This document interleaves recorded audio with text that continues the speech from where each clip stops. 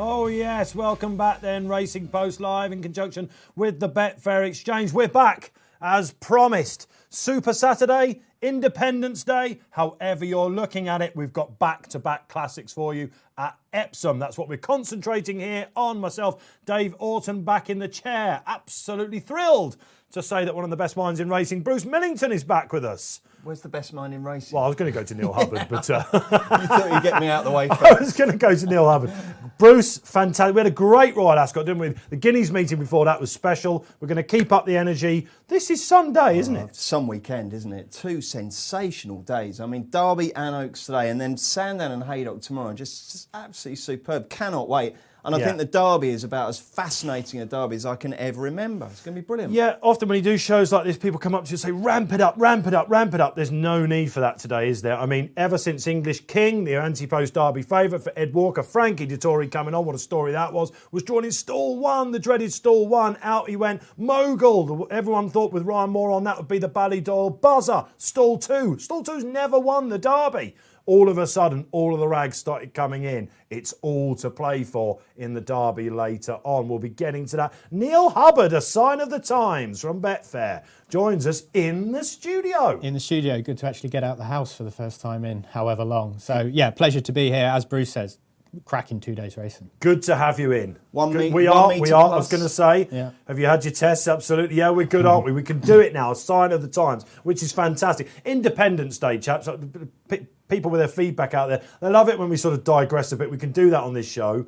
What would you have been doing if you hadn't been in the studio? Would the family have had you going down a pub, or would you have gone caravanning? My family discouraged me from going down the pub, mate. Is that right?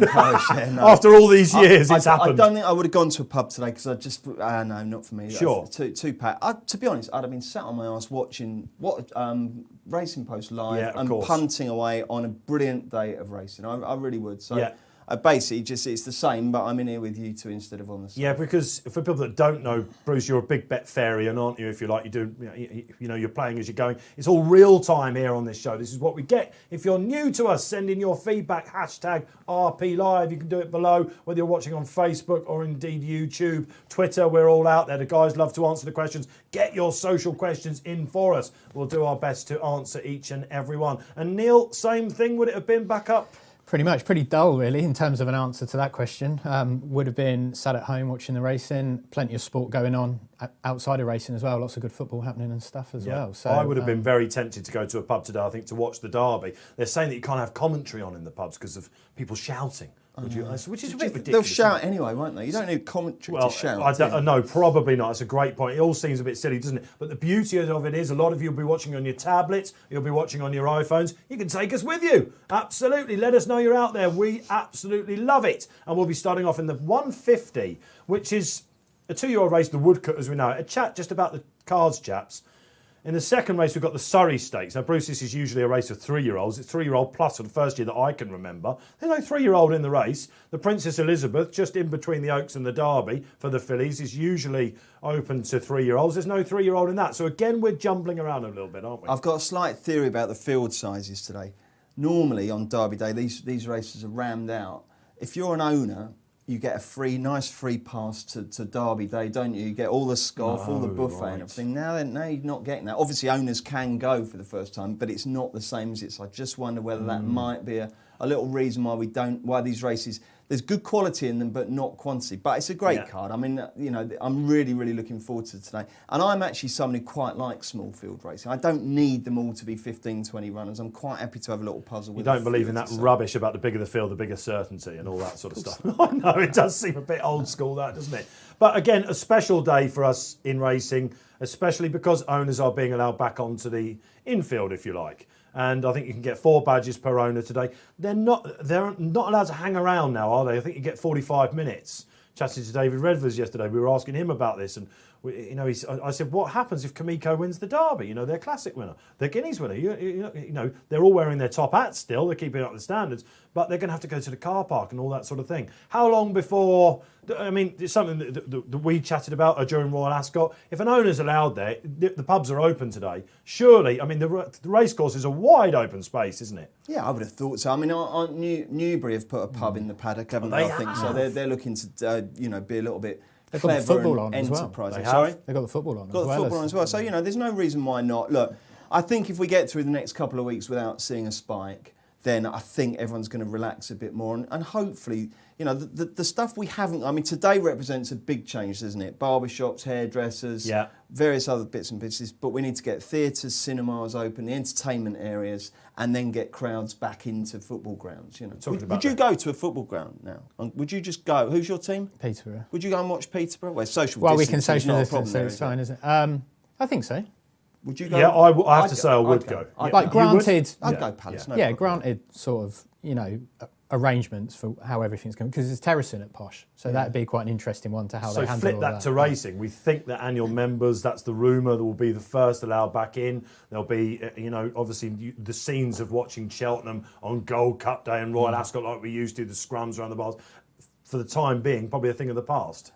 Probably, but I mean, my wife and daughter went to Blue Water Shopping Centre the other week, and they said there was loads of people there. What's the difference between that, walking around, like you move around the shopping centre, kind of like you would the racecourse, didn't you? You've got various journeys that you do. And a racecourse, the difference is that Blue Water's indoors, racing's outdoors. So I think you ought to be able, particularly some of these quiet midweek cards, I think if you were to have a crowd limit of, say, 2,000 to start with and see how you get on with that. I think it will happen as long as we don't get an adverse reaction to this relaxation. It makes you think about some racecourses that might be winners on that front. There's never usually anyone at Kempton on a Wednesday night. Well, exactly. Now they might flood it. Well, yeah, you never know. Exactly. Same at Southwell and stuff like that. You saw their entries midweek for their first jumps card and stuff. If you could allow, 500, 1,000 people initially through the doors there, they probably wouldn't hit that on a normal all-weather card anyway. We've got to take it easy, but it will come on it. As long as, like I say, as long as we don't get a big spike off that's going to be key. It's just this weekend and what happens, 7 days after Yeah, but that. if you look, Neil, with three, this is turning into Beth Rigby, Laura Kunsberg and Robert Peston, but very quickly. I'm not going to be Peston. We're 3 weeks on from the demonstrations that took place in London, from people swarming to the beaches, and there hasn't been any flicker from that. None that we so, know of. fingers crossed. Let's hope those 111 numbers don't get too many calls. Jumps racing is back as well, but today with classic action on the flat. What a narrative. The team are warming up in the studio. How are you doing out there? Let us know. We are around about 10 minutes from the opener, the 150, the 6 furlong burner. This does usually open the card on a traditional Epsom Derby day, so it's as we know it. We're back. It's the Derby day, and we've got the Oaks on the same card. How exciting is that? Who's your big lay in the race, Bruce? In the Derby? Just get that out of the way quickly. What are you going Mogul for a place. You want to be out? I can't have Mogul at all. We ought to just touch on the Derby market before we get into it. I know the race is a long way away and we obviously will build up to it, but there's been a significant change at the top, hasn't there?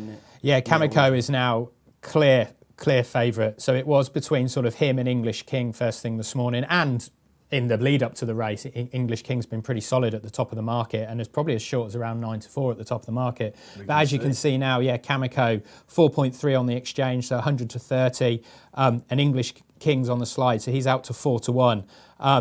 And I guess the other story there is, despite Ryan Moore seemingly choosing to ride Mogul, it's Russian Emperor who's the more fancied of Aidan O'Brien's runners. So, but Kamiko very strong at the top of the market. Oh man, the market for the Derby is going absolutely crazy. We'll be getting to that. Let's have a look at then, if you don't mind, boys. Well, let's bring up the market for the opener then. Pinatubo won this last year, of course. For the boys in blue, they've got one. Modern News, who disappointed in the Chesham Stakes. He's back down in trip. We'll get to him. Neil Hubbard, what have you got in your Betfair cupboard? That's the line you were talking about then, Dave. Yeah, the line. Very good. I'm, in terms of selection for this, we'll go for Inhaler. So, Ben Curtis riding this. So he won his maiden at Pontefract, I think, pretty solidly. A couple of winners have come out of that. And then he went to Newcastle next time, last Saturday, I think it was, and tried to give £7 to a Mark Johnson runner, and he couldn't do that. But the pair of them pulled 6 lengths clear. So I think the form of that is pretty solid, and the winner that day is potentially pretty smart. So in terms of this race, it's not a selection that I go into it like all guns blazing, because it does look a little bit trappy. But I think we're just going to kick things off by having a place bet on Inhaler here. So we're going to nip up to the place market here. You can see he's trading at 3.6, so that's around 13 to 5 on the exchange. Add that to your bet slip, and we'll kick things off by having £50 on Inhaler at 3.6 in the opener. So who's the charity today, Neil? TBC, so we can Okay. decide between us. We can maybe get some viewer suggestions. Yeah. Open to ideas. Racing welfare is It's the normally top popular of the one. pile. They've been keeping us going, haven't they? Yeah, but I don't know if anyone's got any more I creative mean, suggestions. we then could it's do, up to them, why yeah. don't we say, unless we hear otherwise from someone with a really good cause, why don't we split it between Injured Jockeys Fund and Racing Welfare? Boom. That works for me. Two Marvellous. fantastic charities. Yeah, Yeah. if you're new to the show, we do that. Neil will be trading on Betfair all day, and whatever the profit is. And Neil Hubbard, I must say, had a fantastic 2 days when we had him in at Royal Ascot. Punter-wise, that's why we go to Neil first, because we know you like to react out there to what he's doing. All the winnings will indeed go to charity. So if you've got any better ideas of charity, let us know. Hashtag RP Live or comment on the chat on the Facebook. We know you like to do that. We know you like to chat with each other. Go head to head. The boys in the studio, they are going to monitor all that, and we'll get some social comments up when the worthy ones come through. Talking about the boys in the studio, you talked about the hairdressers and all that sort of thing. I tell you what, they're gutted there in the studio today, aren't they? Because they've grown another foot, I think. Oh, the boys out there, yeah, Ooh, they have, yeah. absolutely Marge Simpson. crying time. That's been kind, I think. So listen, we're going to have a lot of banter here on the show. It's all about having fun. We can do that here. And we can do real-time analysis as well. So we know what You Neil's got doing. yours cut, didn't you? I did. You found an illegal the secret service, we were calling it. Yeah, absolutely. I was a guinea pig for a mate of mine who's got a salon in Buckinghamshire, no names mentioned, and they're opening, of course, today. And he said he got the visor on, he got the gloves. I mean, I must admit, by the end of it, the gloves were off. And you remember it was so hot at the time in May, wasn't it? You could hardly see. And I said, don't be a hero, whatever you're doing. You know, but your daughter... My daughter's had a couple of hacks at it, but I'm It's due. respectable. I need you had a a step, didn't you? You were like... Yeah, that wasn't intended, but she just couldn't. She couldn't get the blending thing right. Yeah, so I better than looked like polka some dots, isn't it? 15-year-old Yeah, right. kid. Yeah, absolutely. I drove past. Sorry, just on the way, I drove past up Woolworth Road. There were loads of barber shops, all long queues, and everyone having to queue up outside. Unlike the pubs, which we felt in London a bit today, which I mean, 1 in 7 you said on the walk. That was the takeaway. It's like I walked from King's Cross here to the studio this morning. There was like 1 out of the 7 pubs I walked past was open, and yet the queues at the barbers that I walked past were around the block. So People like yourself have observed it impeccably. I'm in dire need of it, but you can see where the priorities are for those people who can get out and about now. It's barbers over pints at the minute. Talking about in dire need, let's get back to Bruce then. What are the punters going to follow Bruce Millington in with this race? In this race, well, I've gone for the favourite, Twarsol. And no reference, Neil, to Twarsol sitting next to you in the studio, okay, throughout all this. But I thought that run was decent. Owen Burrows has a good record here. I think he's had 4 runners at Epsom, 2 have won. That doesn't really mean anything, but, you know, I thought that performance was quite good. The other 3 who've run have all got beaten. I am quite interested in Mutazawed because when that made its debut, it finished 5th to Mookhead. Remember Mookhead on Racing Post Live? I backed that at 90 or 100 or something for the 2 rows, and we thought in the Windsor Castle. Thought it was going to win that, didn't we? Did. And then came out and won quite nicely afterwards. But you've got the 4 that have run. There's no intertwining form there. Yeah. There's nothing really on RPLs to say that there's a good one or a bad one. So I guess in that sense, you may as well go with the big price inhaler. But Calcutta Cup, you know, some people might think that's worth a try. No. Inhaler as well, Inhaler as well. The stable. Is it rugby? Yeah, it's rugby. I should have known that. What's that? The England You Scotland completely, trophy? Well, I don't know anything. absolutely buried. It's the egg chasers that will be getting that out there. No, but I suppose he's interesting, isn't he? Because he's reasonably well bred, and the market has decided he's 13 on Betfair for this, so 12 to 1. Yeah. But you're basically saying if you assume he runs here, he's going to be the worst one in the race. Yeah. I'm not sure about that. I need to sharpen up a bit because that went nearly went straight over over me. your head, didn't But it? at least I got in there with the rugby. I do know what it is. But you're much more of an all-round sports fan than I am.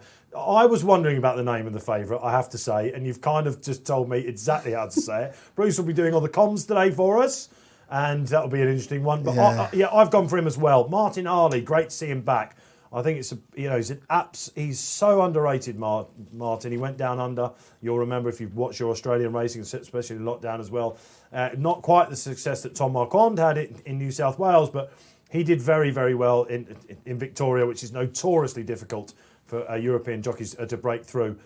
Let's have a social comment. Let's see if this is going for Twarsol as well. Amadou Day, great to have you. Modern news for me. OK, we'll talk about modern news in just a second. Twarsol, I thought that he did everything wrong on his debut. got up of an owner mate, as Mark Johnson called. Yeah, I noticed that in the commentary. He got carried across the track a bit, mate. It was an owner mate. It's the first time I know that. Mark Johnson called that, one of our top commentators, and I thought time-wise that was one of the best I could find. Pinatubo was the last once-race maiden winner to take this out. The great Pinatubo we saw last year's champion 2-year-old. Obviously, this is a completely different year, isn't it? Which means that Calcutta Cup is a maiden coming here. So it's never been done before, I'm pretty sure, in that race. But if he's sharp, who knows? Modern News. Let's talk about that then for our social comment. Well, I mean, Modern News obviously was the one that beat that multi-zillion pound stablemate, wasn't it, on its debut at Newmarket, and looked after Noble Dynasty. Noble Dynasty. Yeah. Fifth in the Chesham. It's funny actually because it's sort of going the reverse path to Pinatubo, who obviously won the Woodcote and then the Chesham last year. This one's going in reverse. It wasn't a bad run behind what's the thing? Battleground of Aidens. It wasn't a bad run, but it's got beat a fair way. I mean, it might be the best bit of form. It might be. He's top on RPRs, so I wouldn't put anyone off that. That has to be top on RPRs. I looked at his pedigree though, Bruce, and I'm surprised. Again, you could see why they went 7 furlongs in that race. I didn't necessarily, even though his run style, he didn't quite see it out at Ascot. I don't know. I'd be surprised if he was the speedy one here. I thought Mark Johnson's would be the danger as well, actually. They're just umbling down at the stalls. Just one thing to say, chaps. If you're watching Epsom on your telly today, which obviously you have to be unless you're an owner, you're going to look and think, Christ, not a very nice day today. But it's deceptive. It's actually really warm out. It's Muggy, it's an odd sort of day. So it's warm. There's a bit of a breeze in the air, but it's overcast. What that might mean is that even though it, like I say, it looks a little bit kind of October out there, you might get one or two get very warm before the Derby. It's warm enough for any horse whose temperament just blows to suffer in. You know, I think it's 18 or 19 degrees. It's not a cold day. Not quite the disadvantage that getting lathered up beforehand might be. Speaking to Paul Keeley earlier, he's an Epsom native, isn't he? He said they had a lot of rain in the week. Got to be a bit of good to soften it. I think they had 5 mil, I saw on the BHA website as well this morning. But did they? Yeah, I saw that. Yeah. 5 mil on Saturday, it said. Unless I'm mistaken, but I could look for that, and I was thinking, because it was raining where I was, and I'm not that far away. I'll say I'm not that far, I'm about 45 minutes. I'm about 5-6 miles away. Okay, well there you are then. We had a few spits and spots, but nothing. So, I mean, it's still good, isn't it? Go and stick 6.8. Yeah. I don't think. Yeah, I think it's just Andrew Cooper, just an absolutely brilliant operator. I'm sure he'll have great ground for this, and I'm sure he'll have great ground for Sandown tomorrow. What a busy weekend he's got. Absolutely, yeah. And this is the first time that Epsom have raced, of course, this year. They've usually had an opening meeting with the Blue Riband before they come to June, so it should be a little bit like Aintree through the jump season. You know, when you get to the Grand National, it just looks like carpet, doesn't it? We'll give you all the times after the first. We'll give you exactly what we think about the ground. Where will they go? And usually when there's some dig, they come right over stand side. That would be very surprising. However, in the Woodcote, they can come down the middle of the track. Lots to talk about Epsom and the track. Is it a Marmite track for you out there? The Camber. How many horses don't get to it? At 3 o'clock, we've got an uber competitive handicap. There's going to be loads of hard luck stories to decipher in that. At the moment, though, they're going in the stalls for the Woodcote. Good luck exciting. Wherever you're going. What have we got going on with the market? Yeah, quite a lot of money around for Mutta Zawed. And virtually co-favourites of 3 now, isn't it? Yeah, Twassle is on the drift. Little bit around for Inhaler as well. So there's activity aplenty, and even Calcutta Cup has been nibbled in a little bit. Last one's going in, Bruce. Are you ready? Yeah, I certainly am. I certainly am. I haven't got a clue who's wearing Call home what. Right, let's go then. Please. Only 6 runnings. This will be easy. 6 furlongs. They're often running. Very slow start from Calcutta Cup. That's no good for that one. Cutting out the early running is Inhaler, along with Mutta Zawed, Modern News in behind there, and Twarsol is dropped into 4th. Any moves on the exchange, Neil, as a result of that? Inhaler is into 5.9 from around double figures, so he's halved in price. The others are pretty much as you were. And Calcutta Cup is really keen, guys. That's not great for him. I think Twarsel, I'd be very happy with that at the moment. He's latching onto the Hamdan runner. But Ben Curtis is getting an easy time up front, Bruce. Yeah, they're just turning into the straight. The favourite Twarsel just jumped the road crossing there. But it's still Inhaler by about half a length from Mutta Zawed. He's cruising, Mutta Zawed. He really is going well. Twarsol's got some work to do, still being scrubbed along his Modern News, and out the back is Calcutta Cup. But it's now getting very, very close indeed. I think the Inhaler might just be giving best. And coming down the outside, Twarsol is challenging the boys. Come on, Twarsol, this is it. Modern News picks it up Come now. on, Twarsol. But Twarsol coming over the top. Twarsall coming over the top. He's a half a length clear from Modern News. Mutum Zarwed is third, and then comes Inhaler. But Twarsall gets us off and running with a length and a half victory over Modern News from Mutum Zarwed, from Inhaler, and then well back was Calcutta Cup. So uneasy in the market, Neil, but it was pretty easy in the end. Yeah, I think he just got a lovely pitch, didn't he, behind Inhaler, who cut out the run-in. They seem to go a decent enough pace without seeing any of the times, but he's done it quite nicely in the end, hasn't he? He has. What I love about this race, guys, is that if you've got a once-race maiden winner, look, it's asking a lot for him to be the next Pinatubo, isn't it? But it teaches them so much. And as you mentioned in the commentary, we're just watching the pictures back, we can see the corner of our eye. He does have a little jump of the crossing. They've got to handle that camber. And he looks like he's in a bit of trouble, doesn't he? Mark Johnson's has gone from travelling all the way. And then I love the way that Martin gets confident here. One smack at the furlong pole. He just drifts in a little bit, as they tend to do. But this is what he did on his debut. He hit the line strongly. And Owen Burrows has got a really nice little 2-year-old there. They finished at a bit of a heap in behind, haven't they? Yeah, I mean, it's not bad. I mean, he's a length and a half ahead of Modern News, who's a length and a half ahead of Mutum. And Inhaler's actually punched on reasonably well. Calcutta Cup's well back, so they were a little bit lofty in their ambitions there. I'd love to play poker with you. You've definitely backed that, haven't you? I have backed that. There was did you see it? It just couldn't disguise it. I was asked on the feature show we did yesterday for a nap. About time I came back with a winning nap. All right, it was around, I don't know, it drifted out a little bit, I think, didn't it? We'll have a look at what the industry SP was. Yeah. Might have been some 2-1 around because they came for the others in the race. How low did Mutum Zarwed go, Neil? He hit even money. In running. Modern News actually hit 1.5, so he actually hit 2s on. Wow. Inhaler hit 3-1, and the winner matched at a high of 9-2, around 5.6. So there was actually, like, pre-race, the market was pretty active, and in play it was pretty active as well. It was quite a decent start, but he looks quite a nice winner. I think he does, and I like Owen Burrows when he gets these 2-year-old types. El Wazid, I think it was a 2-year-old of his a couple of years ago, a Hamdan horse that he had, and he turned out to be a nice, sharp sort of listed winner anyway. So look, that is the listed Woodcote Stakes. We know the conditions race, of course, this year. We know that Pinatubo won it last year, went on to be champion trainer. Did you get it in the bag? Let us know. We had a social in for Modern News, didn't we? You must have been very excited out there, I think, if you're on the Boys in Blue. We tipped the winner, Dave. We did. I tipped the winner. That's a first as well this time. Although, no one absolutely. Can use that accusation anymore, can they? No, using quite right. The winner's name. You're right. I've been an awful poker player. I sort of go all in at the beginning of poker games. But I'm rubbish at poker. I tell you what, there's two things. Well, Class A drugs, I'm glad I never discovered them, obviously. But I'm also so glad I never discovered poker, because I would not have a roof above my head. It's the most boring activity in the world. And you sit there and you just chuck your cards in. I love the idea of sitting round a table with people, having a nice short of something. And I like the idea, back in the days when you used to be able to smoke indoors and all that. So I love the idea of sort of sitting there and going, hit me, or something like that. But I would be awful. I'm not a good in running punter out there for that exact reason. I do tend to show my hand a little. I get a 2 and a 7 and I'm like, right, yeah, I'm in. Yes, exactly. And I'll sit, and the worst thing is when you go all in because you're so confident and someone comes and does you have to then sit there watching the whole game for the rest of the night. Absolute rubbish. So anyway, okay, there we go. We're off and running here on Racing Post Live. Myself, Dave Orton, Bruce Millington back in the chair giving you all the calls and all the news straight away afterwards. And Neil Hubbard from Betfair telling you all about the traders. It doesn't matter if you know much about Betfair or not, whether you're a novice or a hardened player. You're always going to learn something along the way. We're going to try and explain that to you for our sponsors. Of course we are, but we love it. Betfair is the market. And again, still no bookmakers allowed on course, are there? So not much point having bookmakers with no creds. Not even a tote, is there? So the only exactly. I was just looking at actually that first race, the replay there, Dave.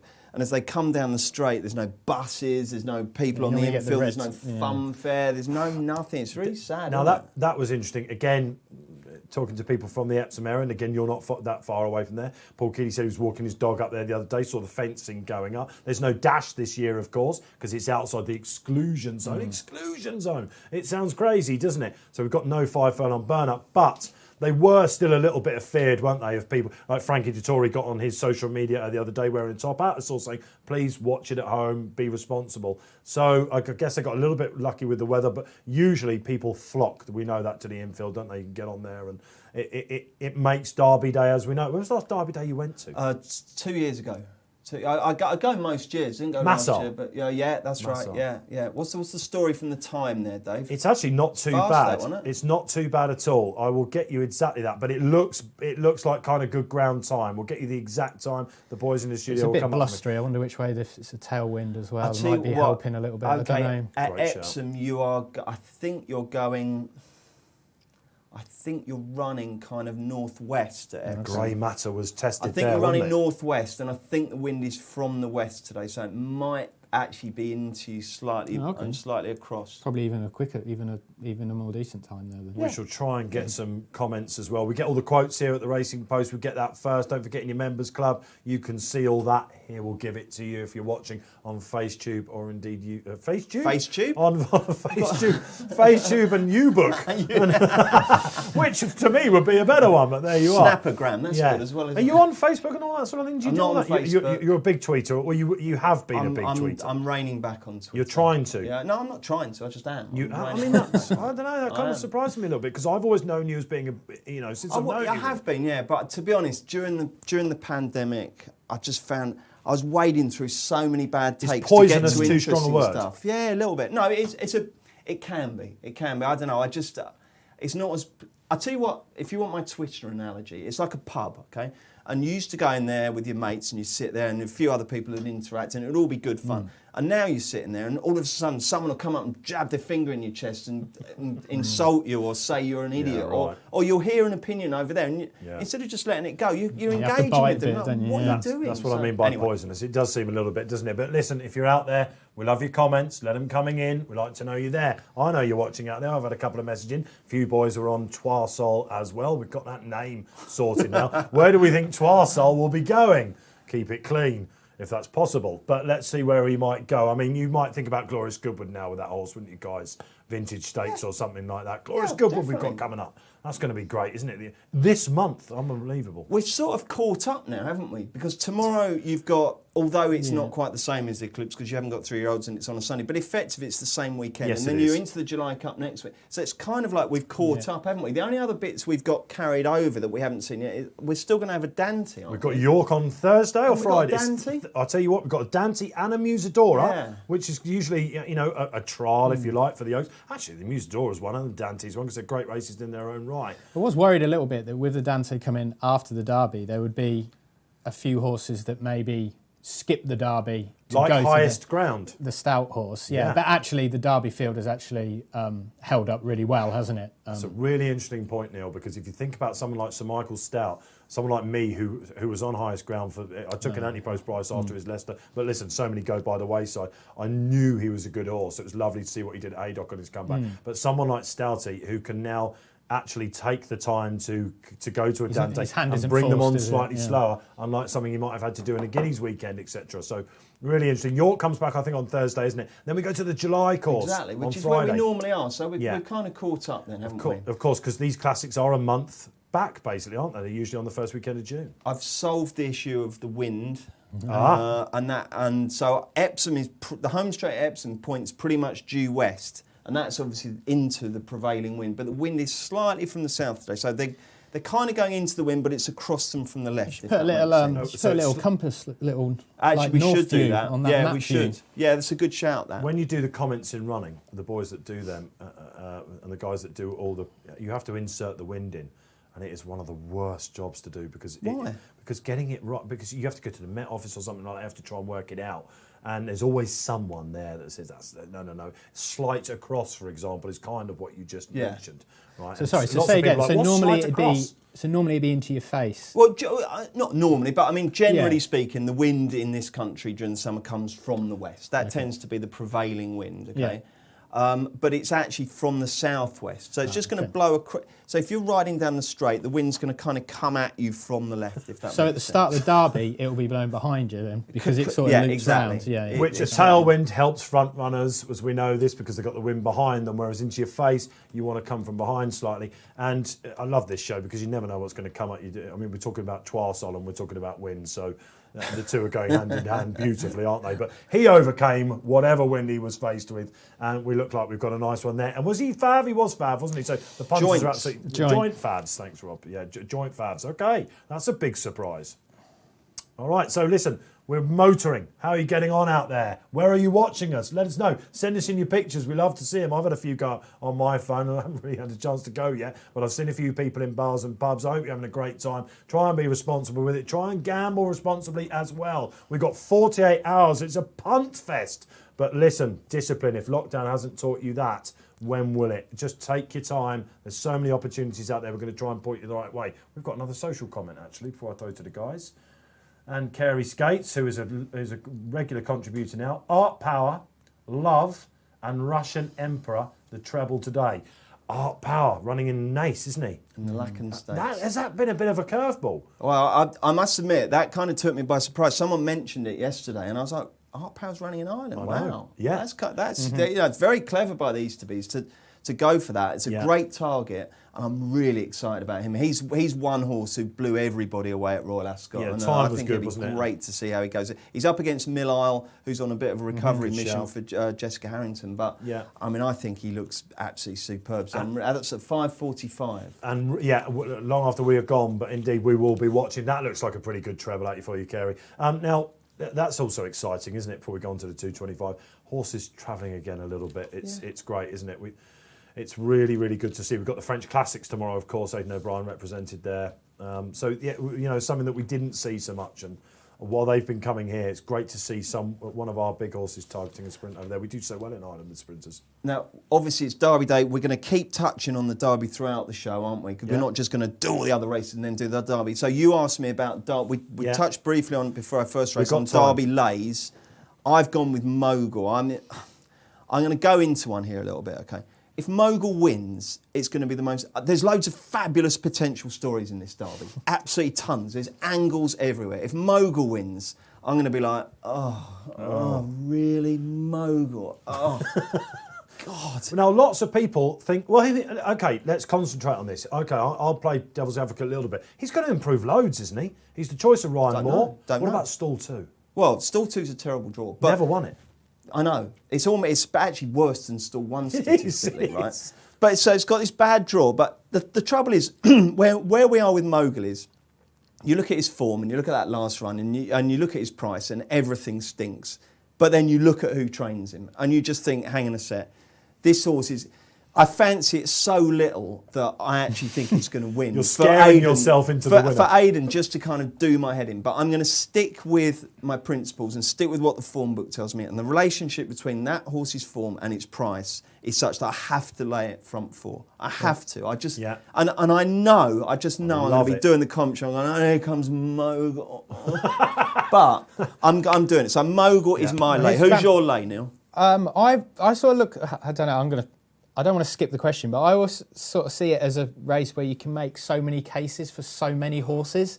And because of that, I find it really difficult to be very bullish about laying anything. Well, what about one of the market leaders that you don't like? Which ones you like the least? I probably like the least... Well, is Vatican City one of the market leaders? Yeah, he's fifth favourite. Yeah. I just don't think he'll stay. I really like him. I think he's really good. Why won't he stay? Because I just, none of his... relatives, siblings, whatever the correct breeding terminology, have done anything over the 1.5 mile trip. Yeah, but they're all brilliant, aren't they? Yeah, they are look how all good brilliant. they all are. Yeah, they are all brilliant. Eagles and loads of others. But it's just interesting that they never tried him either. So why?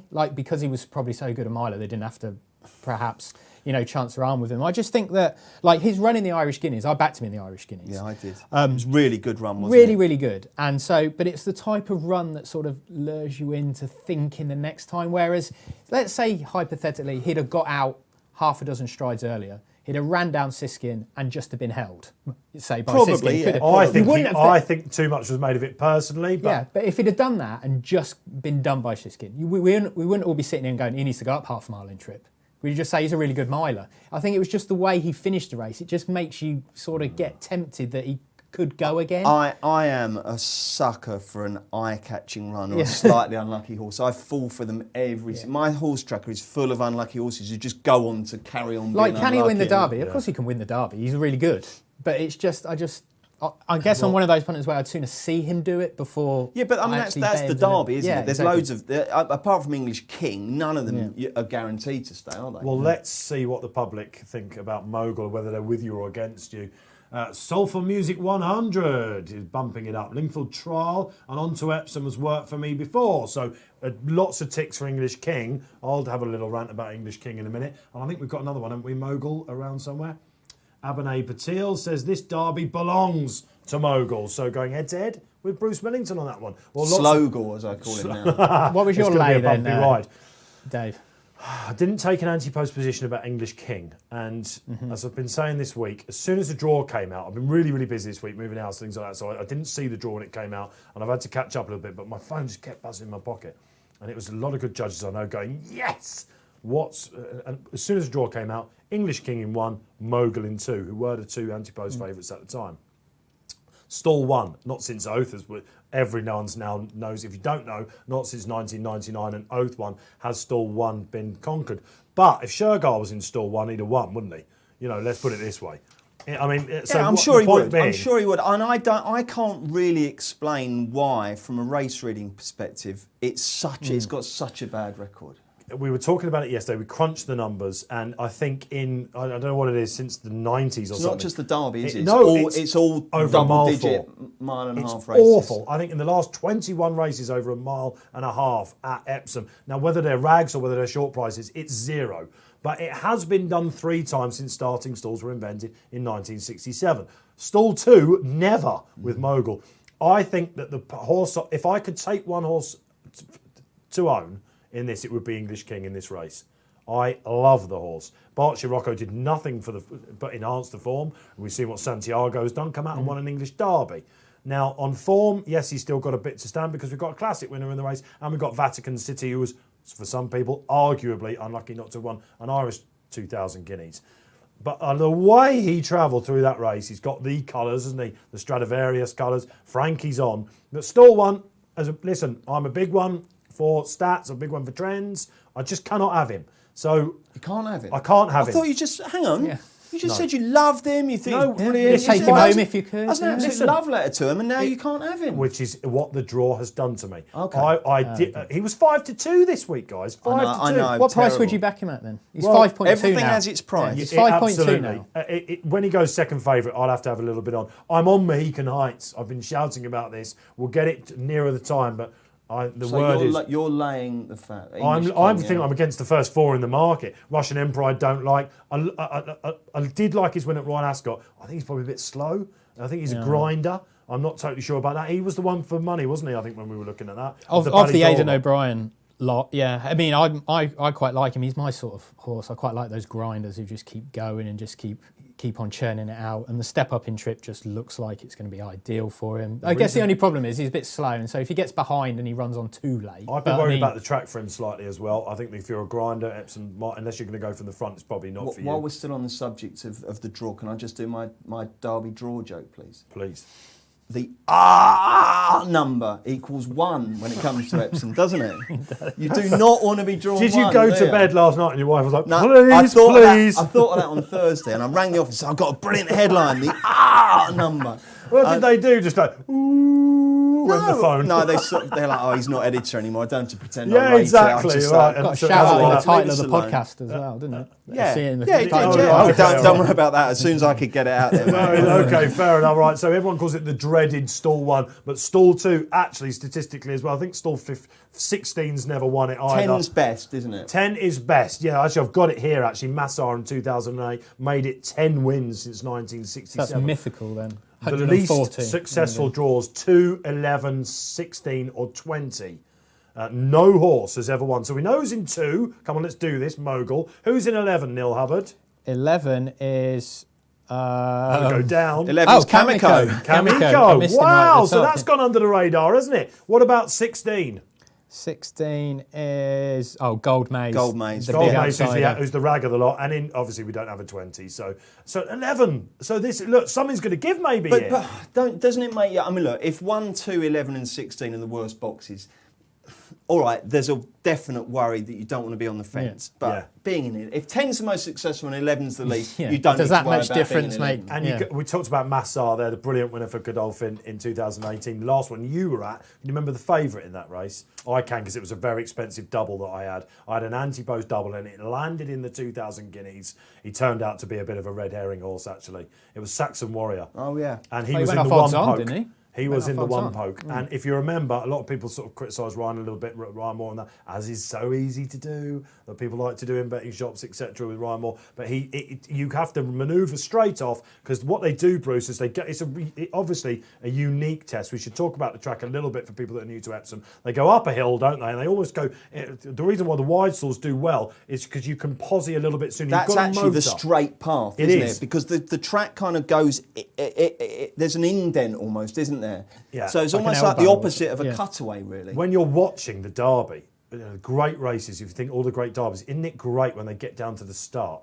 ITV have done it so well. They'll send someone down there, and you that's when you really see, isn't it? And it goes quiet, and they say, look at who's getting worked up, and you see the jockeys walking them, because at Epsom they walk slowly, the jockeys, to the start. Takes an age. You can then see. You've got to do a mile and a half. You can see the reverse angle, so you've got to use up more petrol to get that stalking position if you want it. And that, I think, is the kind. If you had to reason the theory behind the inside boxes, why they're not great, despite the fact on the turning track they're going to potentially save ground, not in a Derby. You just get you unless you jump out and use up a lot of petrol getting to the front. You just are going to get boxed in, aren't you? Yes. Have you ever been? Did you ever have the pleasure of going to breakfast with the stars? I never. Do You know the promotion thing, right? Never, Well, you always have me in the office doing everything. Yeah. You never let me They out. did it this year, but no one. They went to it. They did it this year? Well, the offer was there for any horses who wanted to go to. Is that right? And no horse took them up on it. But it's a mad thing, right? You get there ridiculously early, okay? They lay on a beautiful breakfast, all the trainers there, all the connections Aidan there. O'Brien on the phone. All the members there, Aidan's on the phone. And it's that's great. But then all of a sudden, a couple of these horses who are going to run in the Derby or the Oaks, they gallop. So as soon as they come past the winning line on their way back out, everyone goes, oh, here we go, we're almost there. And then you all stand out. It's a freezing cold morning, and you stand there and watch horses pretty much walking a mile and a half back round to the start. There you are. And you're like, what am I doing here? So that versus watching them being loaded into stalls. Oh, it's even The worse. coffee's worn off, the croissant's gone. Yeah, quite, yeah, exactly, right. Okay, exactly. but it did become very popular, actually. It was something that at the start maybe got a little ridiculed. In Australia, for example, and America, Breeders' Cup and all that sort of thing, really important, isn't it? And that's one of the way that they build up the TV stations. But John Gosden really embraced it, didn't he? And Yeah, sent but his then very that's good brilliant horses with Gosden, and obviously Gosden's done time in America and knows that kind of stuff A is important for getting horses acquainted with it, and B is good for the publicity. And Gosden is a man who's very mindful of the need to promote racing. I think, and he makes trials that go out of fashion back into fashion, because it doesn't. If he thinks the horse is right for the test, Lingfield, as Well, we've seen. Cracksman almost won the Blue Blue Ribbon Ribbon. trial at Epsom, which hadn't been a Derby Right. trial for donkey's years. had it? Exactly, so it can be done. So John Gosden, we love you. John Gosden, again, sort of quieter today. It's a big day for John tomorrow, of course. If you don't know, where have you been? Enable comes back out tomorrow. Fantastic that she's been kept in training, isn't it? But we'll get to that a little bit later on, because we're not too far away now from our second race here on RP Live. Let's have a look at the market then for the Surrey Stakes. I want to call it Scurry Stakes because me and Neil were saying that earlier. It's the Surrey Stakes. Usually a 3-year-old only race. We're in 2020. There's a coronavirus pandemic. We've been in lockdown. It's now no 3-year-olds in sight. A small field. Neil Hubbard, first of all, where's the money been and where are you playing? Yeah, so Safe Voyage is pretty solid at the top of the market and has been all morning, really. So he's around the 5 to 4 sort of mark. Shine So Bright, little bit of money. Darrick, pretty solid. Vale of Kent, pretty solid. Yeah, it's pretty stale, really, but Safe Voyage is very solid at the top of the market.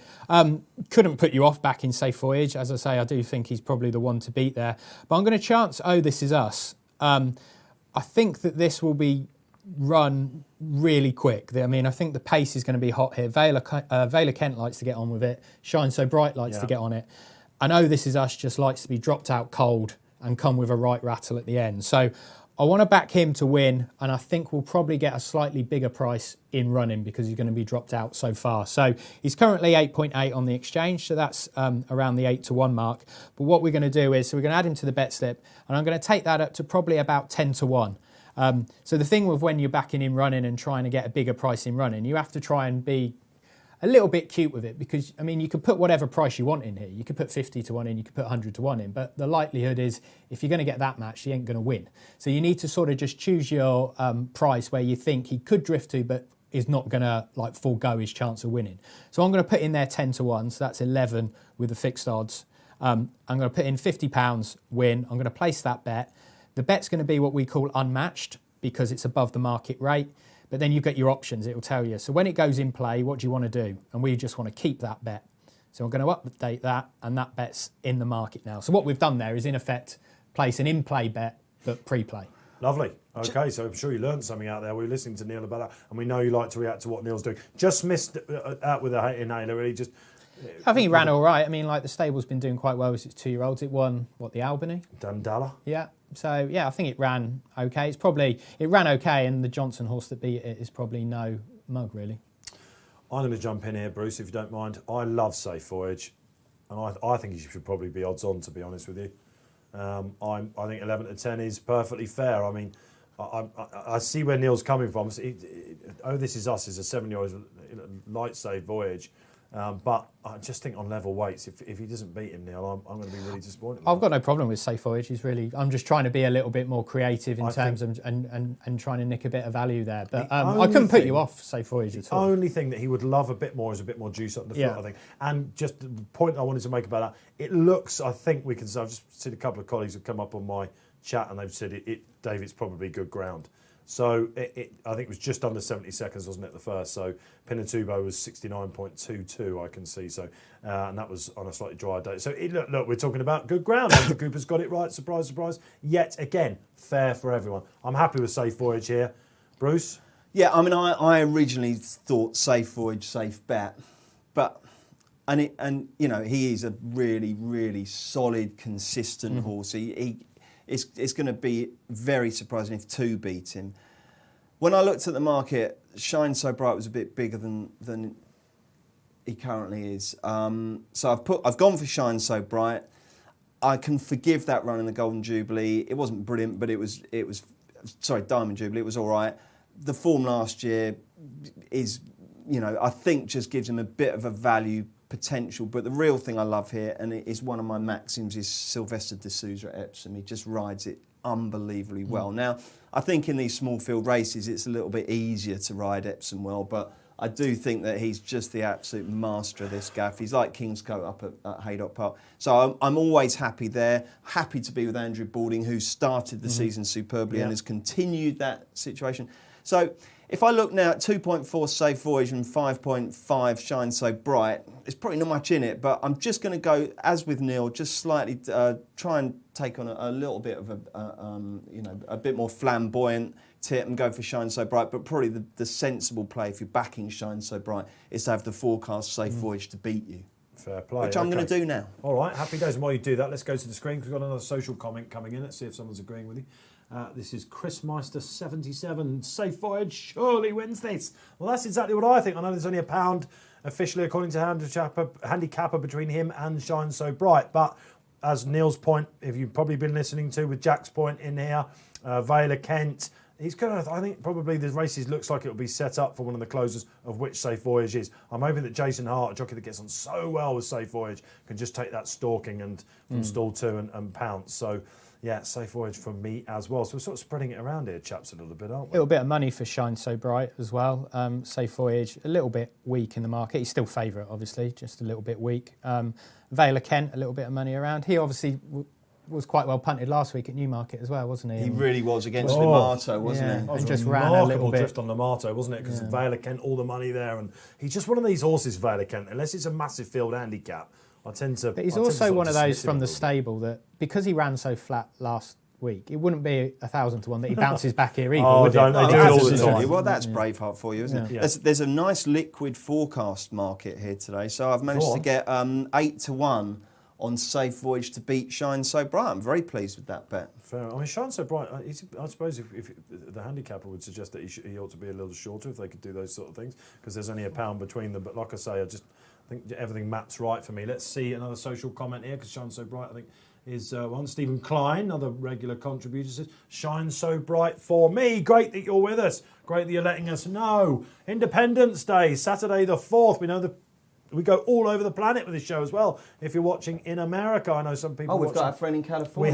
We have. It's early for him, though, isn't it? We have some of the feature shows we've been doing this week. For a couple of people in Massachusetts, they said they were listening, things like that. The great thing about this show is, I guess, if you are in a different jurisdiction, you can't get on the terrestrial. Here we are. Let us know you're out there. Hashtag RP Live. Racing Post Live in conjunction with Betfair Exchange. We're trading away. We've got the beauty of having the real market here, haven't we? And it is 11 to 10, the industry price, somewhat false, according to the exchange, Neil Hubbard, for... No, he's actually a little bit shorter on the exchange. He's 5 to 4 on the exchange, so there's plenty of support around for him. Ultimately, like this, it's a real liquid market. We're coming up to like £750,000 have been matched on it, and he's just been very solid all morning. So, but that's basically what we've said. Like, I think we're all in agreement that he is the one to beat, and you couldn't put anybody off if they want it. Totally. We've got a couple of 7-year-olds, haven't we, here as well? Oh, This Is Us as well, we mentioned it. And again, when these horses, they do get their followings, don't they? Safe Voyage, wasn't he like, he's 5 from 4 at Haydock, I think. And of course, that Haydock run on Guineas weekend when he was favourite, Space Blues, who beat him that day, has gone on to follow up in France as well. Darek, we should mention him.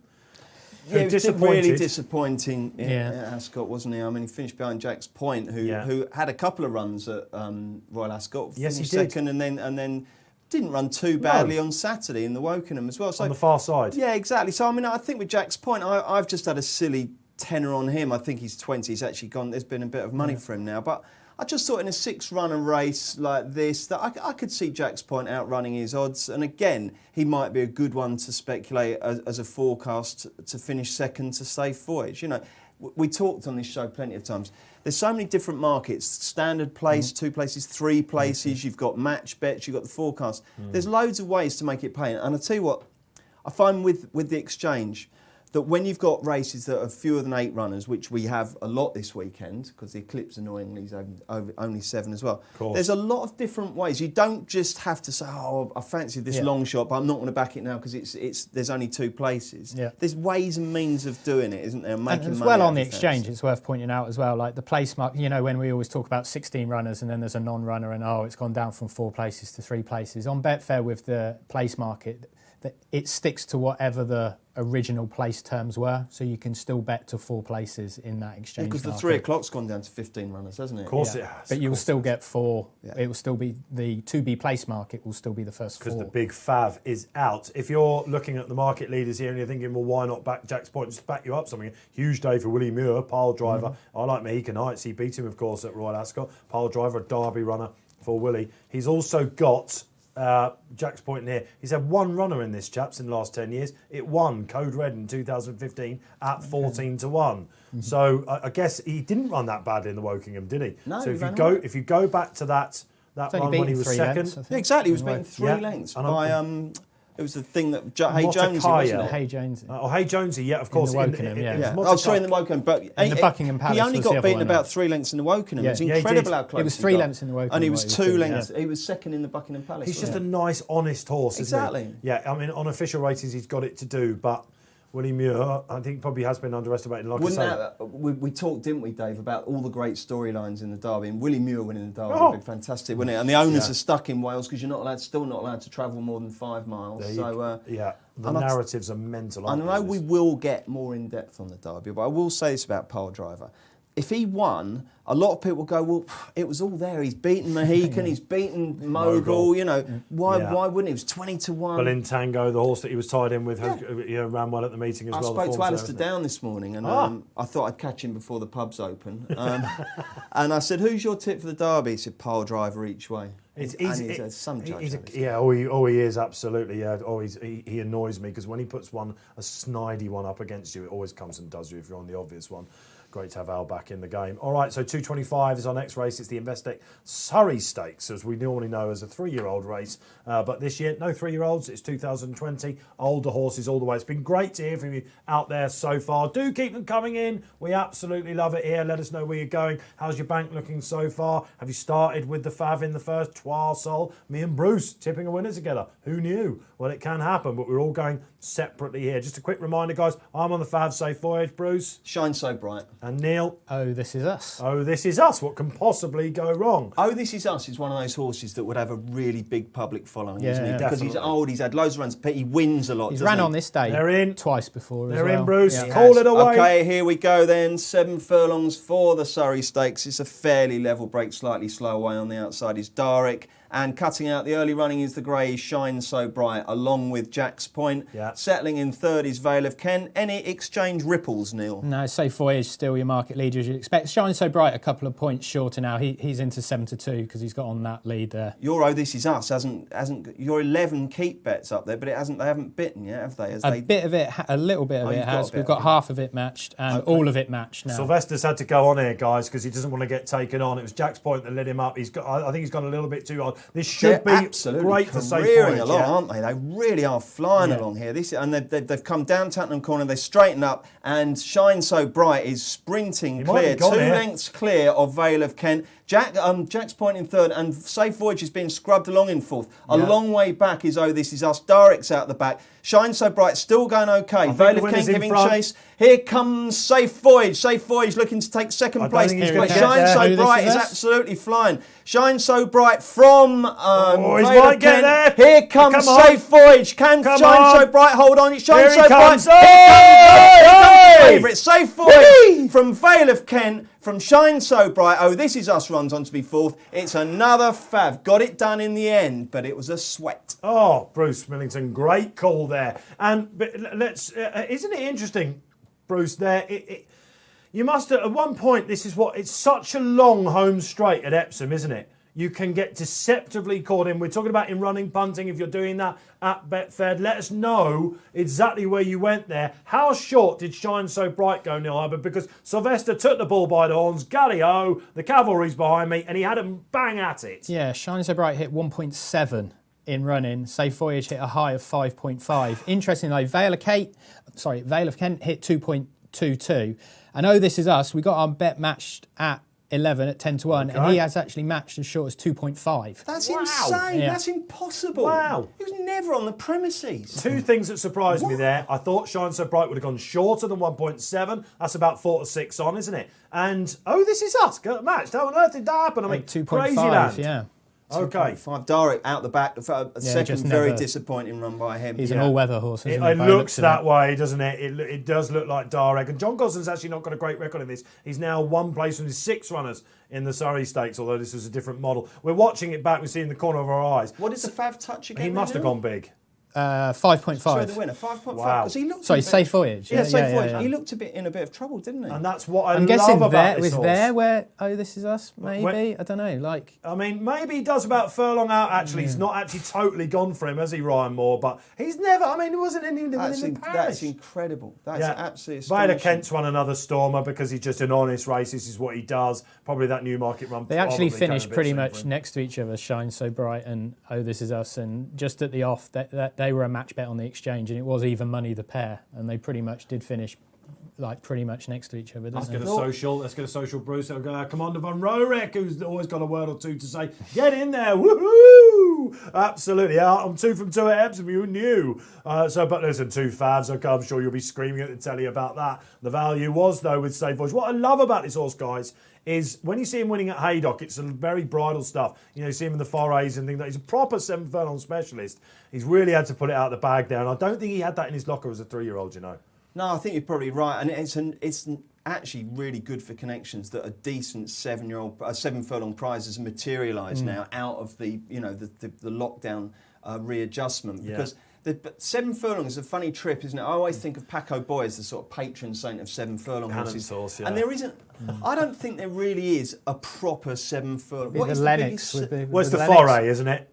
Yeah, On Arc Day. There ought to be. It's an intermediate. I think there should be. It shouldn't be an intermediate trip. Like to me, I think there should be a banging Group 1 over 7 furlongs. I guess the Lennox is the only thing we've got Midsummer. at Glorious Goodwood for us. The isn't Lennox is one. We don't have a 7 furlong Group 1 in this country, I don't think. The thing is, that race would have probably been not better, but would have been because like last week, Lamato, So we've had a 7 furlong Group 3 last week, and now we had a 7 furlong listed race. You basically had 2 identical races within 7 days of each other. This actually brings me to a great point. I remember analysing for the paper Safe Voyage. That's a really deserved win for that horse as well. He's got lots of 3s and 4s. And it might have been last year or the year before. And I said it was early on in the season. He won something at Haydock. And I said, where's he? You know, it looks like he doesn't get a mile. He's not quite fast. I think they tried him. Did they try him in the Sprint Cup? I got a feeling they might have done. And I think they really came for him in that. He ran in the QE2. He was third in the QE2. Third in the QE2. Albeit it was an appalling QE2, wasn't it? Quality-wise, there have been some awful ones. But the point being, and this backs you both up, that there is a lot of room for having a look at 7 furlong races, aren't there, in the pattern, I think? Yeah, because a horse that wins the early type, you know, like this race, for example, or something at Haydock, which is a 7 furlong, you know, a really good 7 furlong course, you've got to wait until Arc Day. That's really tricky to train a horse like that, isn't it? Yeah, it's not right. And, you know, if you had a good 7 furlong race, say July, August, you could get Pinatubo coming down, and then you could maybe get some of these other horses stepping up, the Limatos, and even some of the more established sprint, Hello Youmzone, for instance, you know. Limato would have been a great I think case it'd be in point. really interesting. What's the race in France, which is 6.5? Prix de Guiche? Yes, it is. Yeah, Deauville, 6.5. yeah. That's a Yeah, great and shout. that's been a brilliant you get a race bit of last both couple with of years. sprinters And stepping it up. just shows you that there is a menu out there and a dessert, isn't there, if you like, a tasty one for these different, you know, 5.5 furlongs, 6.5 furlongs, like you say. Totally. Absolutely. And at the end, it doesn't really matter what track you run it on. So if you're listening, anyone from the Pattern Committee, have a look at those 7 furlong races. Okay, I've got something coming up. Okay, so racing post. Yeah, okay, so we need to get some SPs for you too as well. The industry SPs are apparently being slow for some reason. We're not exactly sure why. There are no bookies at the track, of course, so that's something that will be looked into. But we've had 2 races so far, chaps. 2 pretty exciting races, haven't we, at Epsom? It's a course that literally, when you have you ever walked the home straight at Epsom? It's mental, isn't it? Yeah. People don't quite. I mean, if you go on some of these all-weather tracks, Lingfield's not too dissimilar. You know, I walked the home straight at Lingfield once. I'm like, this is like basically like Epsom. You know, Brighton. We've got these. That's, you know, one of these idiosyncratic tracks that we have. Epsom and Goodwood are 2, and Brighton, 3 places where if there was no race course there and you stood up in any of those locations and said, right, there should be a race course, you'd be like, well, where are you going to put it? It's just not possible. It isn't going to work. And you have to have an extremely well balanced horse. And it was Tezio that said, wasn't it, the pinnacle of horse racing is the Derby, for example, you know, the great Italian breeder. And we said, didn't we, after the Guineas, I texted you in the week, didn't I? I was asking because I was going to talk to David Redvers, and I said, we couldn't find the quote, could we, from Andrew Balding saying basically afterwards, well, I'm not really so sure, you know, it's become unfashionable for breeders. Peter Scarger did a great piece in the Post, The Need for Speed, beyond Nielsen talking to Al Down, saying, you know, have we come to a pass where there's just too much speed? We need to look after our middle distance staying horses. Well, I don't know. I think that Epsom, again, because we talk about the breed and all that sort of thing, the course as well, isn't it? It's so weird. I mean, it's not just the fact that you're downhill all the way and then there's a little rise at the end, but if you stand on the rail by the stand side, look across the course, it's so downhill. Yeah. It's just crazy. And of course, the dash, which is one of the fastest 5 furlong races in the entire world, because it's such a quick track. When you watch that again on the stands rail, it's almost impossible to call it halfway. Not just because they're away from you, but because you don't know where to look. I'll miss the dash this year. I'll tell you who won't miss it is the jockeys. They really do. There's some who won't ride in that because, you know, if you come down there, you're not only not riding in the Derby half an hour later, you might not be running in I know next it's year's madness, Derby. but I'd love them to run Batash in that, offer just a monster weight and let everybody out of the handicap. And like big deal is a gelding, so what difference does it make? And just Like let an him fly. Arkle. Just let him That fly. would be so good. It'd be, It's brilliant. so It's good. one of my favourite races of the year. Dash. It's just brilliant. Let It's the spectacle. Batash run in the Epsom Dash. You only get that here on Racing Post Live. We're Derby Day, Saturday the 4th. We're here. We're absolutely loving this new flat season. We were speaking when we just off air. You came on and said this has gripped you more, this flat season. We were talking about the ex-editor of Racing Post here. This has gripped you more than any flat season you can remember. Not just because we were so excited about its resumption, but because we've truncated it and we've caught up, as you said. The narratives are amazing. They really are. It just feels like we're going from big race to big race to big meeting to big meeting, and it's just so fast. And normally, the pace of the flat season's a little sedate, isn't it? You have a little burst of excitement because you're watching them on the grass for the first time at Doncaster, and then you're twiddling your thumbs till you get to the Craven, and then you've got, you know, and it kind of takes shape, and that's all well and good. But With this, you're really packing it into what we haven't even had 5 full weeks yet. Look at what we've had. Yeah. It's just been absolutely wonderful, hasn't it? Coming back in the summer means that the horses have been able to get out on grass, doesn't it? They've been able to train. We haven't seen too many bounces. There have been some horses that have curled up on a second run, but a lot of the form it's holding up pretty much. I think it's great. It just feels like that narrative and that ability to grip it. It's basically a film where the plot is fast moving, and they're always the best films. That's what it feels like, and I've absolutely loved this 5 weeks so much. And it comes to a head today with the Derby and Oaks, which are just brilliant races. I can't wait for them. Yeah, and as you mentioned, we've got York for you out there. That's coming back. We'll be giving that great coverage here on the Racing Post. And also, we've got the July course. We should have been on the July course already. It's been the Rolling Mile, one of my favourite tracks out there. So I've been trying to make hay while the sun shines. We go to the July course. I think one of the best things about it has just been the fact that we've actually had some decent Sunday racing as well. You're I think in a couple right. of weeks, Newbury goes Saturday, Sunday, and the Sunday is the Weatherby Super Sprint. So they have their Lovely. normal card on the Saturday, or whatever normal would constitute, a Group 3 and whatever. What a pleasure. And then on the Sunday you've got Weatherby Super Sprint. So once again, like when you finish on a Friday, when you finish work on a Friday and you look at the weekend racing, it's like you've actually got something on both Saturday and Sunday. Yeah. And ITV is supporting it as well. Bruce, isn't it? And we have massively won. Tomorrow could not be any better. We're going to cover it for you here on Racing Post Live. We're also going to be at Galway and Goodwood that wonderful week. We'll be doing double headers there as well. Oh, so much more to come. It's absolutely fantastic stuff. We've still got the 3 o'clock to come as well. We're a little bit time off that. I'll tell you who else has won. We've won a bit, haven't we? I mean, listen, we had Cheltenham was the first Racing Post Live that we did. We've come back for the Guineas show, all that gap. But we've not had a problem, have we, about talking anything? Because it's just all bang, bang, bang.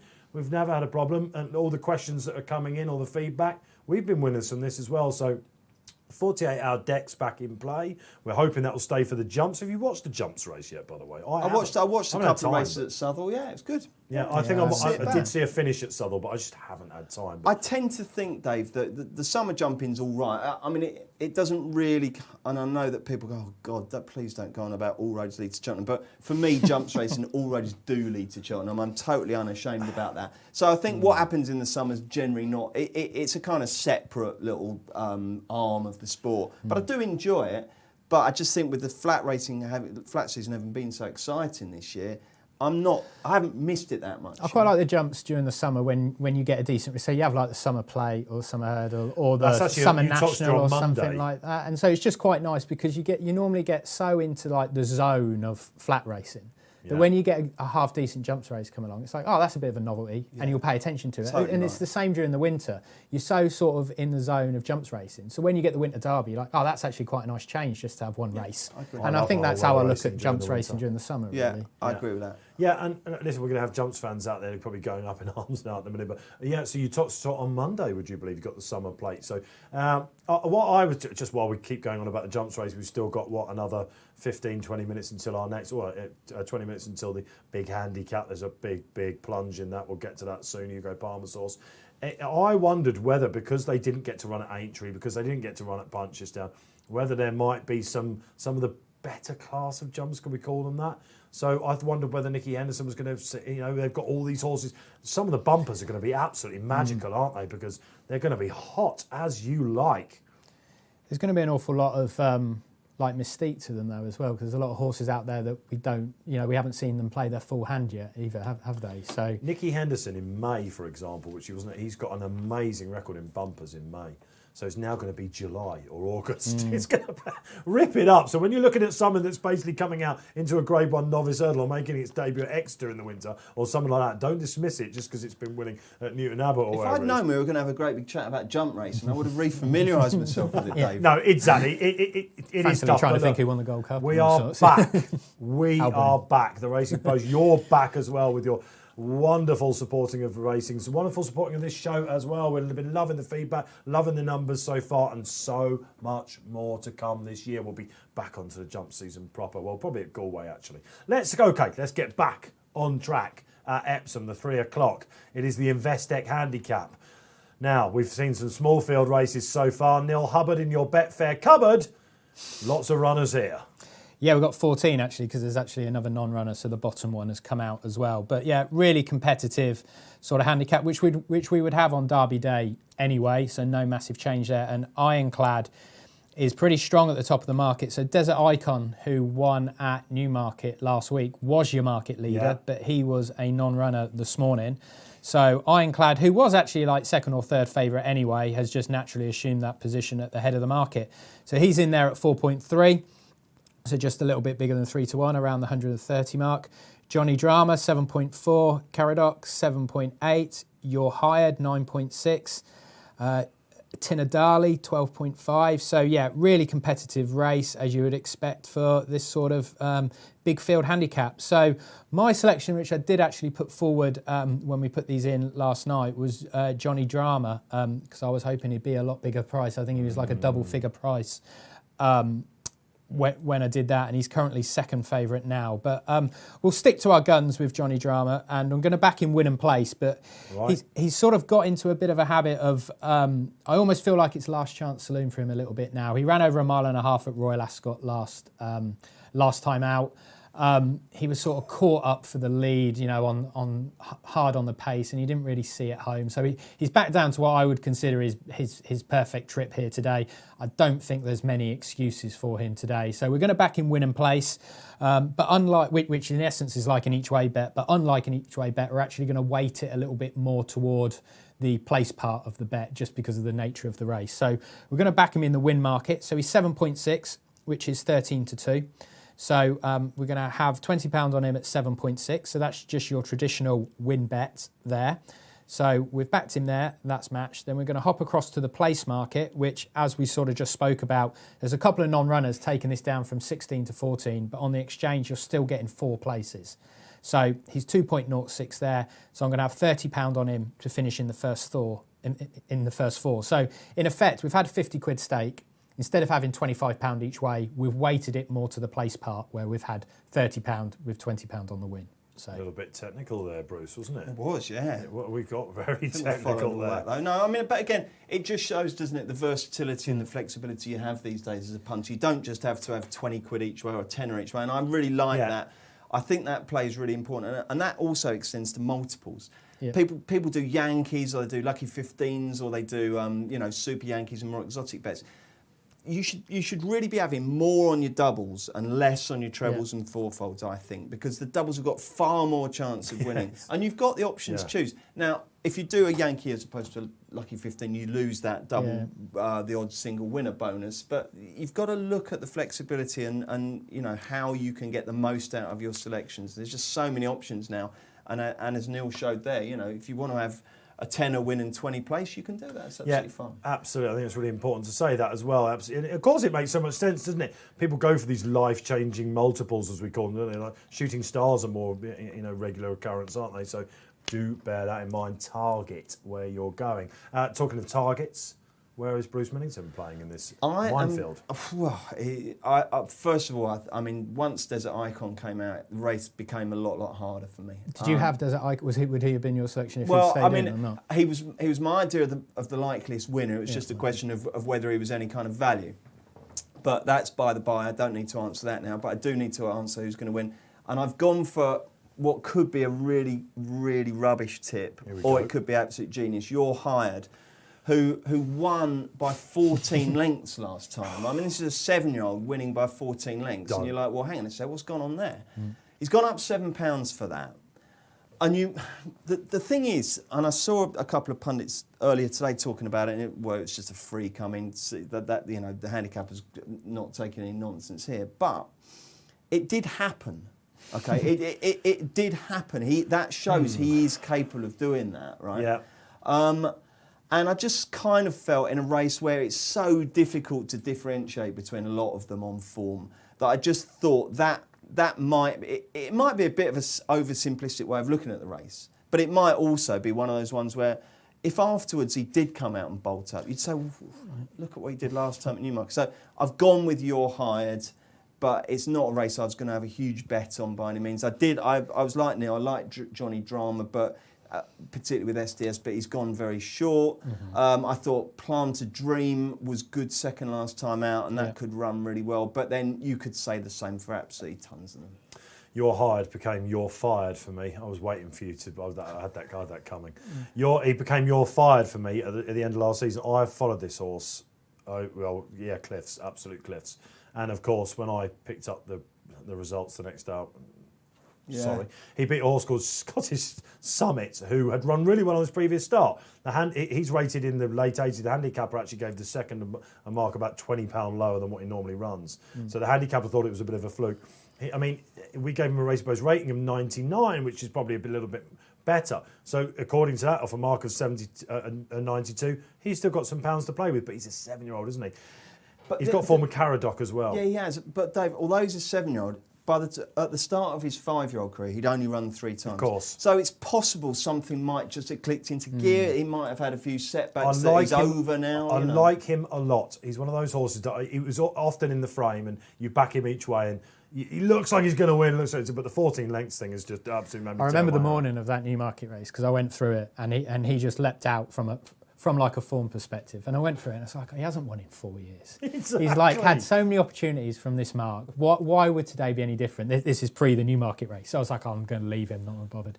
And then I just happened to flick it on and saw, hold on a minute, and he just bounded 14 3-1 Fav as well, wasn't it? But if you're doing that in the middle of the season, that's your 7th run or whatever, then you're like, well, hang on a sec, that's something freakish has happened there. But if it's the first time out, it might just be that at some point something physically may have been wrong with him before, and that's gone now or something. You never know, do you? You know, if you run, I run 3 times a week, and I tweak my hamstring, and I can tell someone I've done my hamstring. These horses, they can't say, look, I've got a bloody pain behind my left fetlock or whatever it is. Or something in your back. But sometimes they come right again, don't they? Yeah. You know? So it's possible that something's just happened there and the horse might be better than... I think he might have been Amanda Perrett's last winner. She's not from 19, so that would probably sound about right, wouldn't it? Lots of horses hitting the frame. It's a stable that I really, really like. You associate it with Goodwood a little bit more than Epsom, perhaps, because that's where Amanda locally is. I've gone for Caradoc, the aforementioned. There shouldn't be that much between them. Actually, he gave him £7. Caradoc did when he won the Dubai Duty Free at Newbury last year. He then went onto the all-weather, and it was just one of those horrible all-weather races. There's more to come from this horse. Stall 15 put me off a tad, but with Oisin Murphy on, I think this is big for Ed Walker. He had a really progressive horse win at Doncaster in the week, something really, really good. And Ed Walker's, Oisin Murphy rode that. They've got a great association with each other. Oisin got off and said, Ed Walker's horses are flying. And that was pre the draw for English King in the Derby, who's in stall 1, if you don't know. And I think this is a horse that probably has got group aspirations. So I thought he'd be shorter than 6s that he is now. The draw's not great, though, is it? I think you do need to be, certainly middle. 6 or 7's okay. But you don't really want to be getting too far out. He's a horse that needs a little bit. He's a kind of horse that needs a little bit of trouble, which is why you see these Epsom specialists over the years. They just get bumped about. It can be like like Dodgems. You're right though. Just having a look at that draw, Bruce. Resurge in 2013 was the last double figure stall, and there's only one fiery lad in 2010 before that. Need some help? Let's see what Paul Keeley thinks. Desert Icon certainly looks well handicapped on last week's win at Newmarket, but his best form is in smaller fields. I like the look of Ironclad on his first run since last season. He was a slow maturer, really getting his act together until he had a hairline fracture when going for the hat-trick. He comes back here having been said to wintered well, and he's got a lot of horses in his family that ran really, really well. 3 of them were rated well over 100, and he looks really well handicapped off a mark of 86. Thanks, Keels. Yeah, I was with Keels yesterday, and he was talking this up, what we did. Not the only person that fancies it. I love one thing I'll just say about Keels. Some TV presenters, I think Francesca Cumani's got a contract with a very, very well-known designer. Keels is dressed by charity golf day organisers. All he ever wears is charity golf shirts, isn't it? It's... Which was great in lockdown because he got that tan, didn't he? The unbelievable tan. One of the most amazing facts about Paul Keeley, he's never owned a pair of blue jeans. Is that right? Yeah, I mean... Is that right? The guy that cut my hair, actually, he never wears blue jeans. You wouldn't want to go down his path, let me tell you. So I know he was wearing shorts, I think, yesterday as well, under which you can't see on this.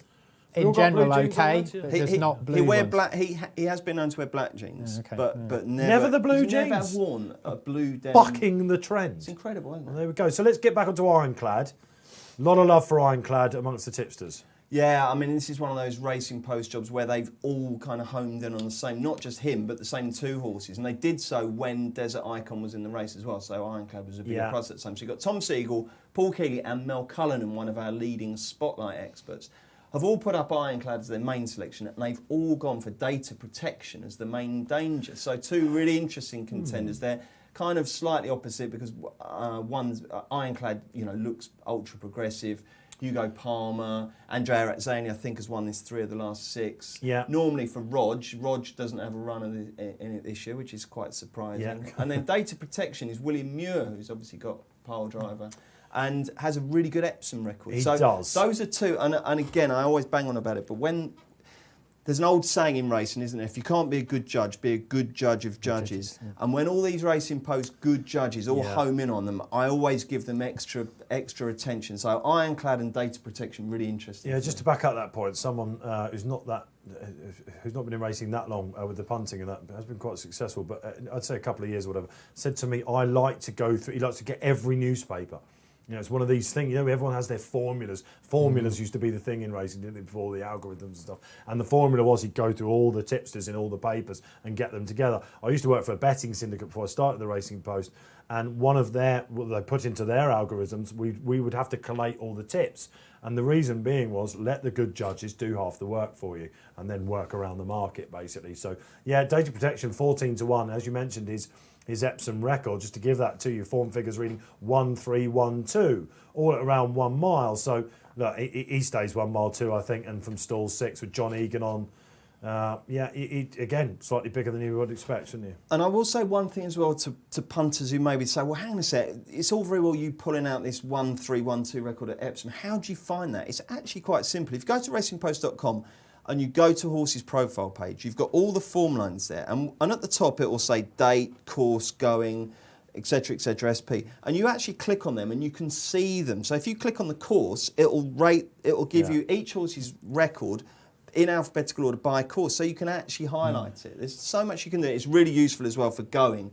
So if you've got a 10-runner steeplechase in the winter and all of a sudden it buckets down and you do search by going, it will put all their form at the top, and you can just go down the form figures. Wins, Racing Post ratings. Yeah. Before that happened on the website, as an analyst, I used to look, in our department, that analysis department, we used to think we were a bit clever, saying, look at his form figures, and we used to, honestly, it was like we'd be burning the midnight oil doing it. We had to go through all the form figures, and we got them right, had to get someone to come and check it. But you're right, now it's so much easier to collate, of course. So, so data protection, he could be breaking through, couldn't he? Ironclad's popular now, isn't he? Really popular. Yeah, really solid, 3-1, top of the market. Johnny Drama, a little bit of nibbles for him, as well as Caradoc. But the favourite, just really solid at 3-1. Just a couple of other bigger prices maybe that caught my eyes. Breath Court for King Rafe. For King Rafe. King Rafe. He's really interesting because he's done all of his winning over this trip, and he's been around the houses in terms of with different trainers. He's gone to about 3 or 4 different trainers, and they've all run him over a variety of different trips. He's come back to Rafe Beckett, and the first thing he's done is bring him back to 10 furlongs. He's had a pipe opener now, and he comes in here, and I think he's perhaps £4 lower than his last winning mark. So he's really interesting. And on the race card view, the one above him, Roger Fowles, how are we going to pronounce this? Sucellus. He was previously with Gosden and Oppenheimer. He was. And you can ignore his run last time. That was in the Hunt Cup because he was drawn in 7, and we all know what was happening with low draws there. So you can get rid of that. Prior to that, his stable debut at Newcastle, perfectly satisfactory, nothing wrong with that. And his last winning form for Gosden, that's a pretty good run. It's working out not too bad. So, I mean, Breath Court is 19.5 on the exchange, and Sucellus is 48. And I definitely think the Roger Fell horse, if not today, he's probably one for your Racing Post tracker or whatever. He's probably got a win in him definitely this season. Jockeys love riding for Roger Fell, especially all the northern jockeys, because when he says this one's going to win, they go out there feeling real confident. I spoke to Ben Curtis about this not that long ago, and he said, if Roger gives me one, I go out there really, really confident about it. He picks up horses, doesn't he, for a good price. Only 15 grand this chap cost. I was all over him when he won at Sandown. I think he won by a nose or something, Neil, didn't he? Yeah. Beat a horse called Cape Cavalli. Yeah. And he is one of these that I've got on my radar for a sneaky handicap somewhere. He's definitely one for your tracker. I mean, like, he ran in that Hunt Cup last time. He was drawn 7. he had no chance from that draw as the week gone on. But it could be a blessing in disguise, really, because he's had another run under his belt and he got dropped £2 for that, for something that's completely out of his control. So he's a really interesting one to go into the tracker. I know what people say about trackers and, you know, he makes you lazy. That's one of Keely's lines. I think it's just interesting because, like, if you do think he's got a win in him this time, you don't want to miss him. No, that's not to say that, like the next time he runs, he could be running over 1.5 miles on heavy ground. Well, you have to apply some logic to that and think that's not his conditions. But yeah, he's definitely one to whack in your tracker. And he's also got those Nick Bradley colours. I don't know. They just sort of, I just kind of link them with success. Raising sand. So shrewd, those guys. I'd be surprised if he hasn't had a win or two by the end of the flat season anyway. Where are we then? 5 minutes away from the first handicap of the day here on Racing Post Live, the Investec Handicap. Where are you playing? How are you doing so far? Have you been on the 2 faves? Are you up? Are you hoping to make it third time lucky? Hashtag RP Live. I've been looking down some of the Facebook chats while the guys are talking. Yeah, loving having you with us. Absolutely all the way. So we are seeing you out there. Get your comments in. This is where you can have a say. It's interactive. We don't really know what's going to happen. Can I chuck in another outsider here as well? I think he's overpriced. And again, just while the guys were chatting there, I just thought, right, I'm going to have a little bit on him. It's Mr. Scaramanga, who was third in this last year to Mountain Angel, who went on to win the Wolverton, or went on to feel, an unlucky fifth in the Wolverton. Trained in Epsom. Won it this year, didn't he? That's the interesting thing about him. He loves this track. Usually you look for him on one of the Wednesday night meetings after he's coming off a 0 in one of these big handicaps, and he'll go out and he'll boss it. He's a really honest horse.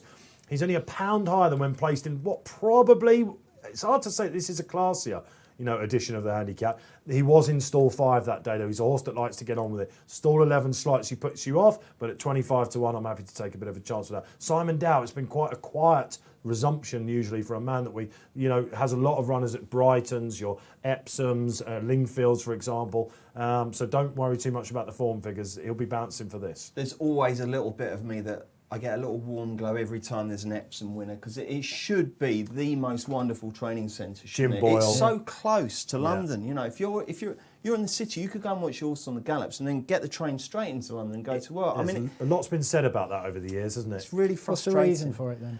I just don't know. I mean, I guess that one of the issues is it's not fashionable. Yeah. There has definitely been a big migration towards the big yards, hasn't there, in recent years? And funny enough, talking about Epsom, Reg Akehurst, who's one of the most legendary guys down there. He's 91 today. Is that right? Yeah, you still see his colours out there, don't you? Of course, Michael Atwater, another Epsom trainer. Yeah. Pat Phelan, of course. Yeah, absolutely. So, whenever there's a local winner, it's usually the pub at the end of the track, isn't it, that they all migrate to. The other thing, of course, is that all these yards are under huge pressure because property prices in Epsom are through the roof. It's such a desirable area that, you're kind of under a bit of a temptation to kind of cash in. But, I hope all those guys that you've mentioned there, I hope they can soldier on and the good times do return, because it should be a really successful training centre. That you need absolutely, maybe just a big patronage and that might change. Well, we're not far away from the first classic of the day. 3:40 is the Oaks.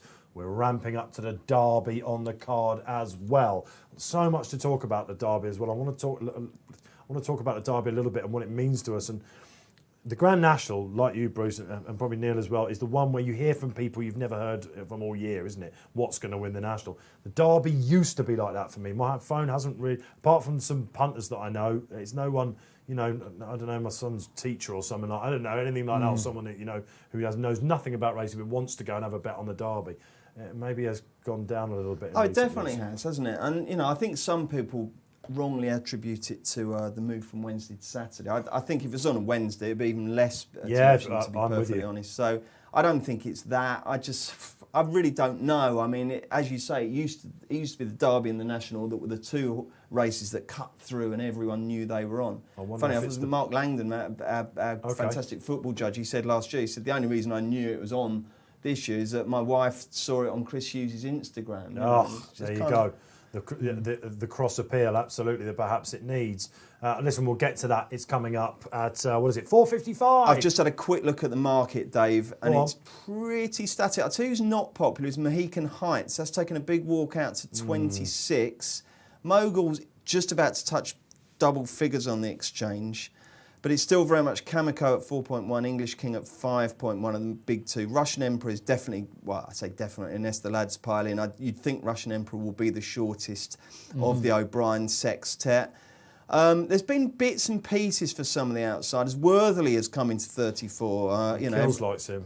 Yeah, everyone said, oh, Gosden doesn't have a Derby running this year. He might actually have the Derby winner. You wouldn't rule it out. Yeah, anyway, you two need to talk. I need to learn some colours. Look, yes, you do. Of course, this is the first tricky call for Bruce, really, I think. They're all tricky, mate. They are all tricky. Twarsole was well covered indeed. So look, Ironclad, massive plunge here. Are you on? Neil Hubbard, what is he currently trading in the market as they get ready to go in the stalls? He's drifting a bit. He's out to 7-2, so he's 4.6 with the money coming for your selection, Caradoc, into 6, so that's 5-1. Johnny Drama really solid. Your hired bit of money for him as well. But yeah, I guess the story as we get a little bit closer to the off is support for Caradoc and a little bit of weakness for Ironclad, but they're probably related. Those, they are, yeah, okay. Brett Court's coming as well, 15. Yeah, I mean, he is quite interesting, actually. I mean, you're going to struggle to find a better handicap on back class than Brett Court, actually. He's off 87, he was nearly 100. All of his wins have come with Rafe, so he's moved around to 2 or 3 different trainers, but he hasn't managed to get his head in front, so... King Rafe, Bruce Millington, #1 fan. King Rafe's you're going to be seeing a lot of King Rafe winners tomorrow at Haydock. You think so? He's got 3 of the 7 in the Lancashire Oaks. Yes, hasn't he? Yeah. He's got Baddo's Boy, who I think will win the handicap. I looked at like that Manuel de Vega, and then you go a bit further down, you get Manuel, and you sort of get deja vu. Yeah, that's it. Manuel de Antonio. Of course, her form was boosted. Where's the pace going to be, Dave? You always ask me that, and I never have a clue because I don't care. Sky Defender, I think you need to be looking out for the 5 Oz. Wargrave, do you remember Barry Orr put that up at a massive price? Fell in a hole at Royal Ascot. That's a pace. That was the thing that had run at Sam Ritz before. That's it. On the ice. Data protection lights to be out there. The red colours for you. You can look out for that. And also Ironclad dropping back from a mile 4. Neil, just come to you quickly with this. We looked at Ironclad, didn't we? Watched a replay of it. It was a mile 4 horse, and you thought, right, maybe dropping back and trip will be the way for him. Actually, he was. I don't know. He was a little bit one pace, wasn't he? Yeah, it's like he's the horse when you see like the colours and the trainer and the form figures look progressive, and then as Bruce said, like the tipsters who have put him up, so it all sort of falls into place and it makes sense. And then you watched his run at Kempton, and it was just a little, like last time, it just seemed a little bit underwhelming. Really, he just looked a bit slow or one pace, but maybe he didn't stay, so he's dropping back in trip now, which I think might be the key. I don't know, it's just sometimes when you watch a horse, it just... Cast your mind back a week to the Northumberland Plate, a Hugo Palmer horse who looked a little bit underwhelming at Caravan of Hope at Wolverhampton the time before, and then absolutely dotted up in the Plate, didn't he? He's got an interesting one in the Derby, actually. Hugo Palmer. Emissary. Yeah. Emissary. I think he's interesting. Yeah. Okay, we'll get to that. But we'll get to that anyway. I spoke to Hugo Palmer about this horse just to give you a little bit more buoyancy if you're on the favourite, more than Neil Hubbard has just done, who obviously is out to get this chap.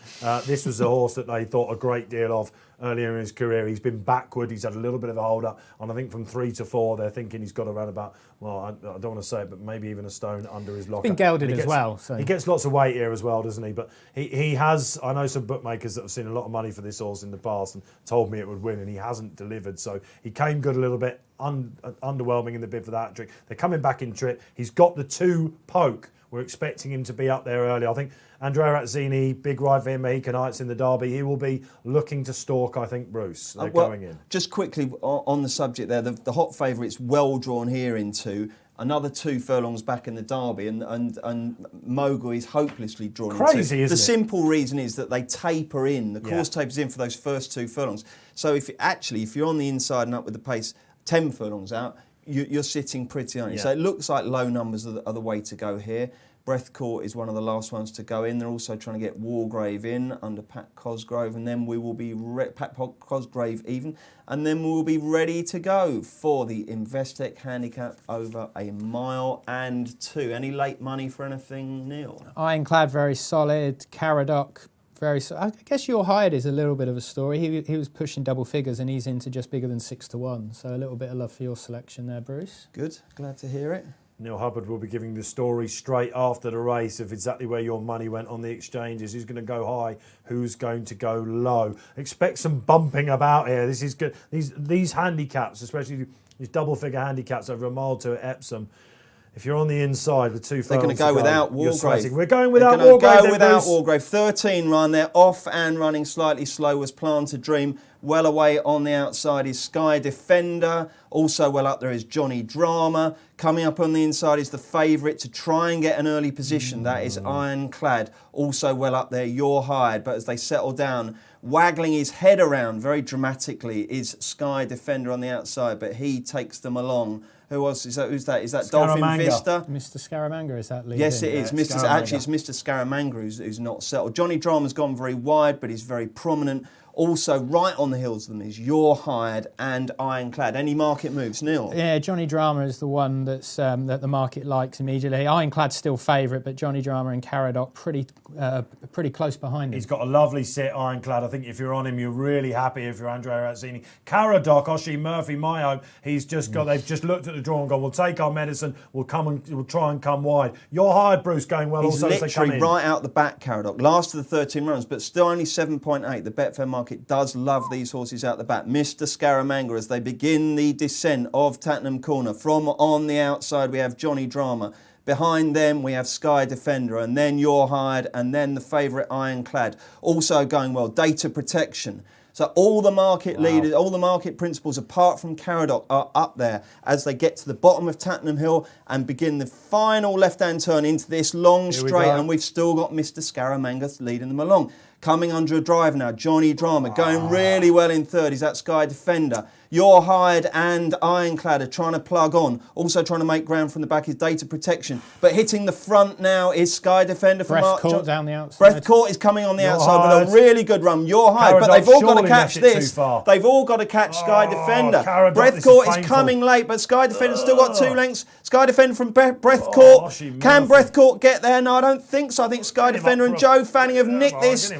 No, it's going to be Sky Defender from Breath Court in third. I think is Tyndali, but that was a brilliant move by Joe Fanning. He absolutely took it by the scruff of the neck going into the straight and put the race to bed. My goodness gracious me, that was slightly uneventful until the final 3 furlongs. They can't have gone very quick, because I think making up the ground, Oshie Murphy was absolutely miles back. I think it was going to pull up at one point on Caradoc. He's flown, but I think unluckily for me, he was on each way.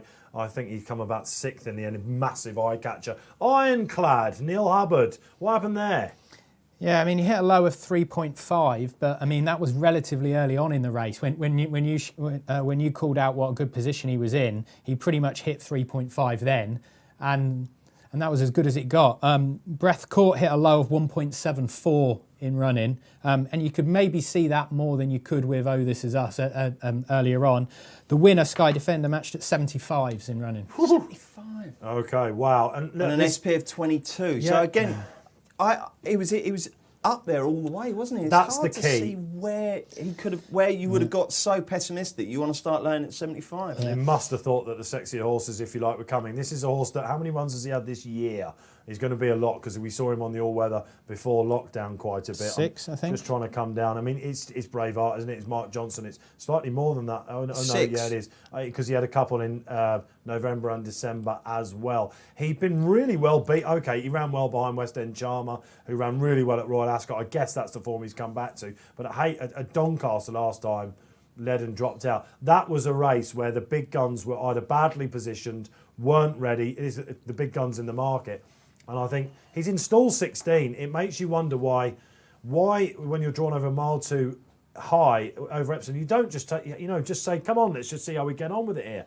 Epsom can be a front runner's track, and they've managed to get a breather into him, and he's just gone beyond recall. But he's bucked the draw trend there, hasn't he? Big time. He's also probably really pleased that Mr. Scaramangas took such a stern grip, because he's turned him into the race, hasn't he? Otherwise he's sitting out there as a sitting duck Just in a front. classic Mark Johnson. Braveheart. Yeah. He's just like, you read the spotlight here, and it's nothing against it at all, but it's like career high markers look beyond him.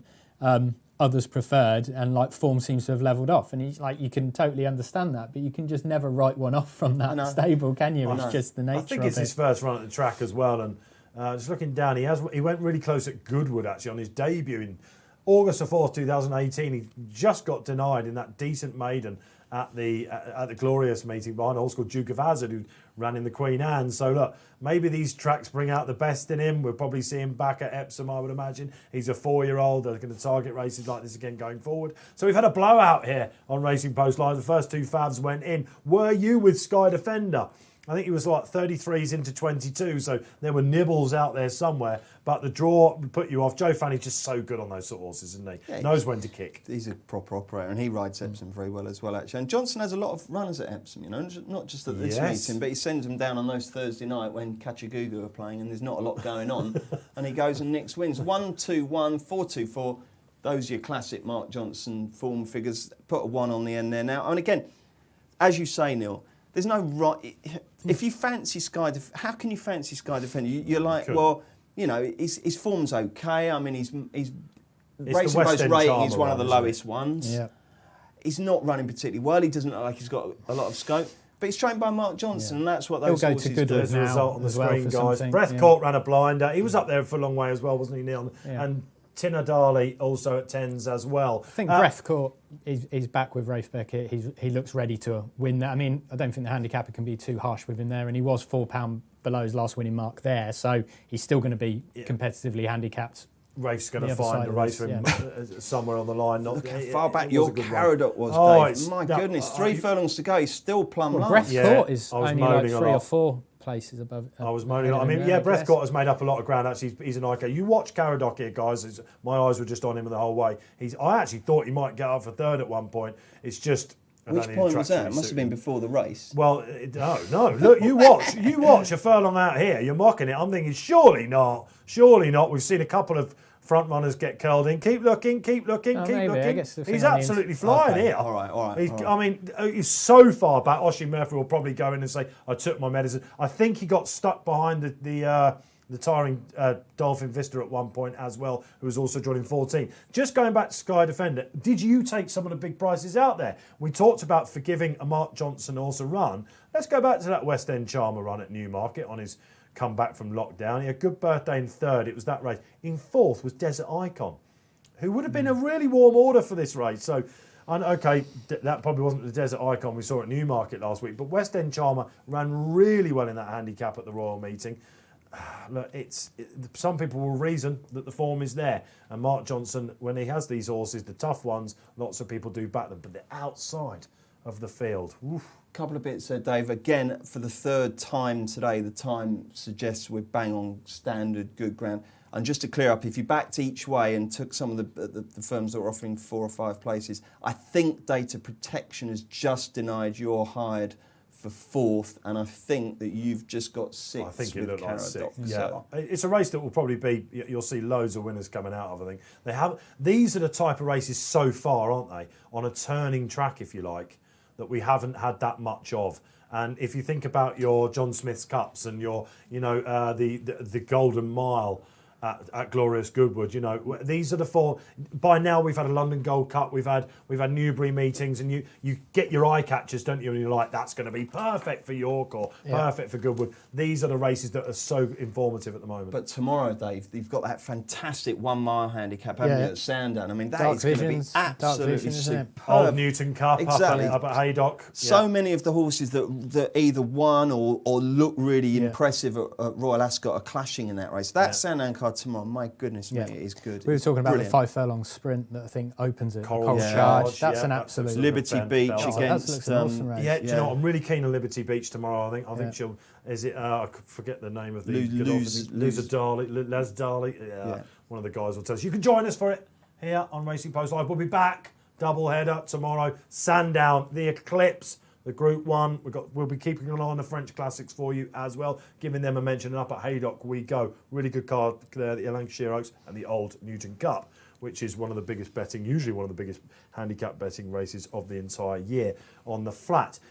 Which brings me again, we're ramping up for the Derby. We've got the Oaks coming up, by the way. That's our next race. What's that? 3:40. Let us know where you're going. Are you with Love? Are you with Frankly Darling? Perhaps something like Ennis Diamond or Gold One for Roger Varian. Where are you playing in the Oaks? Let us know. Get your comments in. Hashtag RP Live or indeed Facebook or YouTube as well. We know you're out there. I can see all the numbers. Great feedback we're getting as well. Thanks for that. The Derby, Bruce. It's been a 5-day entry, isn't it? And the Oaks as well. I was chatting to a couple of betting representatives, for some of the big firms. I was saying we're just not really seeing that much. It wasn't until the draw came out that the Derby market was really alive. Usually you've had all year to bet on them. We kind of know who might be going, don't we, in the Oaks, after Love won the Guineas. Frankly, Darling goes and takes the Ribblesdale. But until you see, we have not had the trials that we normally have. Musadora next week, Dante next week, 5-day decks. Well, one of my theories about the Derby market this year is that what happened with English King is he won. I think it was the Friday before the Guineas. It was the day before the Guineas, and he won and he looked really good, and so he was installed as favourite. But I think everyone kind of thought, well, he's favourite for now, but Guineas weekend will throw up something, and if it doesn't, then Royal Ascot will. But nothing really has. Because of the stamina doubts about Kamiko, English King was still very much favourite. And I just feel like if no horses had been entered for the Derby until the start of this week, and then all of a sudden those entries were published, I don't think English King would have been, I wouldn't say anywhere near the head of the market, but I don't think he would have been favourite. I think what happens sometimes with anti-post markets is horses get put in there and then it just takes they don't kind of find their natural place quickly enough. And it's only this morning that Kamiko has become favourite, which to me he should have done from the moment that they committed to him. Because we'll talk about the racing in greater depth, but my view of Kamiko is that if he stays, he wins. I think, well, on form, he's one of these potential Miles gift back. horses, isn't he, that you look at in the mouth. And David Rev, as the racing manager for Qatar Racing, when chatted to him yesterday, he's got the great mind. You know, if you remember Dawn Approach, who Kills was talking about yesterday, was with him, saying he absolutely blew his brains in 2013 because they just crawled. You don't know what pace they're going to go. There's been a lot said about team tactics this week, hasn't there, as well? Team tactics probably will be slight. Well, I was thinking when everyone was saying, well, he's not going to use any Irish-based jockeys for this, I was thinking team tactics aren't really going to be a factor here because Aidan can't really get can't really get, senior jockeys like, Doyle and these and Buick and these guys and say, right, here's what we're going to do. You're going to go there. You're going to do that. If he does this, you do. That's not going to wash. But now, all of a sudden, Heffernan's come over, Beggy's come over. So will there be kind of tactics? Because that was obviously that was one of the big decisions, I think, for the connections of English King, why they put Frankie on. It's not particularly that they think Frankie's a vastly better jockey than Marquand, but it's just that I think they felt that if there is going to be some kind of team tactics and some positional challenges, let's say, Frankie's presented by the Ballydor battalion, you need someone who's going to be wise enough and tough enough to be able to get through it in the same way that Conor King did so brilliantly with Siskin, obviously. To back that up, in the last couple of years, I've very often thought that the older the head on a horse, the better, the wiser the head. And that is because these days, these jockeys, the older jockeys, they can stay so much fitter. I know Lester Piggott went on to his 57 or whatever it was, and Frankie mentioned that at the start of the year. That's what he's aiming for. But the fitness of it, you look at someone like Franny Norton, for example, he just looks like older and older in the face every time I see him, Franny. Weathered, hardcore Scouse jockey. He's just so fit. And I think that when you get these handicaps like you're mentioning, like we've just seen at the Investec Handicap, and you need to take the gap at a certain time, only experience can give you that, can't it? And the fitter these jockeys are now, the older the jockey, I totally, absolutely 100% see that. And you're right, Frankie will just, without even having to, the instinct's there, isn't it? Yeah, the best flat jockey I've ever seen. Would you go with that one? Dettori? He is. Yeah. No question at all. But I mean, also it's a bottle thing. There is one thing about having the experience, but there's a counter argument to that, Dave, where the older you get, the less inclined you are to go through those gaps at Goodwood, and because you're kind of, oh my goodness me. And I think there the gung-ho bravery of the young jockey. Yeah, there are some Ignorance jockeys. Of youth. Yeah, quite. There are some jockeys who've been on the floor or had one scrape too many, and it just wears them. It's like the jump jockeys, isn't it? I don't want to fall again. I don't want to get up and lose weight and fast, only to go drive up to Ludlow and get buried again. You've seen a few, certainly in the jump sphere. The younger are just mad, aren't they? But I think that certainly pace judges, etc. Maybe that's where I should have maybe honed in on that. You're quite right. I think judging of pace, obviously, only experience can give you that. But Tom Marquand, an absolutely fantastic jockey, will have his chance. Well, he might win it today. Yes, indeed. He's got Khalifa Sat. Although that is, it's really funny now, looking at the activity on the Derby with the outsiders.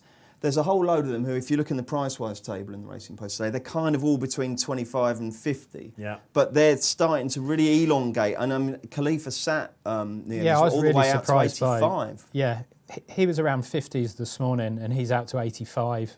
Mohican Heights has sort of gone from that sort of 20-1 live outsider, and he's out to like 27s now. So he's Same really price as weak. Serpentine. Yeah, same price as Serpentine, and that's where there's like a 10-point gap now between Pile Driver, who's trading around 18, 19-1, out to Mohican Heights, who's 26. Yeah. So there's almost like there's A big clear, 7. Yeah, there's almost, well, yeah, and you could almost perhaps even segment that further by saying Kamiko and English King are sort of clear at the top of the market, should we say.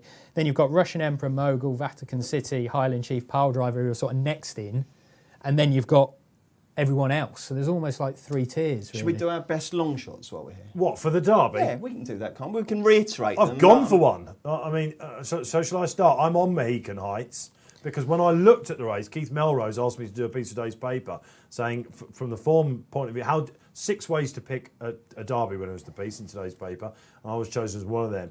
And how do you look at it? And I said, well, I'm a huge fan of English King, but I didn't take an anti-post price.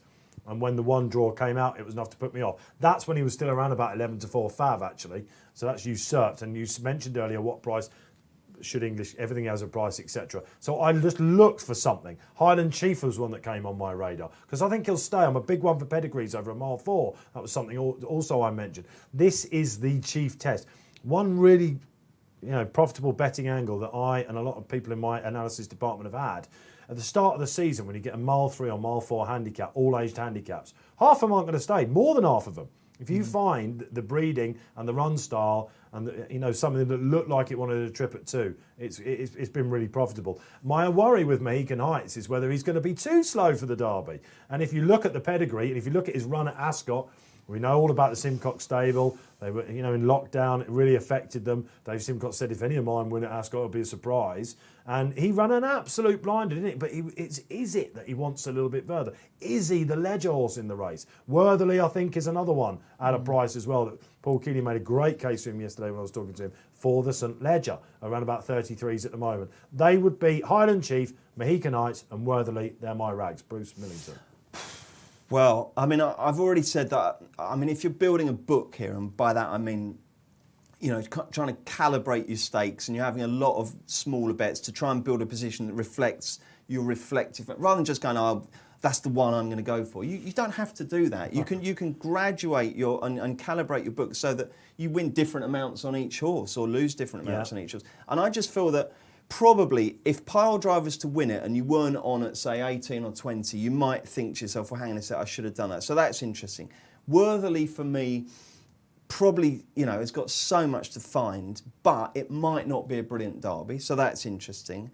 And I have to keep the faith with King Rafe and Max Vega, who was awful at Kempton in that race. That's really a big The classic clue. trial. The classic trial is a big clue here, and he stunk the place out there. But if you look at his Zetland form, everyone's going on about who's the horse that English King beat and Berkshire Rocco. Berkshire Rocco was third. Exactly. He's ironed that one out by further in the Zetland last year over a mile and 2. Yeah. So if we're going to play forgive one race and they're a different price, that Max Vega run at Epsom at Kempton, if you forget that and you look at his 2-year-old form, he's got to be in your portfolio, if you like. And the pedigree of Max Vega to back you up there, not just because you're Rafe Beckett's #1 fan, but Harry Bentley, when he got off the Zetland, I think I analysed that. If you went over a mile 2 as a 2-year-old, you're going to have no problems over a mile 4. That's usually if they mature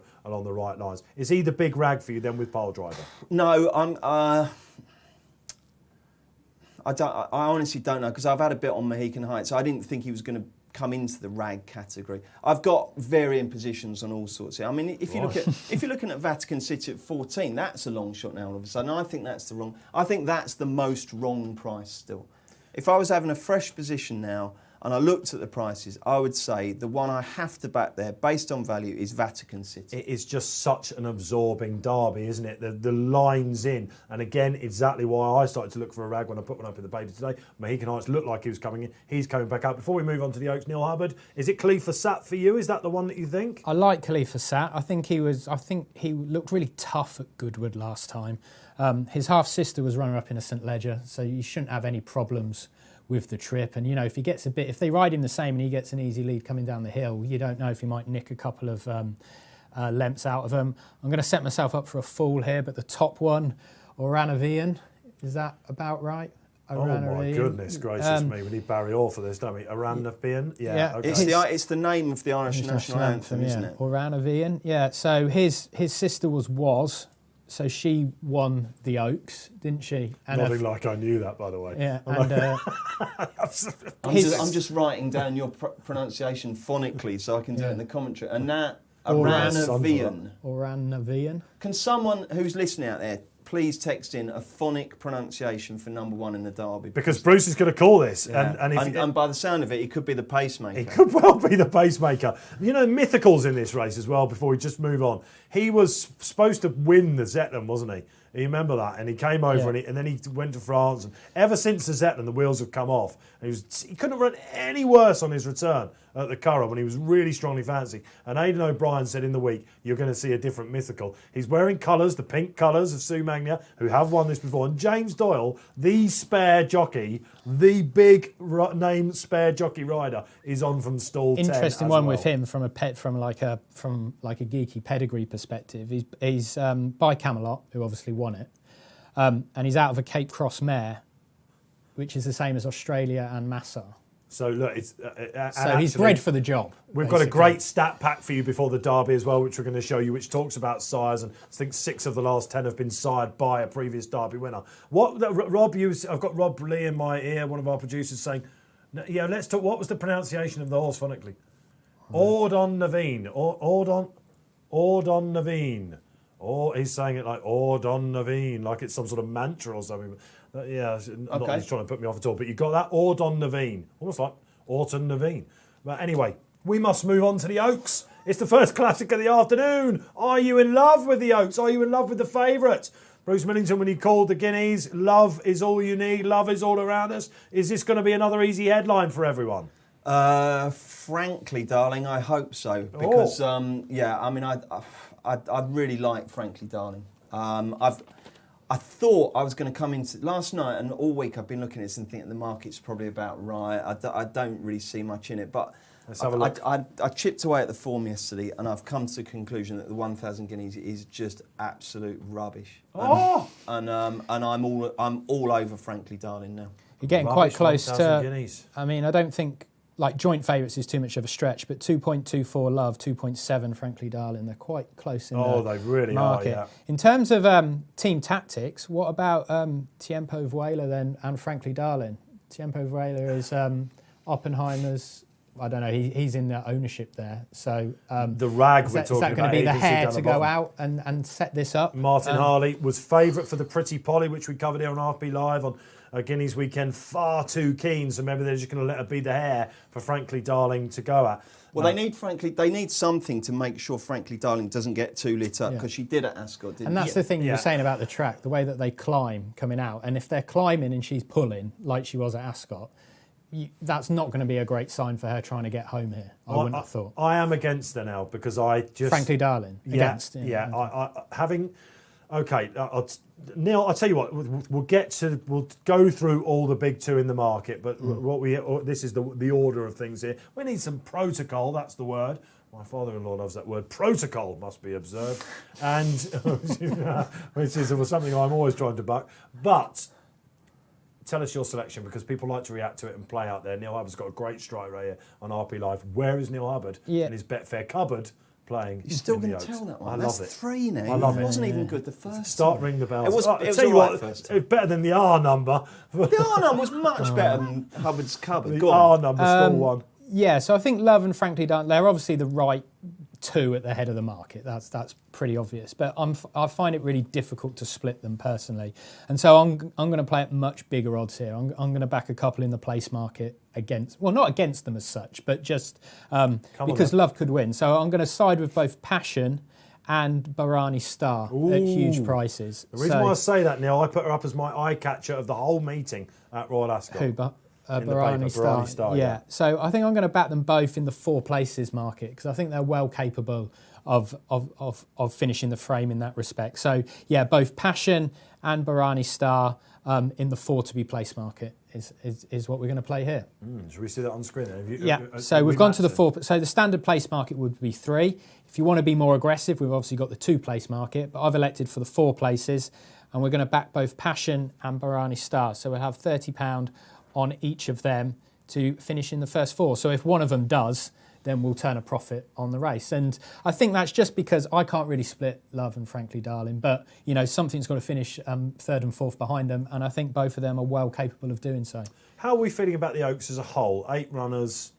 Look, we've got a classic winner in here. We've got a Ribblesdale winner in here. That's weird, isn't it? And other horses that ran in the meeting and his time. And Gold Wand is a horse that I know they think a great deal of at Roger Varian's, and there was nibbles for it in the week, anti-post, and I thought it was shorter than I was expecting. It's got an official rating of 89, whereas Love, for example, is on 116. So form-wise, it should not be winning this.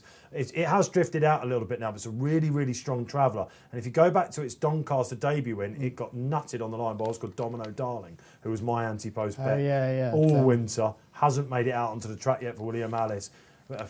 William Agis in the colours of Oppenheimer. I thought it was interesting they were running here in terms of trip. I wasn't totally convinced that she would stay, personally. She's just a strong traveller, Neil, and I think she's got a big one in here. And when Roger Varian aims a horse, at a race like this, okay, it's in UAE ownership. They're probably looking at nicking some black types all season probably with this. But the fact that she's ahead of the market and Andrea Rixelius picked her over Queen Daenerys, who I thought ran particularly well, in the Pretty Body when staying on, looking like all over wanted this trip. I thought she might be one that came in. And 22s, I think, is probably a little bit bigger than I was expecting. So I think this is an okay Oaks. This is what I'm saying. She's actually drifted like mad. Yeah, 30. Gold Wand. Gold Wand, 34. Gold Wand, yes. So I'm not sure exactly what's happening there, but like I say, there's a lot of love for it in the week. But from an Oaks perspective, some people will be looking at this breed and think 8 runners, 2 clear favs. I don't mind it. I don't mind it at all because I just feel like the battle between the big 2 is so good and so interesting. Sometimes it's good to have a good old slugfest between 2 really, really brilliant fillies, and which I think these are. I know the calendar's a bit mucked up, but if you take that the Ribblesdale would normally be the Musadora, you've basically got the 1,000 guineas winner coming up against a 3-length winner or 2-length winner, whatever, a really good winner, let's say, of a key trial race. So in terms of how the traditional calendar would look, you've got everything, like the market is dominated by the horses who you'd want it to be dominated. This will be better than last year. I mean, Annapurna and, I think this will be brilliant. I think these 2 are really good. I can't wait for this. I really can't wait for it. I'm very excited about it. Dogwood, wasn't it, that got Pink nutted? Dogwood, I mean, these are, I think... She turned out to be well named, actually. She did. So in terms of the top 2 then, are you saying that, so you're anti the Guineas form? I'm not anti-Love. I'm really not. But the negative for Love is this. Although there were 17 runners and it's the 1,000 guineas, and you kind of think, well, you can't just click your fingers and say it was a rubbish race. But it might be. Yeah. Don't forget, we didn't have the usual trials in the build-up. So a lot of horses were thrown in there in the hope that they trained on or might just have come to hand. And I don't think any of them have. Nothing's coming out and running well. Cloak of Spirits, who was second, has run badly. I mean, Quadrilateral, still can't pronounce it. Tricky. Hasn't really, didn't really do much. And also, Alpine Star beat Quadrilateral just as easily as Love did. Love's good, and she really was relentless, and she took her time to get going, and she's bred to stay, and she will be better over this trip. But I just feel like she's kind of just out. She's worn down a load of not very good horses. Whereas I think the Ribblesdale was a far better race. I think, frankly, Darling was brilliant in that. I think that the fact that she did get a bit lit up early on there. People are going, oh, well, if she does that, that's no good. But if she doesn't do that, if she does so, she's going to be even better. And if you look at the winning margin over Ennis Stimmen, it's a length and a half, I think, but she'd done it by then. So you do give a damn. You're Frankly Darling all over Frankly Darling. I'll tell you what, one thing I like about racehorses, See the Stars used to do this.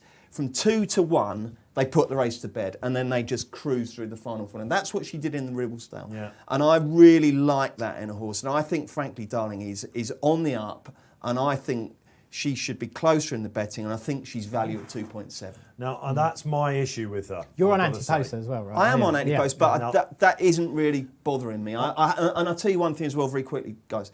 can't stand tipsters who have this massive antipose bet and then they just stick with it come what may. Because, I mean, honestly, if I'd woken up this morning or last night and had a study up and I didn't fancy it, I wouldn't be tipping. Yeah. Now, this is my issue with her. When she won at Newcastle, a lot of judges I know went whoosh to me. And, of course, what I really, really love about Frankly Darling is that if you remember that week at Royal Ascot, nothing was attacking off the home bend and winning, was it? And okay, someone might argue that it was one of the more steadily run Ribblesdales that you might have seen. I can't have that at all.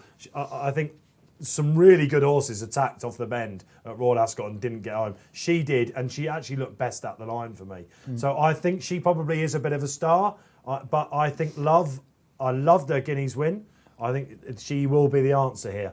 Interestingly, David Rivers, Qatar racing manager we spoke to yesterday here at the Racing Post, he owned the Dam Peekaboo. It was trained by Stuart Williams, if you remember. It was a nice little snippet about that, and didn't win a race. And Paul Keeley was kind of debating with him, saying, well, actually, that's all sprint, mile, pivotal mare. And he said, and this is one of the best blood-stuck minds we've ever come across in this country, he said, Galileo. It's amazing what they do to horses, the influence of Galileo. Third year running, she's had a runner in the Oaks, Peekaboo. Yes, it's Fleeting remarkable, and isn't it? Peachtree, I think. Was it? Okay, yeah. I mean, it's just been fantastic. And David Revers used to have a bit of that, and he said, I think he went for Love as well. But two great fillies going up against him. I'm with Love. I'm sitting on that side. I thought that I could reason that she could come on quite considerably for that Guineas run. If you remember, the 2 weeks leading into racing's a resumption, his horses were all sort of needing it. Anthony Van Dyke, there were a couple of others all stinking in the market. I think that really she's going to come on a lot for that. I think she'll love this trip. She's very uncomplicated, and I think the thing I liked about her in the Guineas was, as you say, it might be like a crap Guineas, whatever. But even if it was like a Group 2 or whatever, she did just win it really nicely and really well. And the fact that she was the only runner from the stable as well that normally throw half a dozen, as we're going to see from the Derby. It was just like, okay, we only need one dart in this because we're very confident of what she's going to do. I don't know where I'd maybe just fall slightly more on the side of Frankly Darling, but I think the market probably has it right. And I'm a bit like what you said, Bruce.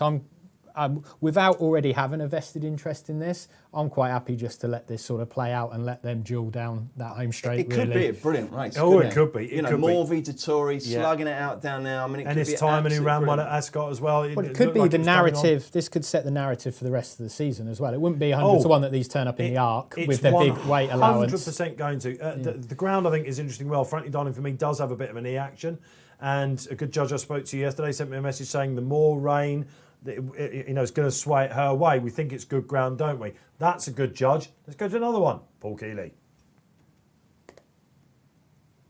Oh, no, I'm being told that that's not quite the way. That's the first time that link's not worked since we've come back on RP Live, by the way. I've been told I've got to go to the myracing.com boys instead. Quite right, myracing.com. Is it on the screen? No, it was just showing the market there. No, I know what it is. It's Ennis Time on. That's what the guys at myracing.com are going for. Expert analysis and tips there. Check them out. They're alongside us. Great to have them. They've got a huge following on Twitter. No doubt you do too. And they're going for Mogul in the Derby as well. That's their big double. I'm being told now, finally, we can hear from Gills.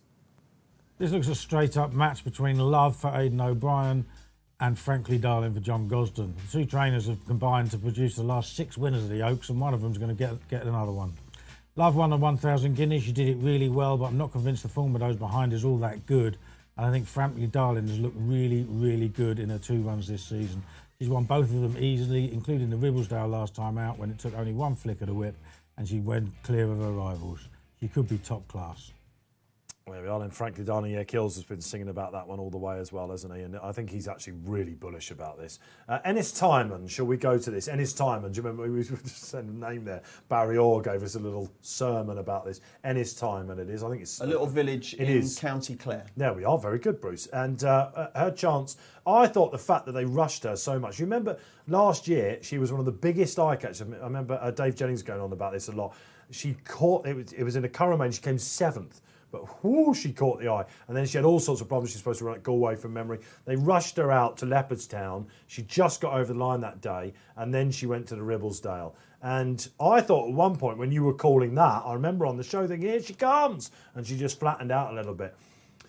6-1's pretty solid, isn't it? They obviously think she's going to go fairly close. Well, yeah, I mean, this is one of those classic cases, Neil, isn't it? Because of the 8 runners, you're going to see a massive difference between the Betfair price and the fixed odds price. I'll leave you to explain why. Yeah, I was just going to say that. I mean, like, with the 8 runners, she looks almost the each way play to nothing, which is why she's trading at around 6-1. But if you're looking at purely trading at 6-1 in terms of the fixed odds, if you're looking though purely at the win market on Betfair, which then you have to say, well, is she going to beat Love or Frankly Darling, which is more of a reflection of her actual, chance of winning the race. She's actually 9-1 to actually win the race, but 6-1 because of that each way angle that punters will be backing with the more traditional bookmakers. Would you back her at 6-1 with 3 places, knowing that you return a small profit if she finishes third as you'd expect? If I wasn't a big fan of Loves, and if I wasn't on Frankly Darling each way, that is absolutely the way I would be playing it. And loads of people will, won't they? And thinking this is probably a free hit, She's 5-6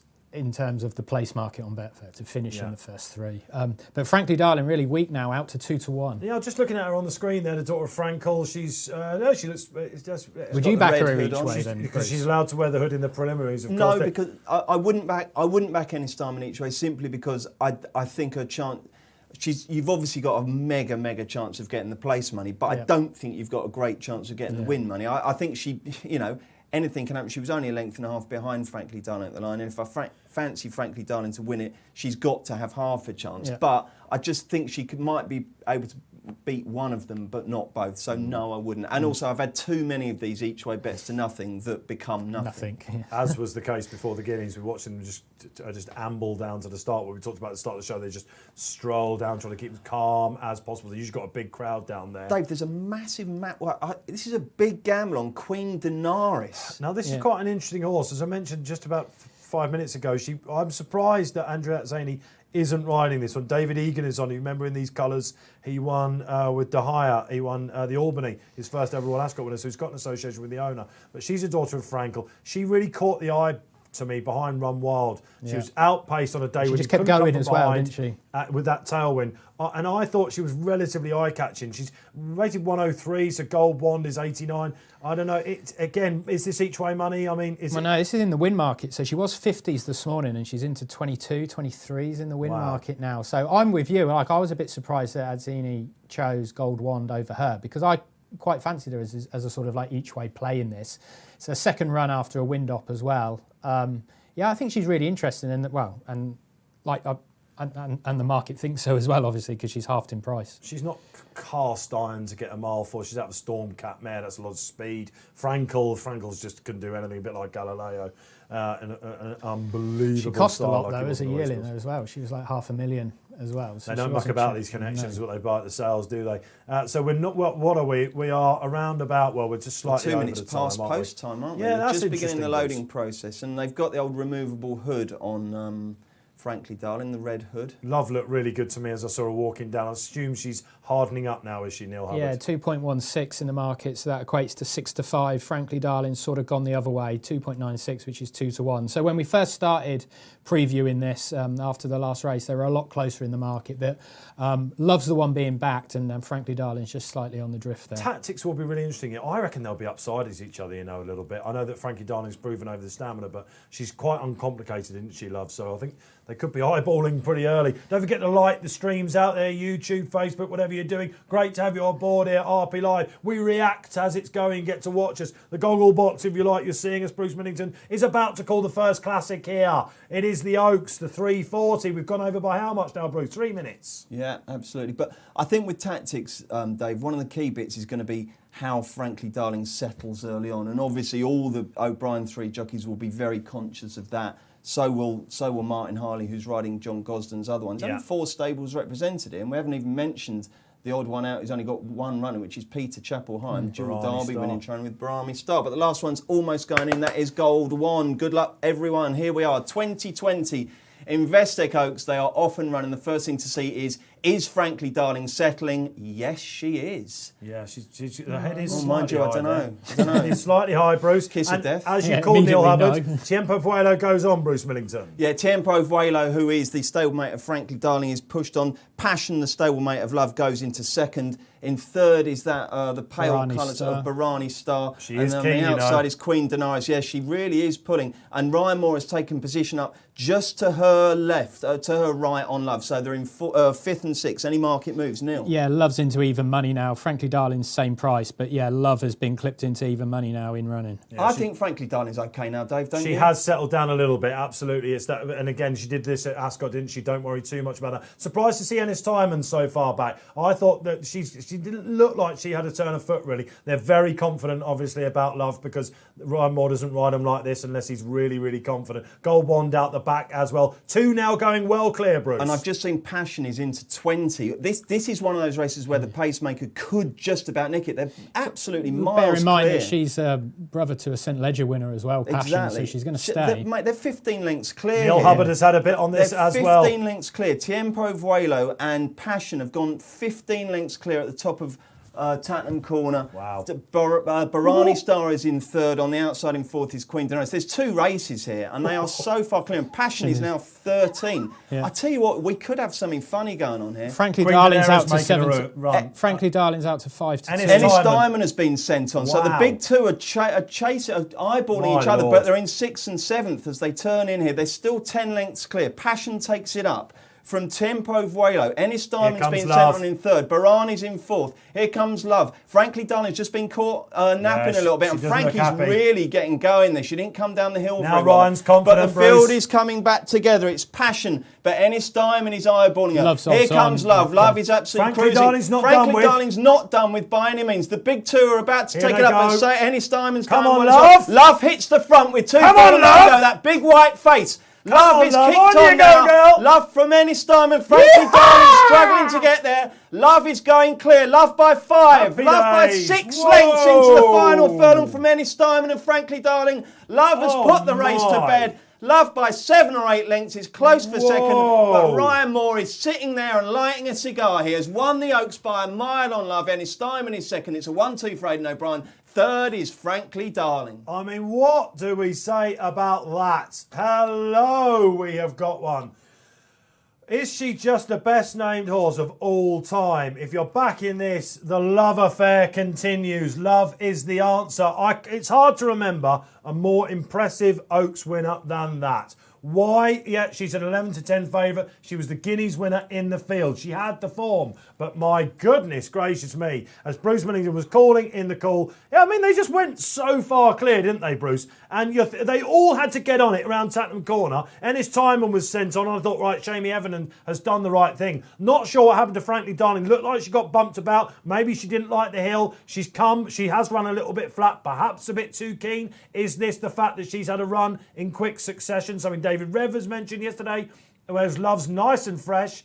Neil Hubbard, help us out. The story of the race.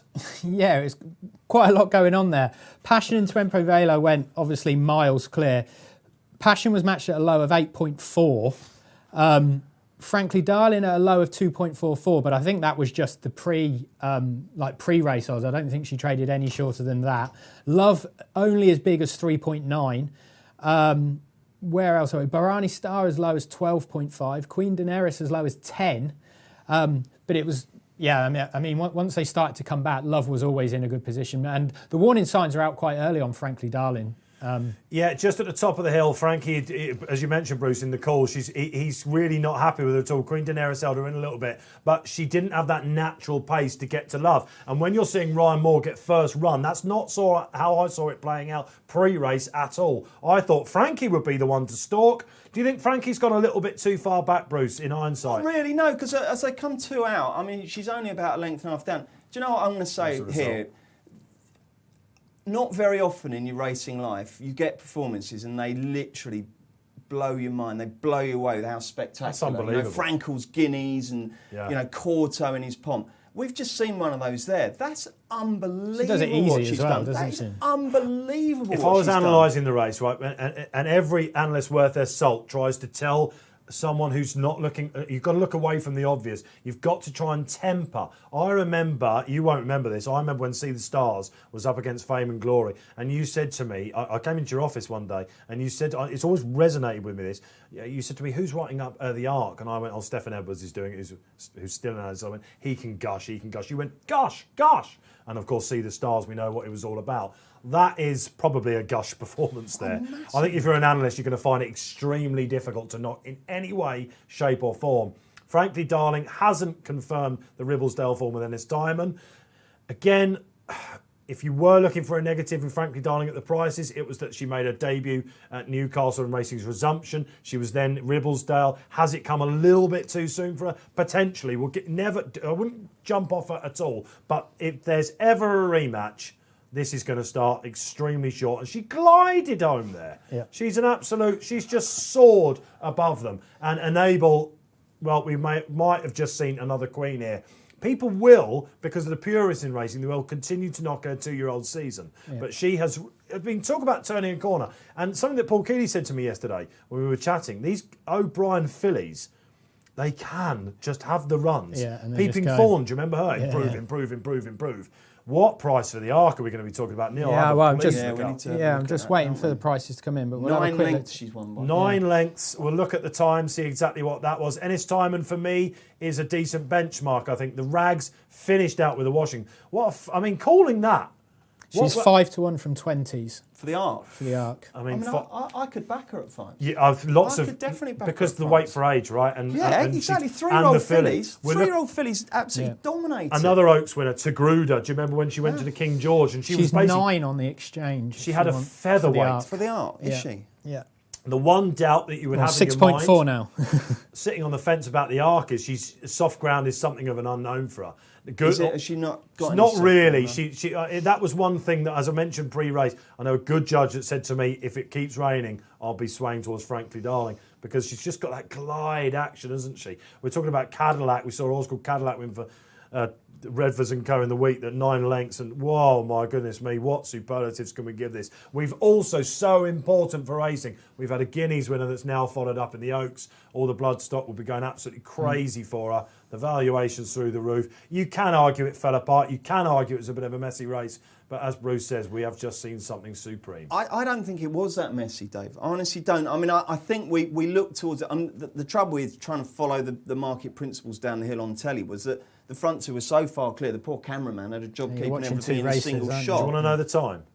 Yeah. It's fast by 0.44 seconds. That's a serious performance. Incredible performance, because it's no better than good. The reason why I said messy is because they went clear and they had to get at it a little bit. There was no scrimmaging as such, but I guess what you're saying is that the jockeys, perhaps in behind, had to make some tactical decisions in terms of when to play the hand. And it was interesting that Shamey went after. I think Shamey Heffernan's looked at Passion and thought, hang on a sec, this thing's going to stay out front if we're not careful. Exactly that. Unless what Aidan has said is, right, you go crazy on Passion, and then turning in, I want you putting the pressure on Enemy Stana, because Frankie knows he can't let you go too far clear, and then Ryan will just come through. It might have been like that, but to be honest, the most imbecilic tactician in the world of a trainer, which Aidan O'Brien obviously isn't, would have got Love to win that. Right? There isn't a set of circumstances where Love couldn't have won that, short of getting brought down, by a spectator, and there aren't any spectators. Ryan Moore said in his Betfair blog that, like, I'm on the best filly. She's straightforward and uncomplicated, and that's pretty much what you saw there, really, wasn't it? If you remember in the Guineas, he just kept her wide, didn't he? He just sat there. And as I said in the run, when we see Ryan in a classic ride like this, you know that there is uber confidence, and let's face it, it's them. They win these Oaks and these Derbies. We got the Derby coming up at 4:55, the final race here on RP Live. We've got one for you in between that, the Princess Elizabeth Stakes. How are you? Are you in love? Are you adoring this filly that we've just seen? We've got a social comment on screen. Let's have a little look. It's Chris Meister 77. Had to back that for the Arc at 5s. Certainly won't go off at that price. Well, the Arc is all about Enable. We've got her turning up tomorrow. Love will beat Enable. With the allowance. With the allowance. With the allowance all day, honestly. That is unbelievable. And I don't think that you can pick, because that Ribblesdale was so strong, and the first, second, third and fourth all ran here, and she's absolutely obliterated all of them. all right, you can't be absolutely certain that this whole 3-year-old filly's form, how good it is, until they start becoming woven in with the older horses and the male horses. But look, you just have to look at that performance and look at that time. It was brilliant. Do you know the last favourite to win the? This does tie in. Just as you were saying that about the weight for age, it was making me think about an ARC winner. And the last favourite in the last decade to win the Oaks, I mean, we've seen some crazy prizes. We had 3 20-1 winners in a row.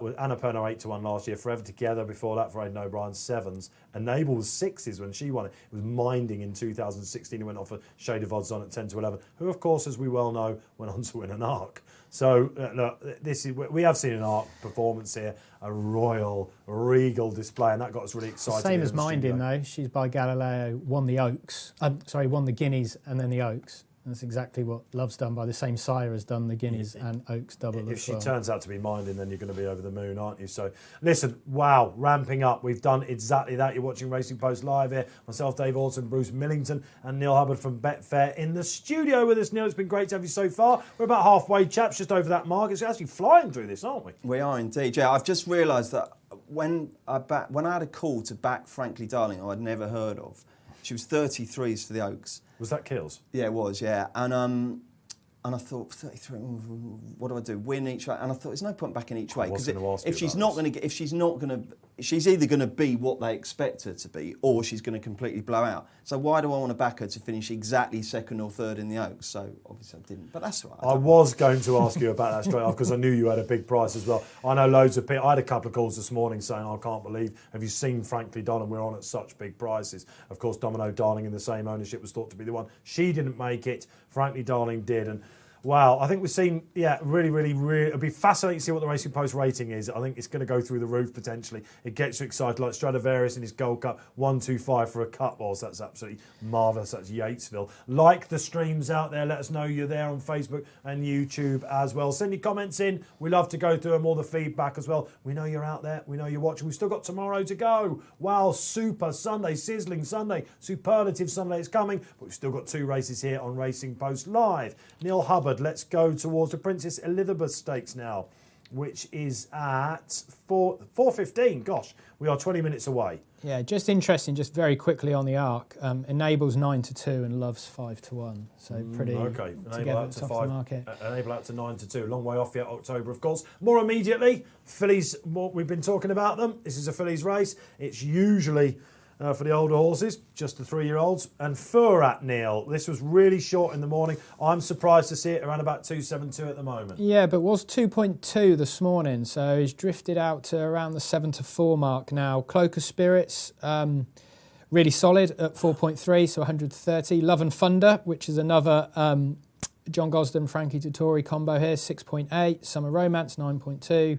Royal Ascot winner, Onassis at 12. Yeah. And Rose of Kildare at 15. I found this really tricky, to be honest. It is tricky because you either like the favourite or you've got to take a position, haven't you? Yeah, and I think it comes down to the thing of potential versus proven form, which I think we've spoken about on here before.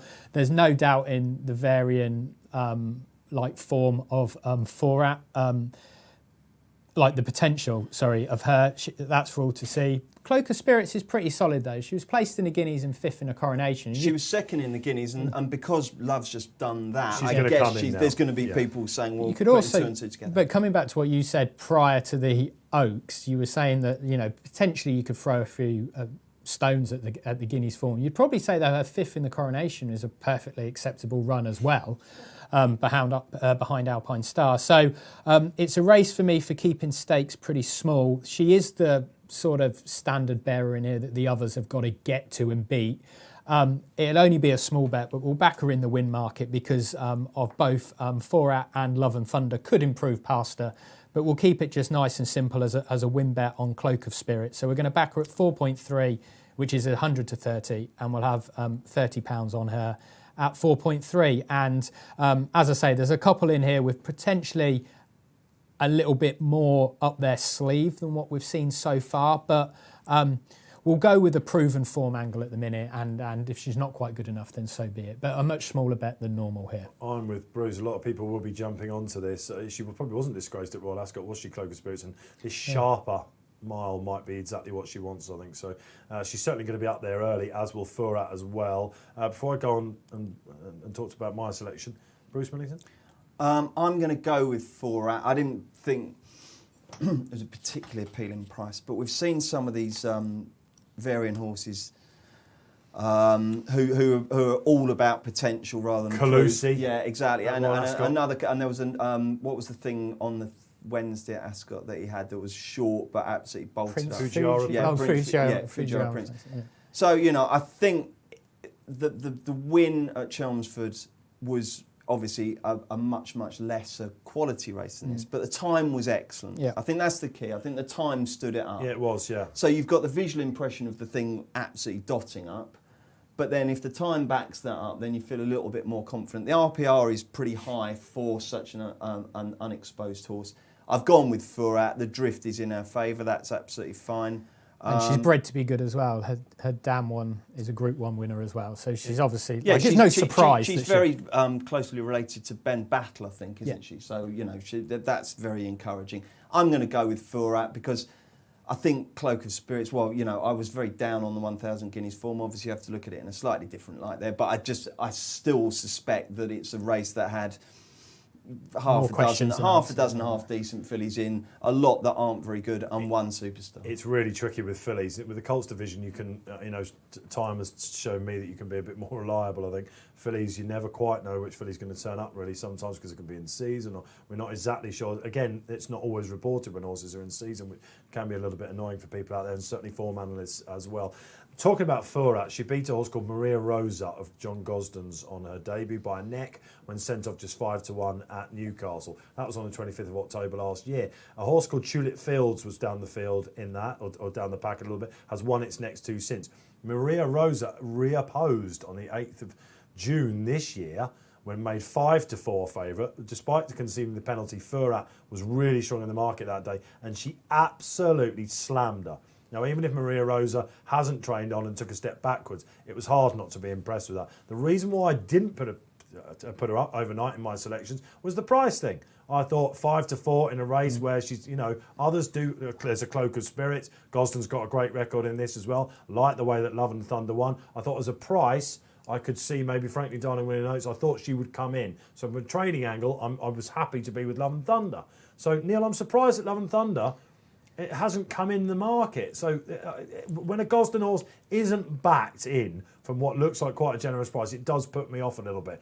I think now, at the prices, I would be definitely looking to play up a little bit on Furat, I think. Yeah, I guess she's still a little bit of an unknown for Gosden as well, isn't she, Love and Thunder? It's only the second start for her because she was formerly trained in France as well. I mean, I'd have her sort of in the same bracket as Furat in terms of, like, if these are contesting Group 1 races at the end of the year, you're not going to be massively surprised, are you? So from my point of view, in terms of like the Chelmsford win of Furat, the time backs it all up. She's clearly very good. I've obviously gone for Cloak of Spirits simply because she's got that form in the book. Could Furat and Love and Thunder finish second in a Guineas? I don't know, maybe not, I don't know. As I say, it is a really tricky race. I think it's a good race in terms of what's going to happen moving forward. It's just a tricky race, and it's probably one of those classic example races of just because it's on a big race day, you don't need to get carried away by having a load of money in this, because it is really tricky, and you'll probably learn a lot from this going forward to play at good. I mean, Furat could well rock up in the Nassau or something at Glorious Goodwood or something like that. So you don't have to get too carried away with her here. I think the difficulty is really with Furat is that in 2 months' time, if you look back and you knew what she could really be a 20-1 shot here, or she could be a 20s on shot. You'll look back and think, oh Christ, I can't believe I got 7-4 on her in that sort of race. Time was good at Chelmsford, and the horses who she slammed pretty much on the bottom by 7 lengths, the two placed horses, have since come out and placed again. So look, I think you have to say it's a very solid piece of form. Yeah, definitely, yeah. There are others. She could be a class she could be a class apart here, and that's fair. And in a way, I hope she is, because you want to see a superstar like we saw with Love come out of these sorts of races, don't you? There are 3 others to mention in this race, which we must do, because every time that we do this on Racing Post Live and we go, oh, we must mention the rag, it tends to run a really big race. So Onassis, talking about speed-wise, the best time that I could find was her Sandringham win. And Ryan Moore takes over from Hayley Turner, which is relatively interesting in itself. I think she's There you go, Hayley. Well done. You've won on right. You've won at 33-1. See you later. We're going to put right. That's kind of how it is, isn't it? So obviously she's got an injury at the moment, but look, this is kind of a Tom Marquand thing. I think Ryan would have been jots up on this whatever, basically, because now they're going into Group 3. It's extremely important. Of course, the Sandringham is now just a handicap. It used to be Bruce listed race, didn't it? So it's a good win, wasn't it? It was a good win. It was a good win because wasn't she drawn the sort of in position? one? She came down the far side in one, and a lot of people thought that Roger Varianos was one to take out that Waliak, who was a big market mover in that into 4-1 second favourite, ran a huge race and said that's a group horse in the making. So, look, I'm surprised. She's worth a crack at this level, right? I'm surprised that she's only 87. I know she went into that race at 81, but she's definitely a 90s filly. I was surprised the handicapper didn't put her up more than that. Little They've obviously gone. They're obviously rolling the black type dice here, as opposed to having another crack in a handicap. Because you would think that she's potentially still well handicapped, wouldn't you? Do you think that the Bloodstock people have black type dice and they're like ready to roll? Yeah, that's how they do their race program. Why do people still fall for black type, by the way? I mean, it's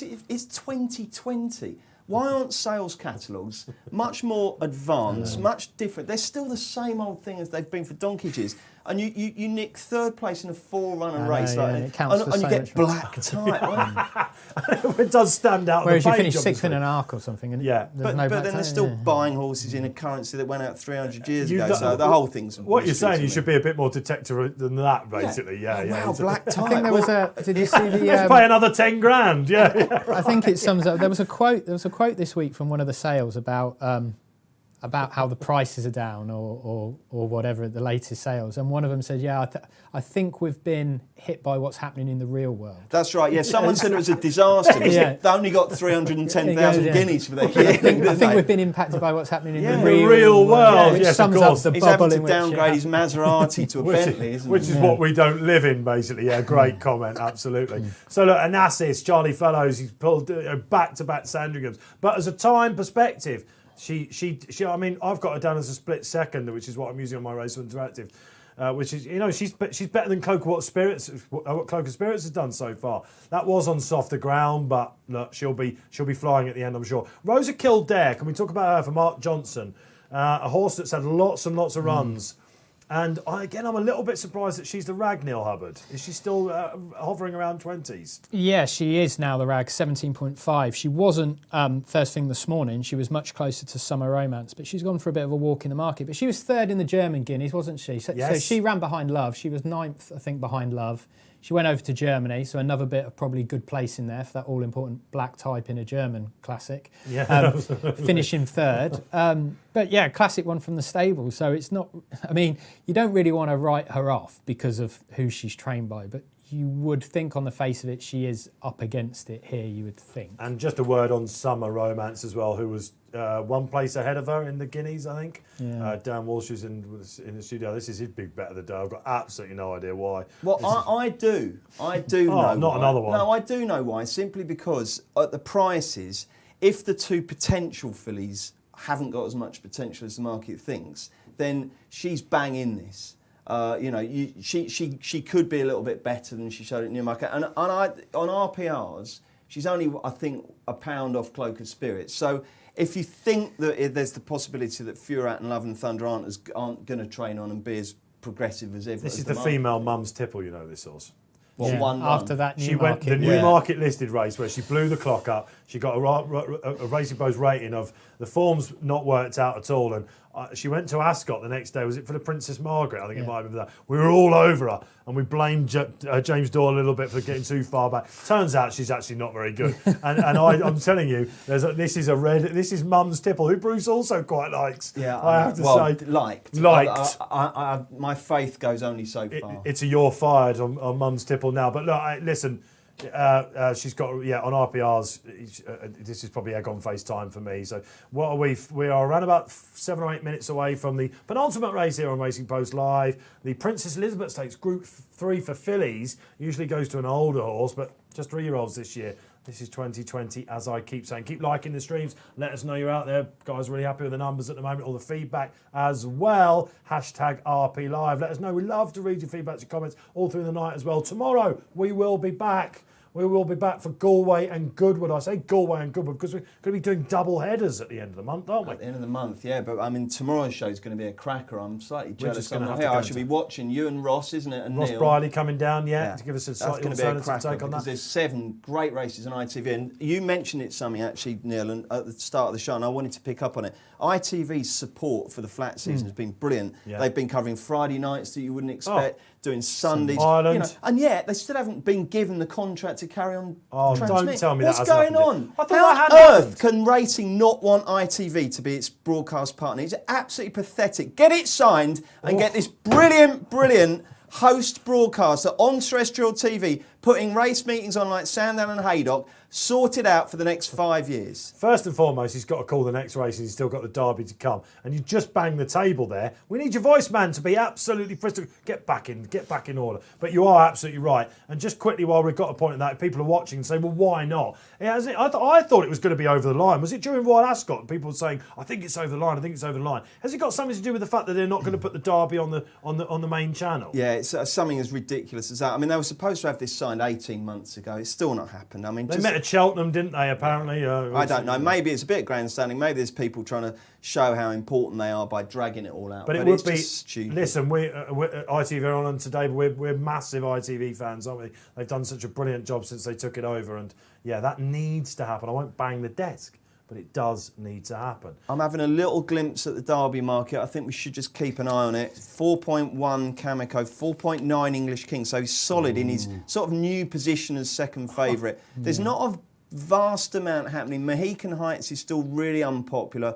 Worthley and Serpentine are probably best backed of the two out-and-out rags. Yeah, there's probably been a little bit of money for Mogul. I think he did touch double figures. Well, that's because of what's just happened, yeah, right? so he's hit double figures. So he would have hit 10, and he's back into 9.4. And like this market's really liquid. There's only there's already 2.3 million pounds been matched on the race. And if you think that at each price point on the exchange, you're talking 4 figures.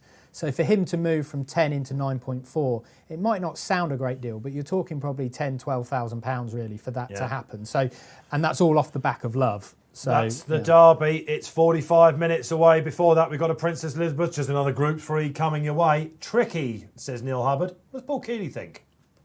Cloak of Spirit sets the form standard on a 1,000 guinea second, but she didn't run so well at Ascot next time, and I'm not sure her form is all that strong. Borat has a bit to find, but she's run twice and won twice, and she won very, very easily at Chelmsford last time by 7 lengths. She's a full sister to Ben Battle, who's an absolutely top-class horse for Godolphin, and if she's got half of his ability, she'll turn into a decent filly. 2 ticks for Forat because Bruce Millington's weighed in with Paul Keeley there as well.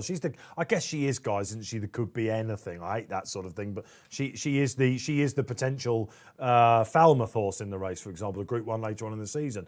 Actually, is that going to be next week? Is that next week, isn't it?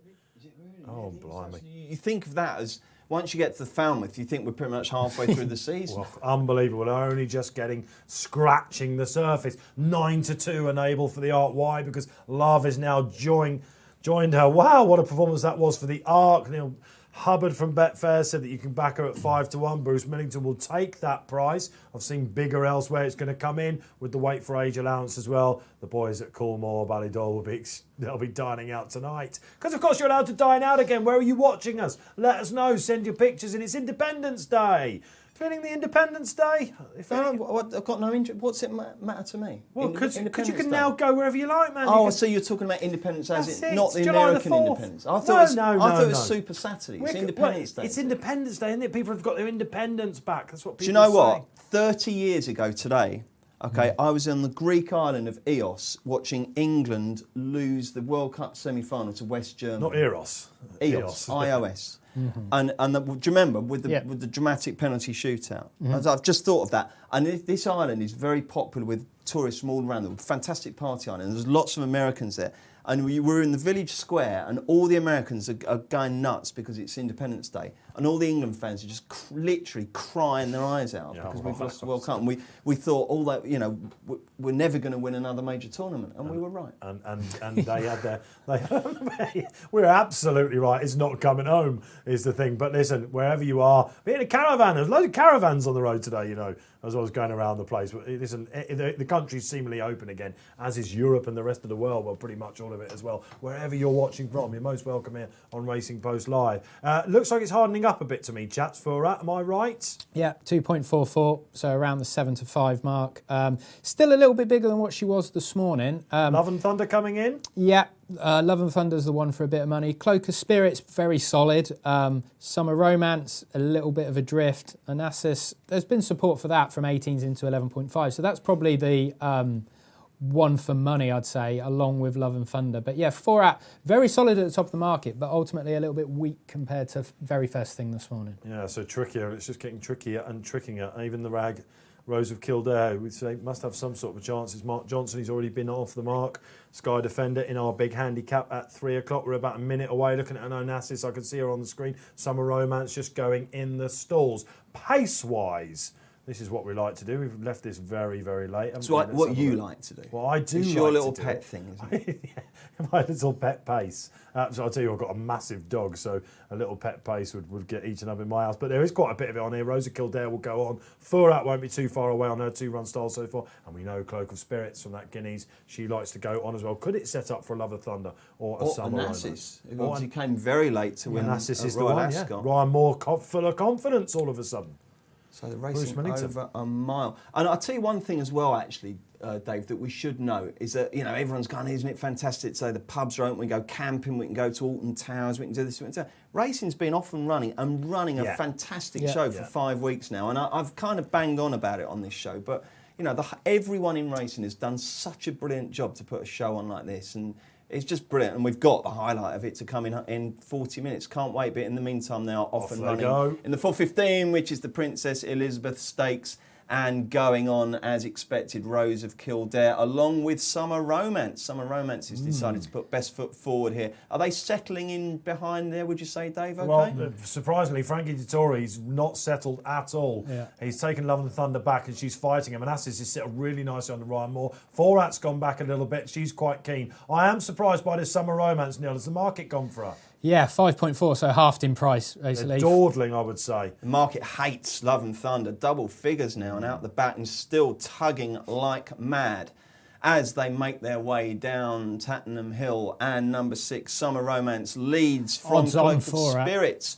Forat is on the outside of Rose of Kildare, and then in behind is Onassis and Love and Thunder, who's going to have the devil's own job to win from there because she still hasn't settled. Yeah. Meanwhile, Cloak of Spirits ranges up on the outside to take on Summer Romance as the pace injects. Forat is in position A in third. She's going well now. On the inside is Rose of Kildare. Love and Thunder is picking up. Forat isn't, but they've still got to get past Summer Romance. Yeah. Cloak of Spirit is really in a drive position. Forat's not getting there. Love and Thunder's not getting there at this stage. It's still Summer Romance. This is egg on face. Is Cloak of Spirit's going to get there? It's still Summer Romance. Still Summer Romance. Summer Romance from Cloak of Spirits. It's between these two. The favourite's not going to get there. Summer Romance is so brave in front under Will Buick. Cloak of Spirits can't get there. And Summer Romance wins the Princess Elizabeth for Godolphin. In second, it's Cloak of Spirits. In third, it's Rose of Kildare. Favourite disappointing. Wow, well, that was a brilliant piece of jockeyship by Will Buick. And let's see what happened on the exchanges there, Neil. Yeah, so Cloak of Spirits hit a low of 1.6. Again, you could probably understand where she hit that. Summer Romance, a high of 13.5, but I think that would have been more pre-race more than anything. And Forat hit a low of 1.54, which is perhaps less easy to understand compared to the Cloak of Spirits odds. I suppose 1.54. I suppose turning in she's okay, but she's still got to actually do it, hasn't she? They've hardly changed position throughout, have they? And listen, this is easy to write if you're an analyst. Congratulations to Dan in the gallery who backed that. I said this could be well egg on face because this is mum's tipple. They've absolutely gifted her this race. And that is because I don't know whether Rosa Kildare wanted to go on a little bit and he cut her off. Just looking early outdoors, certainly Joe Fanning has had the door shut in his face a little bit. I thought that might be the pace angle. I thought Furat would be up there a little bit. And Cloak of Spirits, I'm surprised that Andrea Ozzini hasn't tried to put too much in. The two that are up there, they're absolutely dawdling. Frankie Dettori, having decided to tack in and try and take a little bit from that wide stall, he's absolutely gone. Onassis has just not been good enough. This is just one of those where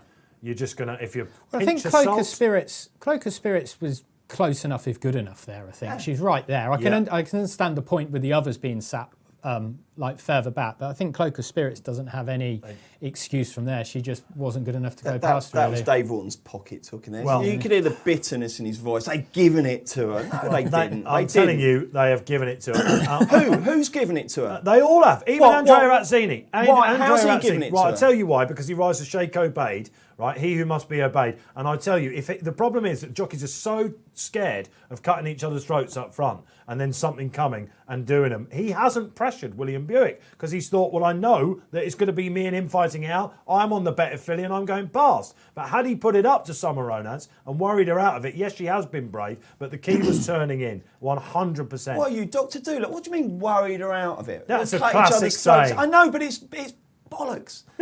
It is. Do you not think in those... It is bollocks. It's not that the horses don't cut each other's throat up front. Yes, what happened was... Jockeys do it, is what I said. What happened was Summer Romance got the lead, and so Zany said, there's no point trying to have a duel. I'm not going to win it in the first four furlongs. That is exactly what he's done. But that's why they've gifted it, because Will Buick, absolutely brilliant jockeyship by him, because this is a horse who we thought might sit fifth or sixth in the run. We haven't seen Summer Romance do this. Go back to that Princess Margaret when James Doyle had a ride out the back, and that's when everyone like me jumped off her and said, no, that was a red herring. I hope you have kept with her, if you have been with her, like some people we well know in the gallery out there. There was a lot of whooping going on in my ear. I was surprised that Furat wasn't up there as well. I just think this is one of those where, from a form perspective, if that's upheld in the future, I'll be very surprised. You may be right, but I mean, equally, I did say beforehand that if the two potential fillies don't have that potential, which they didn't, they finished fifth and sixth, then all of a sudden this is only a pound off top RPR, and it might just be good enough. Well, the two proven, if you will, have finished first, second, and Onassis or Rosa Kildare. So Rosa Kildare's third. Yeah, so the two horses with potential, have they finished last and second last? Something we have learned from this race, chaps, thanks to Cloak of Spirits, is I was just looking at the finish there and thinking, did the rail help Summer Romance decide against the rail? Has she had a little bit of a think about it, Cloak of Spirits? The analysis writer, who I must admit, I'm not sure who did the coronation at Royal Ascot, it might be Mark Brown or something like that, suggested that 7 furlongs might be the way for Cloak of Spirits. She's definitely running a bit short there for me. However, she has finished second in a Group 3 now. We can say, can't we, I think, that the races she's running, she's going to be a very good benchmark for us going forward. And I think, just to go back ever so slightly there, she was upside Summer Romance from turning in to the finish line. So she had about 2.5 furlongs to get past Summer Romance, and couldn't or wouldn't, I don't know, maybe a set of headgear or whatever might sharpen her up or whatever, but she's going to be a very solid benchmark. And look, she's one of those fillies, she's one of these horses as well, when we look at it and go, oh yeah, but she's no good because she's doing blah blah blah, but you look at it, she's finished second in the Guineas and now second in the Group 3. You'd love to own her, wouldn't you? Yeah, you would, absolutely. You can now say she's a Group 3 filly, I think. If you got her back to 7 furlongs, she might just be slightly better than that. I'll tell you what as well is under sort of appreciated, a characteristic of Epsom, is if you're in that position where you're just on the heels of a leader and that leader's got the rail, they've got a huge advantage because they can't lug, the camber can't do any more to affect them, can it? They're already against the rail. Yeah, and they really get, when people say the benefit of the rail, sometimes it's not actually that big a benefit, they just happen to be running along. But at Epsom, where you're hanging into it, it really is a benefit. And if you're riding the second there, you've got to get past the thing that's on the rail, but B, you've got to keep yours balanced because you're not on the rail. So that's a potential factor. I'm absolutely certain that what we saw there was not quite grand larceny, but I think that she's had absolutely everything in her favour. She's got the black type.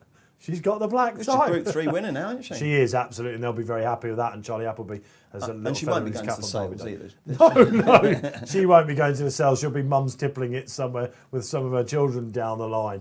But I think there were some big disappointments in behind, weren't there? But they're just far too keen. Furat, what do we make of her?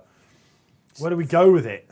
Well, she's just probably, that A lot of people- Chelmsford race isn't as good as A lot of people everyone say thought. turf. That we see. Yeah, it could be. this, I mean, don't we, this is the other thing. Of course, she's had 2 all-weather runs, and then all of a sudden, her first run on turf is on some mad roller coaster on the South Downs. On the Should North just be in a Downs. bit calmer waters, probably listed race or conditions race or something like that, and then bring her back. I mean, you can't give up on her just on that one Will run. you be back in Summer Romance next week going on? Look, she might just have rejuvenated herself by going from the front. Some fillies, they go with the switch of tactics. We see it all throughout. They absolutely love it, don't they? Catch me if you can. But honestly, that was kudos to an Buick easy for lead. doing that, though, because there Yeah, wasn't... It was good riding. Yeah, and it there was really good riding. There wasn't necessarily... I know Cloak of Spirits did it in the Guineas, but they just took the bull by the horns then and jumped out and got on with it. And it's like, let's try it this way, and it's paid dividends. And sorry, Neil, what was the biggest Summer Romance got to in the... I don't think she... I said 13.5, but I think that would have been pre-race. I think actually, once she's grabbed the race like she did, she went quite short. I looked at the graph, and then there was a big spike like we don't want to see with coronavirus, by the way. There was a huge second wave in her price. When you came to then me she's and calmed said, down. once the race has started and you came to me and say, what's happening with the market, she was into 5.4.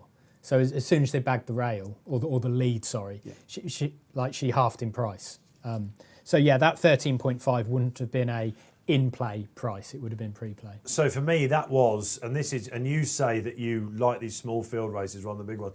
The reason why a lot of people don't like them, me included, is because they can be cat and mouse. On the all-weather, that's the one. Loads of punters out there still say to me, "Oh, it's muggy all-weather racing, I can't have it." And I'm almost certain that's because they're allowed to go so slow and they turn into sprints, and often the form doesn't work out. Really, all-weather racing through the winter, horses should be taking on each other all the time, a little bit like ground racing, where you just know your grades, don't you? And it ought to be that. But because these jockeys are allowed to set ridiculous paces, it doesn't always happen. For me, that was a bit cat and mouse. I know we had 2 sprints earlier on in the small field races. There we go. Derby time, come on, forget that. It is Derby time. Derby time. And we need to move on. And we are what? We're around about 40 minutes away from the Blue Ribbon, the Derby trial here on Racing Post Live, of course. RP Live is your hashtag. Myself, Dave Orton here, getting worked up about a little bit of grand larceny from the front. Jockey ships all the way. Will Buick's on Mythical, by the way, in the Derby. Andrea Razzini, who just laid out there, he's on My Hope, Mohican Heights. No, Buick's on... Is he not on Mythical? He's on the top one. Of course. Auden Naveen. They are both riding for Ballydale, of course. It's James Doyle on Mythical, isn't it? Yes. Who is the big steal. Listen, you've heard what we've got to say. Let's give you some hardened facts. It's a stat pack.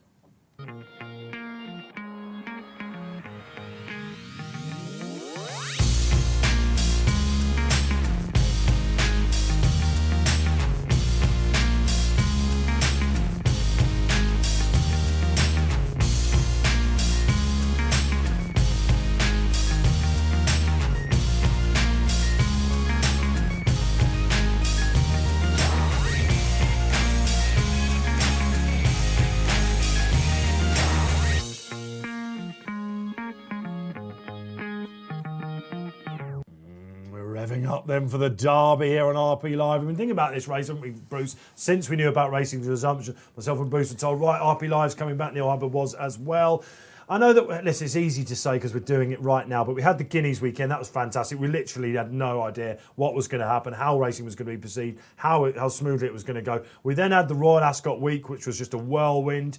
Now seems like a bit of a blur. This weekend we knew, with Enable on the Sunday as well, was going to be a barnstorm. And the covering of Derby was pleasurable for us looking forward. Now we're here. Did you possibly imagine we'd have a field with so many twists and turns that we've got? I think it's one of the most fascinating horse races I've seen in many a year. Because it's different. It's the Derby, but it's not the Derby. And that's nothing to do with the crowds. It's to do with the chronology, the build-up, the slightly different preparation. Everything's different. We've had Royal Ascot. I can't wait for this. It's a real kind of You know, with these races that you look at and you look at and you look at and you look at as they develop and it's like a kind of Agatha Christie novel. We've got all the clues and there's been a few twists and turns, and now we're going to find out who did it. It's a bit like a role-playing game, isn't it? Brilliant. Roll the dice and which way you're going to go. Let's see where the market's going. Let's have a little look. Is Kamiko, isn't it? It's a bit of a Stradivarius thing for me, that. Kamiko, there we go then. Right, now, this time yesterday, he was not favourite, Neil Hubbard. That 3-1 looks under pressure. Yeah, but I don't know. I think he's pretty solid at 4.1 there. Like, English King hit bigger than 5.0, so he is coming back in for support now.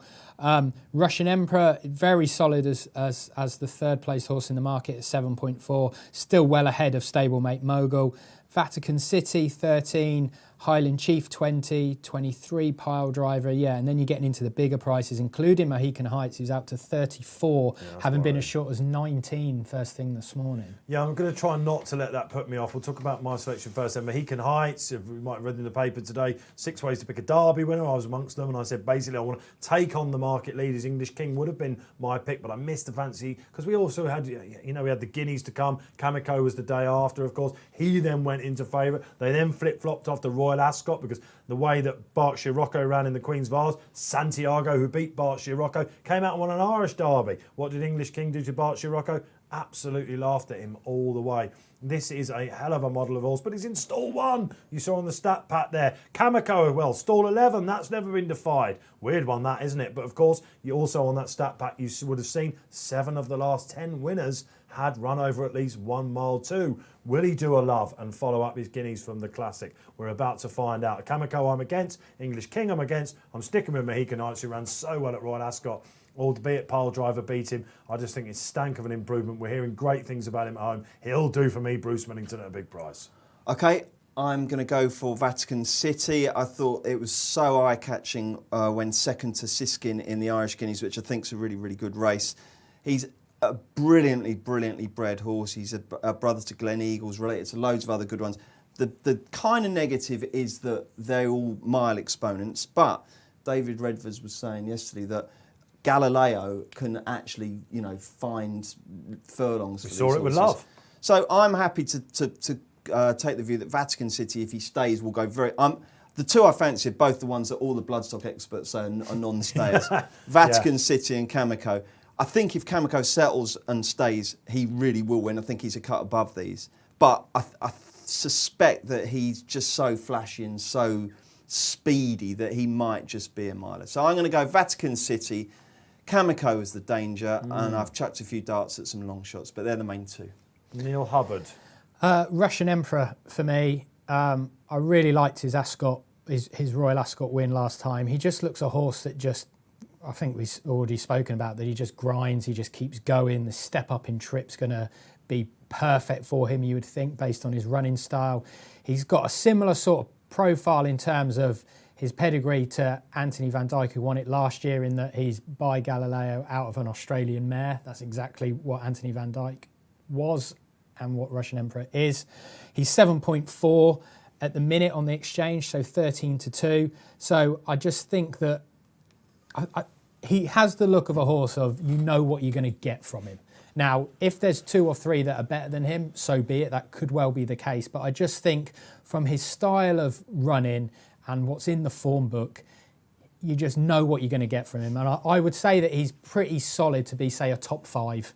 And if he can go top 3, you're going to get your place part of your bet. And if he wins, he's going to win. So trade away, old boy. What I'm actually going to do here is what we've shown before, is the versatility of the exchange, where you can place a win bet or a place bet, and there's loads of different markets here on the exchange, up to 4 places. But if you're much more of a traditional way and you're new to the exchange and you're like, well, actually, I do like to place an each way bet, well, you can actually do that on the exchange. So we're going to go to the each way market. Russian Emperor is 8.2 here, so he's 7-1, and we're going to back him each way. So we're going to have £50 each way on him at 8.2 here, so we're going to confirm that. And a little bit of that is unmatched, but in effect, we're on there with our bet, Russian Emperor each way. So the place terms are the 1, 2, 3, like you would see normally in a traditional way of betting something each way. Can you explain to me the kind of mathematics or technicalities of the each way Betfair market? Why are the prices bigger than for the win only? Yeah, so it's quite an interesting question there. So, I mean, it will just be, there is an element of, on the exchange where you'll get what we call cross-matching, where different liquidity will flow into different markets from the place market will go into each way and the win market will go into each way.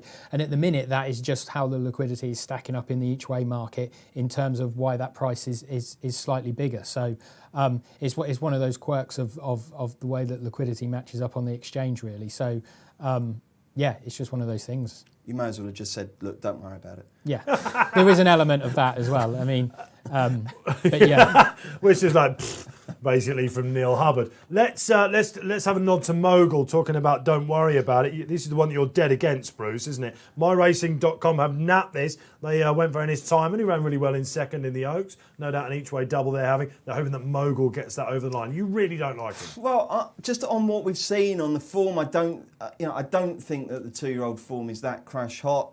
I thought that the run in the Eddie was just total meh.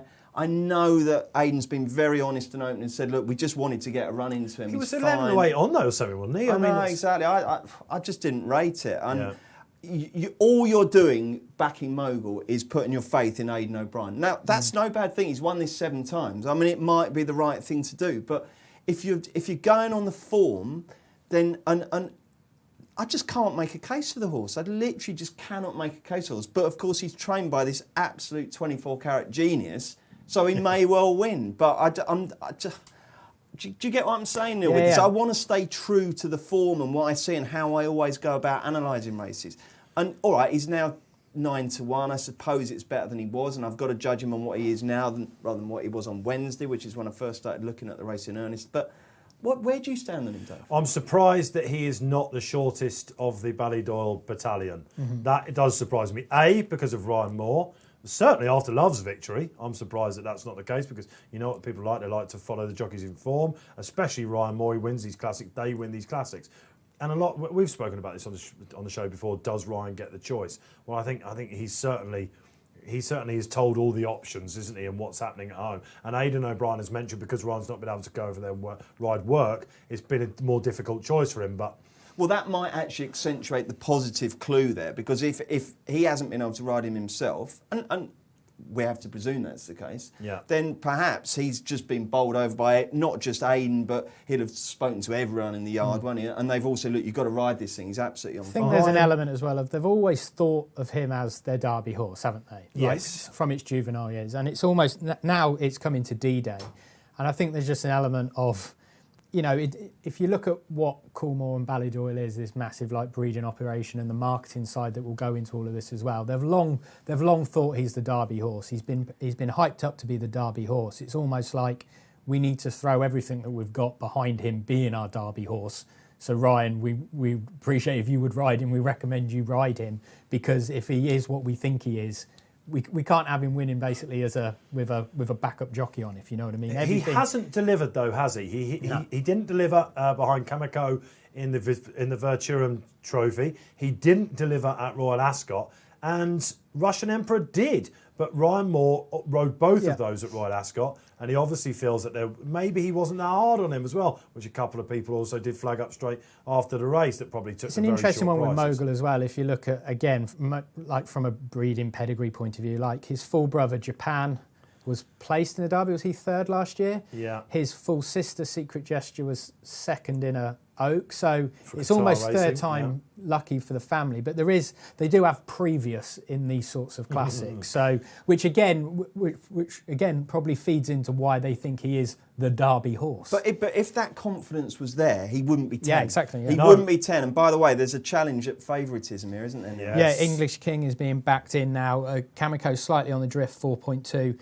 English King's 4.7. Can we get the market up again, guys? Can we get that up on screen? Let's have a little switch to the market. Let's show the viewers exactly what the exchange is doing, if we can do that. What I would just say as well, just going back to the each way point there, is what you've got to bear in mind is there will be some horses in that each way market that, say for example Max Vega, who might be like 80s in the win market. In the each way market, he's only going to be 65s. A bit like what we discussed earlier in terms of Ennis Diamond, I think it was, and her win price relative to the each way price. So once you start factoring in some of those bigger prices that are going to be shorter prices in the each way market, that obviously affects the overround, and that's why some of the other horses have to come out. I'm nodding at you as if I've got as if I've got any idea what technical Neil Hubbard has got in his Betfair cupboard. That's 4 times. But yeah, Kamiko 4.3, English King 4.6, so they're definitely getting closer together in the market. But yeah, other than that, I guess the story does centre. Been trimmed. Yeah, he's in a couple of points. But beautiful. That's an official Beautiful. Like Calcutta Cup, it nearly went over my head. But Mohican, okay, he has come in. I'll tell you another horse from Aiden's who's really... you could look at the price and think, well, hang on a second, this could be a really positive clue. Serpentine. But like that win last time, I mean, absolutely dotted up. But there's nothing else in there to suggest that he's going to win the Derby, is there? I mean, it's just the rating just isn't anywhere near good tell you what, you don't often see these colours, do you? I mean, at one point, I thought it was Clipper Logistics that had a runner at one point. It is actually a variation of the Coolmore colours, the Tabor and the... you can see him being a really good horse moving forward. It's so difficult to quantify just at this stage, though, isn't he? Do you remember his dam? When was his dam? She was second in an Oaks, so look, it's there, isn't it? You know, you talk about having previous in the Derby. But what you must remember with these Ballydors, this is the firm that do take the Derby more seriously than anyone. John Magnier has known that this is where, I mean, look at Ruler of the World, for example, who also did what Serpentine's beginning to do, wear cheek pieces. And they made him into, Emmett McNamara, this would be a big story for him, riding from stall 12. It is so interesting, though, that, as you say, they take it so seriously. Well, so seriously sounds a bit glib, but you know what I mean? They put so much into winning the Derby.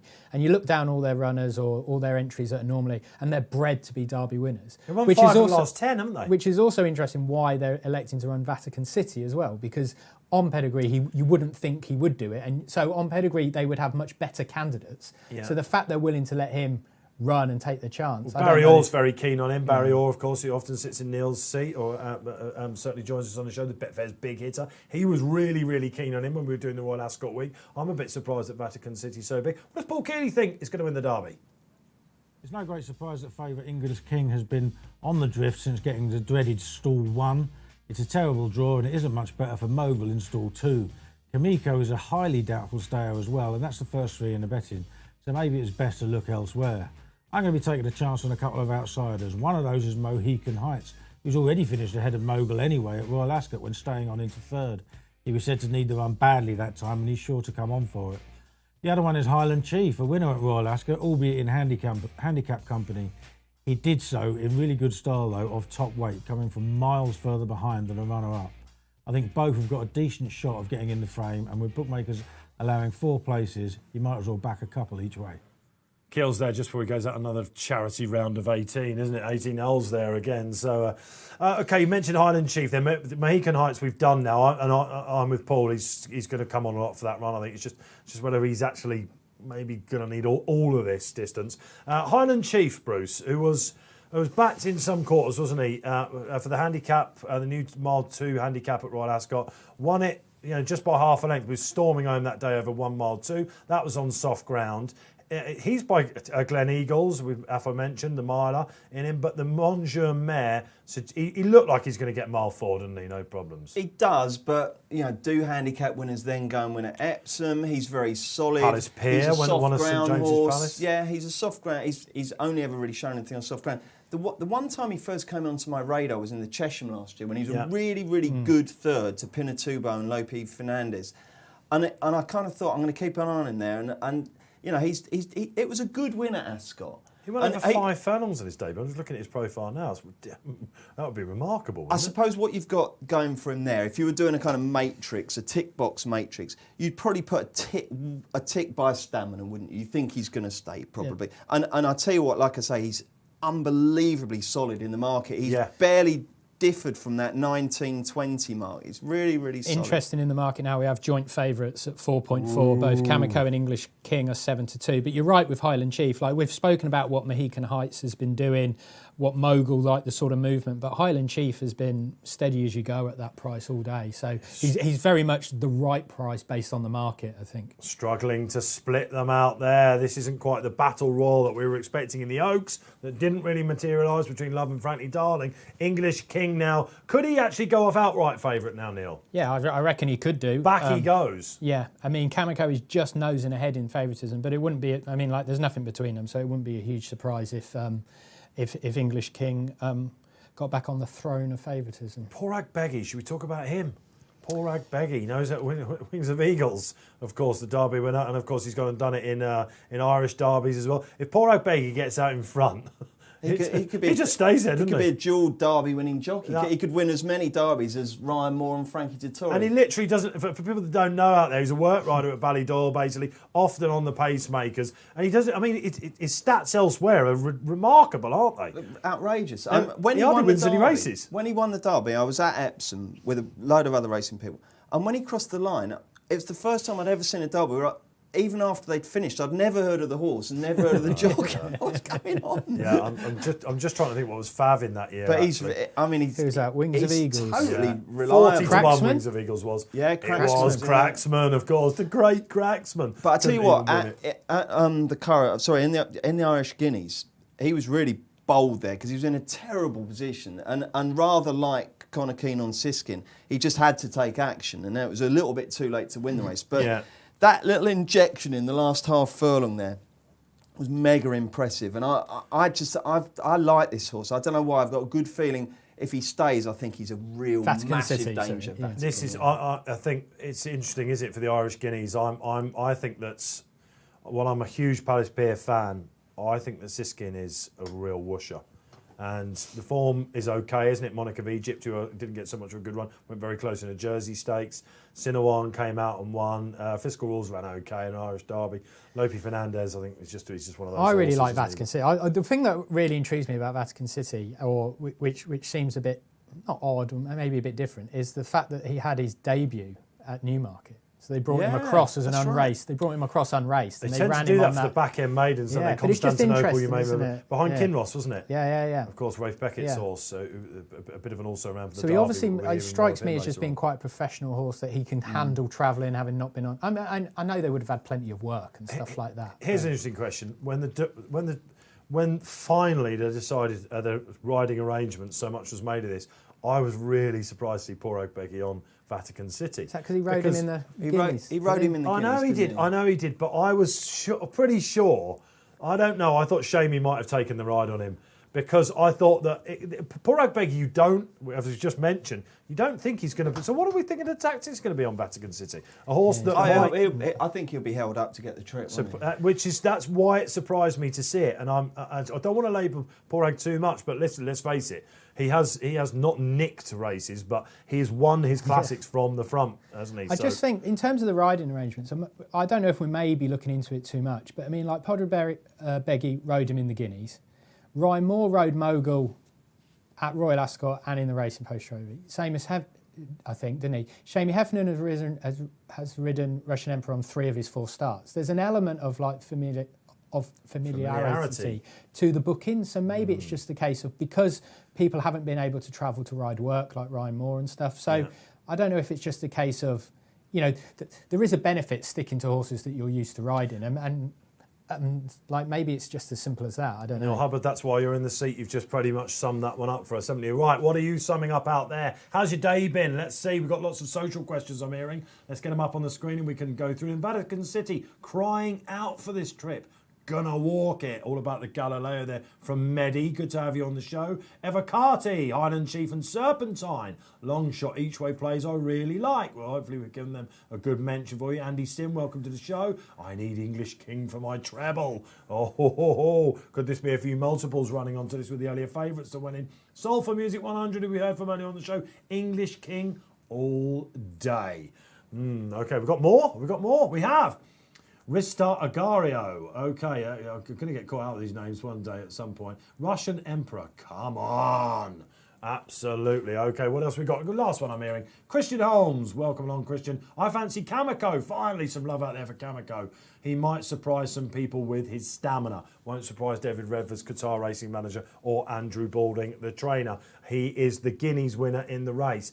And again, a word, Bruce, headline writers, if you're still editor of the Racing Post, you've got 2 classic winners that might potentially follow up. If he does follow up, would you put them both on the front page and go for the headline, or would it all be about difficult, life? isn't it? Really, it's really difficult because Love was so good. I don't know what you'd do. I don't know what you'd do there. I mean, it's supposed to be a taster, wasn't it? Really, for the Derby, Love, and the Oaks. If we can actually say maybe that. just skip it and have Enable. I think you'd probably go something like Love and Pride, or Love and something. You know, there's ways and means of doing it, but I struggle enough to come up with the headlines after races, so trying to do it beforehand is not easy, mate, honestly. I remember when we started doing them in the analysis boxes. It's and you only gave us 22 characters as well. When I dropped that one on you, absolutely, that was a bit of a bombshell, but we still do it and we have a bit of fun with it. Neil Hubbard, let's go back to the market then. We're around about 8 or 9 minutes away. I can just tell you that they're not, well, just getting on horses in the paddock. It's nice to see a slightly busier paddock, isn't it? At Epsom, Derby Day, owners back on. It's a bustly, windy day,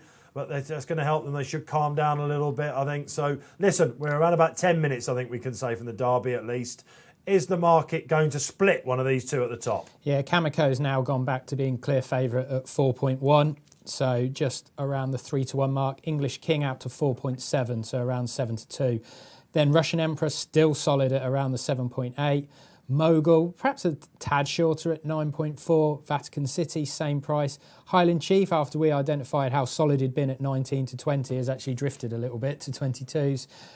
Pile Driver, 20s. He's pretty solid as well. Mohican Heights, still not much love for him. But then maybe, like, he's sort of stabilised now at around like 36. So maybe he was just a little bit too short at 20s from the earlier scrimmaging. But Emissary is one for a little bit of money. He's into 40, well, he's around 50, whereas he's been a little bit bigger than that.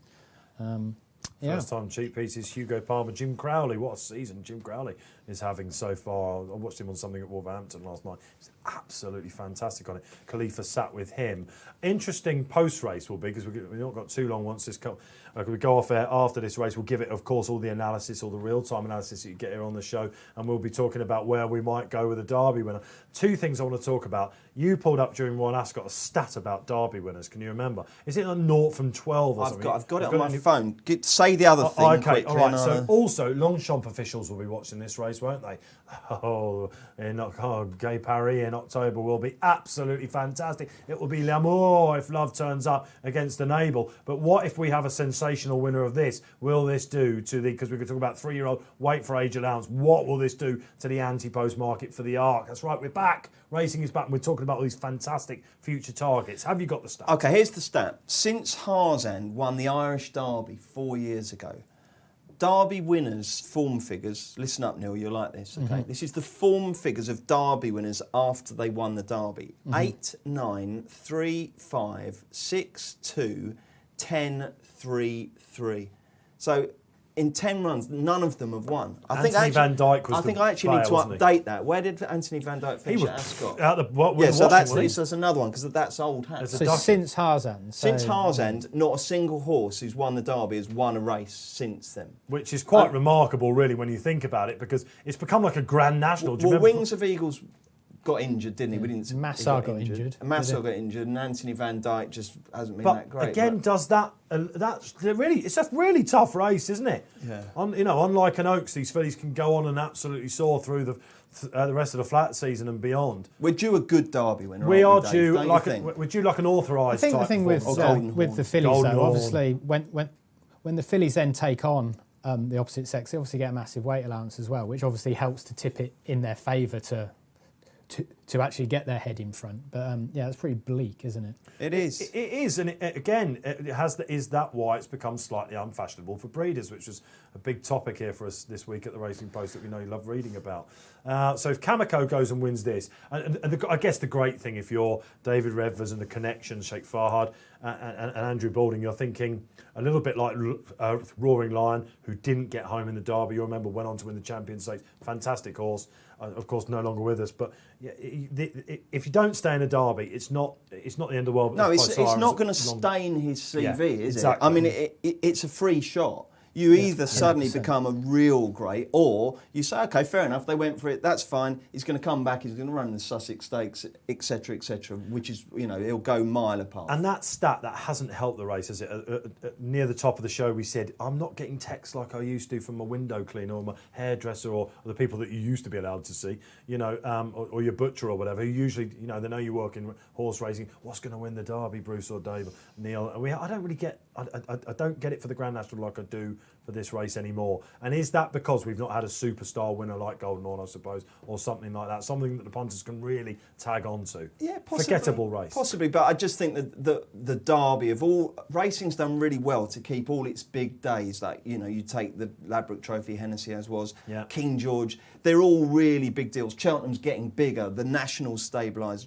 Glorious Goodwood's great. Royal Ascot's great. The one race that has just slipped down the pecking order in terms of the general sports news agenda is the Derby, and it's a big shame. It's a big shame. I don't know why it happened, but I mean, I still think though there's no less love for it among racing aficionados. You still get that massive buzz, don't you? Yeah. So we're just watching the English King go down to the start actually, Bruce, and he's absolutely awash with sweat. Now you said at the start, bit of a muggy day out there when you're not too far from Epsom, are you? We shouldn't worry about it too much. But looking at him there, from what you can see, he's on his toes a little bit. He Neil, really is. with the market. Market doesn't like it. Yeah, market doesn't like it. Out to 5.2 now. Cameco 4.1. I mean, of course, the relationship between horses and sweating isn't really temperature driven. You see horses at Cheltenham in a right old lather sometimes, don't you? When we're all wrapped up with 8 overcoats on. Absolutely. Again, you talk to some riders about some horses that are flop potential. You ask them questions about it. You say, they just can't handle the preliminaries. That is usually one big thing about the Derby, getting down to the start in one piece. There's a real market move now. Cameco's 3.9 and English King's out to 5.5. Okay. So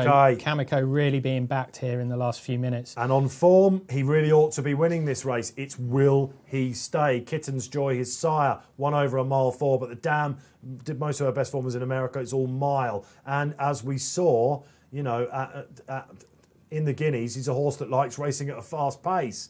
So, however, he did win the Racing Post Trophy, we used to know it, the Verturum Trophy at Newcastle. That usually throws up a Derby horse. Actually, a little bit of a very small drift on Russian Emperor, out a few ticks, whereas Mogul has done the opposite and has come in a little bit. Could he still go off the shortest of the... I think Russian Emperor will still go off the shortest, but they've sort of just got a little bit closer in the last couple of minutes. So not only has he got stall 1 English King, he's now got the temperament the better of him. Bruce. Frankie's wiping the sweat off like a bookmaker wiping his prices off on the old chalkboard. You see this in Australia, don't you? They get the cloths and they wipe them all off. If this was Australia, it would be you wouldn't be worried about it at all because of the temperatures over there. He's chucking his head around as well. I mean, it's just I don't know.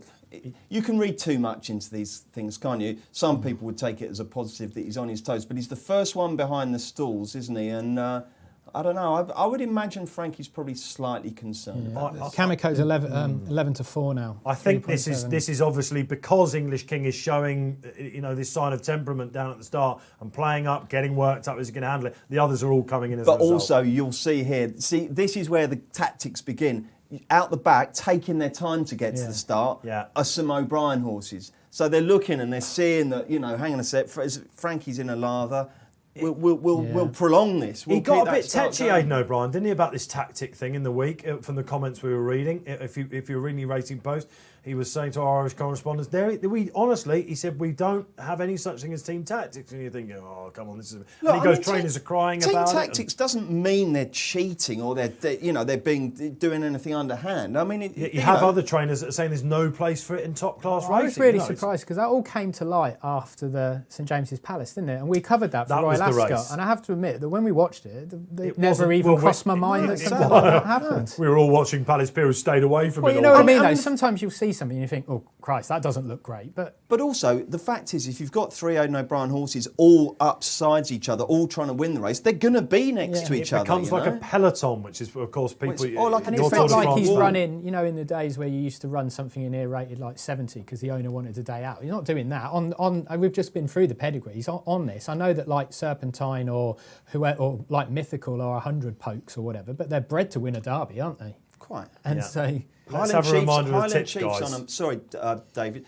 Highland Chief's on a massive drift all of a sudden. We've been saying That's how short he surprising. was, out to 30. Vatican City strong at 11, and Kamiko still getting shorter at 3.75. And just Mohican in, Heights for me then, Neil. Sorry, let's get the tips out of the way. People want to know them out there. Mohican Heights for me, I'm taking a plunge. Andrea Atzini, I'm still happy with him despite the drift. Bruce, Vatican City, who's coming in a little bit more now. Yeah. And Neil Hubbard, you're keen on Russian Emperor. yeah, Russian Emperor for me. Who's, So, with none of us going for the Fav, that's because we're kind of purists, I suppose, but he looks like he's hardening all the time. They're ambling in. Bruce Millington is about to call the 2020 Blue Ribbon, the Derby. Who will be crowned the new champion? Will it be a 6th winner in the last 11 years for Team Ballydoyle? It's an absolute sizzler. Genuinely cannot remember a more absorbing Derby on paper. Which angle you've gone for, good luck to you out there. The last one, Gold Wand, the rag is going in. I'll hand it over to Bruce Millington. And this race, believe me, this isn't going to, it's a mile and a half, but the fascination begins the moment the stalls open, as they just have, and slowly away English King from stall 1. Mogul in stall 2 is also midfield. English King's going to have to pass a lot of them. Slowly away with the pink cap out the back is Emissary, and cutting out the work at the front is Serpentine. Kamiko's a bit is the keen, first to Bruce. show. Yeah, Kamiko's really lit up. He's raced through into second. He's battling away with Oisin Murphy. Worthily is prominent on... Sorry, that's Khalifa Sat prominent on the outside. But it's Serpentine, the first of the Aidan O'Brien sextet, to hit the front. English King settled really, really far back. Probably got about 3 behind him. Another one that's really not settling is Pile Driver. So it's Serpentine as they make their way through the first early stages. Neil, market moves. Yeah, Mogul into 7.8, so he's like clear third favourite now. And actually, Kamiko's still favourite, but 4.6. But Mogul's the one that the market likes. He's got a lovely sit on the inside. That's why they've all been bustling about them. Mohican Heights is out the back. My pick, just looking for Vatican City. He's right off Mogul at this point. Gold Wand is up there. Kamiko has now settled. That'll help him get home. The rags are out there, but Serpentine, just like they did in the Oaks, the pacemakers pressing the button. Bruce round Platten corner. Serpentine kicking on from Khalifa Sat in third place is Orton Naveen in fourth place. We've got Max Power. Sorry, not Max Power, Max Vega, and then it's Kamiko, and then Mogul, Ryan Moore sitting pretty on the fence. 2 back from him, also on the fence, is English King. Frankie going better now. Gold Maze is up there. Right out the back, we've got Vatican City. Also with a lot to do at this stage is Mythical at the back. Emissary. But Oh, as he's they gone turn clear in, I'll tell again. you what, Serpentine's gone miles clear. What price is This he is now? Emmett Mullins. 5.2. Yeah, he's 5. 5.2. Serpentine is 3 favourite. 2.5. 3.1. He's gone absolutely way clear. Even money. Serpentine. No. He's evens. Even This is money. absolutely Unbelievable. mad. The pacemakers Odds 3 on. furlongs. This is gone. Odds This on. is gone. Serpentine. This is gone. Serpentine is miles clear from Khalifa Sat. Navine is trying to get there. But the rest have all got to get there. No way, they're not going to get there. This has got to absolutely fall down a hole. Kamiko is trying to stay on. Mogul's trying to stay on. But they've still got it all to do. He's This is 5 over. lengths clear going into the final furlong. Serpentine and Emmett McNamara from in second place, Khalifa Sat and Tom Marquand. English King There's a running few on. others running on, but they're not going to get there. And Serpentine has sunk his rivals. He's beaten Khalifa Sat and Tom Marquand. My goodness me, what have we just seen? What have we just seen? Everyone head in hands out there. Were you on Serpentine? Neil Hubbard gave him a mention before, and Bruce Millington did as well. He's the late comer to the party. A duck egg next to his name at 2.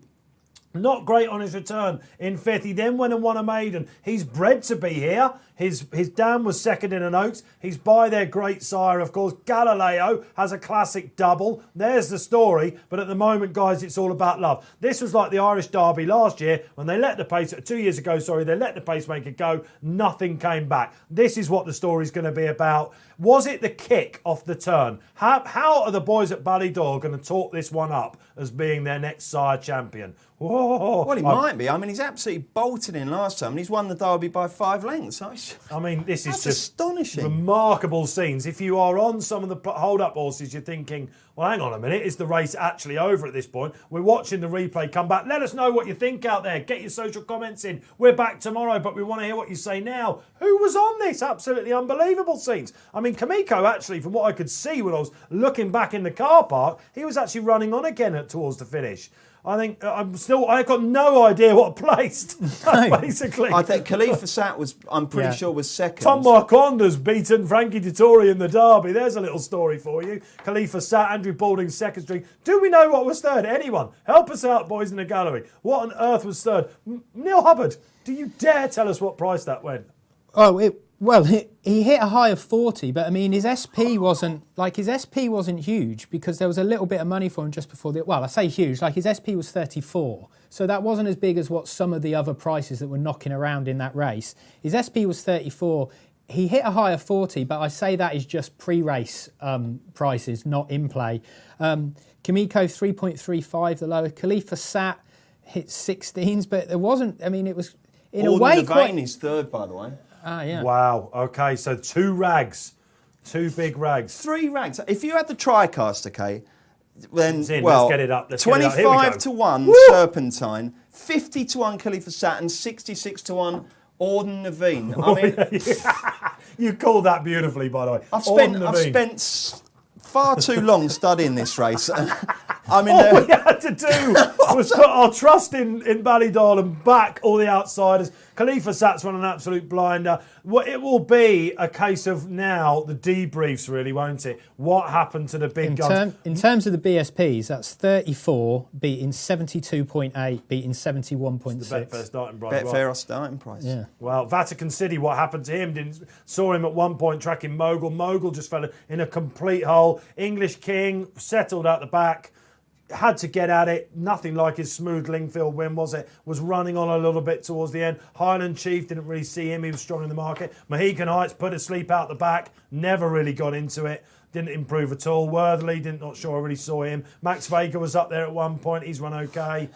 Ooh, what do we do about that? You just read that? Yeah, I mean, what this thing won a tenfold maiden last week. What price would he have been? No one would have heard of him before that, would they? I mean, it's just funny, like the sentence in here: front running tactics worked a treat. Yeah, right. So they thought they'd stick with them. Yeah. I'm just going to get up the Irish Derby winners because I've forgotten. He made his comeback, didn't he, in the staying race? Dan was second in the Oaks, and he's by Galileo. Irish Derby for you. Just one sec. Take it away, boys. Aidan O'Brien is just something else. Those team tactics, isn't it? The pesky devil. Yeah. It's just absolutely incredible. I suppose that's the thing. When you've got 6 runners in there, you're really making life hard for the other jockeys, aren't you? Because they can fire a really good one off the front of the field. You know what it was? This is Sovereign, isn't it? Which is the Irish Derby. That was the horse in these colours. It was grey, I'm sure it was as well. And I said we don't have to see these colours much before the race. They just let him go, and everyone was, all the analysts afterwards were saying, well, they've had an absolute shocker. This is why they're so good at being able to do this, because as you say, because all of these horses are like bred for the job, and they could win a Derby. If they get on the front end, you can't let them have That's too the much trouble, road, isn't it? Yeah, but that they is the trouble. And just as they were going round what I thought was Tapman Corner, I actually called it slightly early, I think. I said, Bruce, there's an injection of pace here. And he absolutely did kick, didn't he? And he's not come back. Now, look, this horse may well be, we don't know a lot about him. The story is now going to come out about this chap, about whether he's been really babyish, really backward. But, I mean, even Rule of the World, who didn't race at 2, he wasn't anything like this. He went and won a trial at Chester. Now, I know that we're talking about a topsy-turvy world, but if this Derby stat doesn't keep going on, I'll be slightly surprised. Kamiko 4th, by the way. Was he 4th? So he's actually... he was very keen early, Kamiko, if you were on him. Unlike what we thought he'd be like, he just got a little bit let up. Oshie Murphy thought, I've got no choice here. I'm a Guineas winner. We're just starting to watch back the replay now. It was a bit of a ragged start, wasn't it, for English King? He just went out slightly. Where did he come out? Really worked hard to get him up to the front. That was clearly the plan, wasn't it? He's come out of stall 12 and he's absolutely made sure that he is at the front of the field. And here's a great shout. Let's do the stalls. So stall 12 has beaten stall 14 and stall 5. So again, double figure stalls. It's been the way. They do make that beeline. What do you reckon what do we reckon the TriCast paid? Well, I mean, it should be about £1 million. Oh, absolutely. Did anyone have the TriCast out there? Let us know. 55,000. 55,977. Goodness me, that's what have we just witnessed? brilliant. So, guys, look, come on. We've had 2 classics today. We've had the Oaks. Let's try and get it back if we can. The drama has blown our brains in here watching this and thinking, because we're watching this in here in the studio, we've got to decipher to you exactly what's going on, try and describe it, but then analyse it as well. Because there he's fine, isn't he? He's From a taken this pacemaker. field absolutely You know what I mean? He's not apart. too far. He's still within touch there. He's just isn't doing he? what you think. Yeah. Yeah, there's nothing there. But as you say, coming down Tottenham, down the hill there, he just suddenly kicked clear. I mean, this is obviously part of the plan. What they would do is they'd give themselves various options. They say, well, what we'll do with Serpentine is we'll kick him on. If he happens to stay there, then all well and good. Well, who's 1, 2, 3 at the moment, guys? Who's 1, 2, 3? The 1, 2, 3 in the race. Correct. And the fourth is Kamiko. The eventual fourth, as we ban that phrase, but if Kamiko is fifth, Well, there is, eventual was one of your best. But they're sort of set up perfectly there, whereas Serpentine drops away, then Aronavine is ready to pick it up and to go again. But it's at that point there, I think, where he wins it here, isn't it? I'm going to go with another ban. In the end, it always the front runners. In the end, what a ridiculous saying.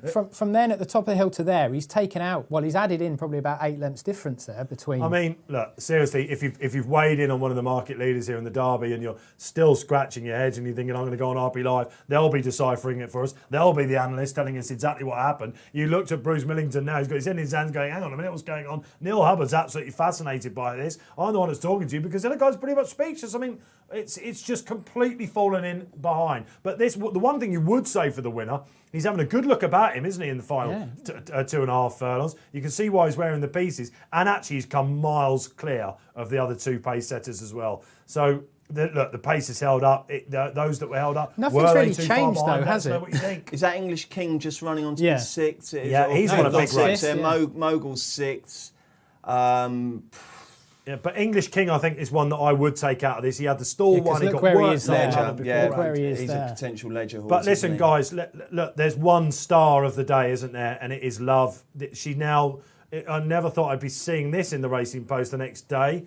At 9 o'clock, you'll be able to get the digital edition. Tomorrow morning, you'll be able to go to your post offices and pick it up wherever you go, or if it's delivered. And you're probably going to see an Oaks winner above a Derby winner on the front page. Remarkable scenes. 2 classics for Ballydoyle. They won't mind that it's the massive rag that's won it. You know, that it wasn't like they were probably getting stuck into Russian Emperor or Mogul, according to the market. The big hitters there. They'll be absolutely over the moon. They've done it again. 3 out of 4 this year so far. Them that win the classics. And even in a coronavirus year, Aidan O'Brien is still mopping up Bruce Millington. Well, he's just a genius. I mean, if you look at his numbers, he's not even 50 yet, I don't think. He might just have turned 50. But if he carries on for another 10, 15, 20 years, just imagine what he's going to end up like. I mean, he's the most astonishing human being. He's just an incredible guy. And there's probably still some people who say, oh yeah, but he gets all the best horses. Well, I'm sorry, but that just doesn't wash. The guy is totally driven. He lives and breathes what he does 24/7. 365 days a year. He's just incredible, and he's won the Oaks by 9 lengths, the Derby by 6 lengths. Yeah. The guy is just phenomenal. You think about Istabrack as well, and what he showed exactly what he was doing as a jump jockey, wasn't he? And he's the thing is, though, with that argument of he gets the best horses, but because of how long he's been doing it as well, though, he's training horses which the progeny he also trains. So you know what I mean? The fact he gets the best horses, well, he was training the sire in that because he's by Galileo. He trained Galileo. So yeah, that's Galileo's 5th. Winner of the race. That was his first Derby win, wasn't it, Galileo? Yeah, I think this is Galileo's 5th son. That's Galileo's 5th, yeah. So he has now won 6 of the last 11. And I remember when it was coming to Royal Ascot time, we were looking at Kamiko, we were looking at English King, and we were like, but we know who wins Derbies. And that's why all people were fingers on the buzzer with Mogul at the time. Hey, back the rags. We've seen it, 40-1 winner among the last 10 as well. Let's go through the stories of the day, guys, as we wrap up then. On this, remarkable Saturday, that's all we can say on Racing Post Live with the Betfair Exchange. The Betfair Exchange deal's been going absolutely crazy. That was perhaps the one. Let's talk about Trois Soul at the beginning. A nice juvenile performance for Owen Burrows. He's got one there going forward. Maybe not a Pinot Tubo, but one that's going to go on and win group races, I think. The second race, of course, went to Safe Voyage. That was fantastic, guys, wasn't it? Yeah, very solid, very good. Yeah, very solid. But, I mean, it's all about the classics, isn't it? It's just, the Love was just brilliant. She was so good. I mean, we've seen a runaway Derby win, but unfortunately Serpentine is always going to be seen as the sort of one who got a little bit lucky, which is probably unfair because he's progressive, and I'd love to see what he's going to do next. Well, that's the thing. I think that's the key, isn't it, to how you look back I on always the say Derby. you can never judge a Derby till October, but with the Oaks there, honestly, I will go to bed tonight dreaming of watching Love come clear like that. It was brilliant. It was weird because beautiful. both races... That's why I love horse racing, Because both races sort of... You look like the Derby was going to happen like with the Oaks, because like 2 of them in the Oaks went clear and they came back. So That's what I was thinking. Yeah. Another messy race to watch. But listen, the front runner hung on. Of course, we saw Sky Defender win for Mark Johnson in the 3 o'clock, the Investec Handicap. Convincing winner. Another race where the pace held up. Oh, my goodness me. Will that be the case tomorrow at Sandown? We have got an absolute doubleheader for you here tomorrow on RP Live at the Betfair Exchange. We've got Sandown and we'll be going up to Haydock as well. It'll be thick and fast. Boom, boom, boom. 15 minutes between all the terrestrial races. Just some French classics to throw into the mix as well. Enable. Has she seen a rival to her throne for the Arc? We're going to find out tomorrow. Bruce, thank you very much. Loved it. You'll be back for Goodwood and Galway. Absolutely fantastic. We will till then. Neil Hubbard, I'll see you tomorrow. Yeah, looking forward to it, to see if Enable can strut our stuff. We might go and sync one afterwards. I hope you're syncing one whenever you are. Let's hope you've enjoyed it. This is all about the RP Live, the Betfair Exchange. We're learning. What will we learn tomorrow? It's only the wonderful eclipse. But for now, love is all around.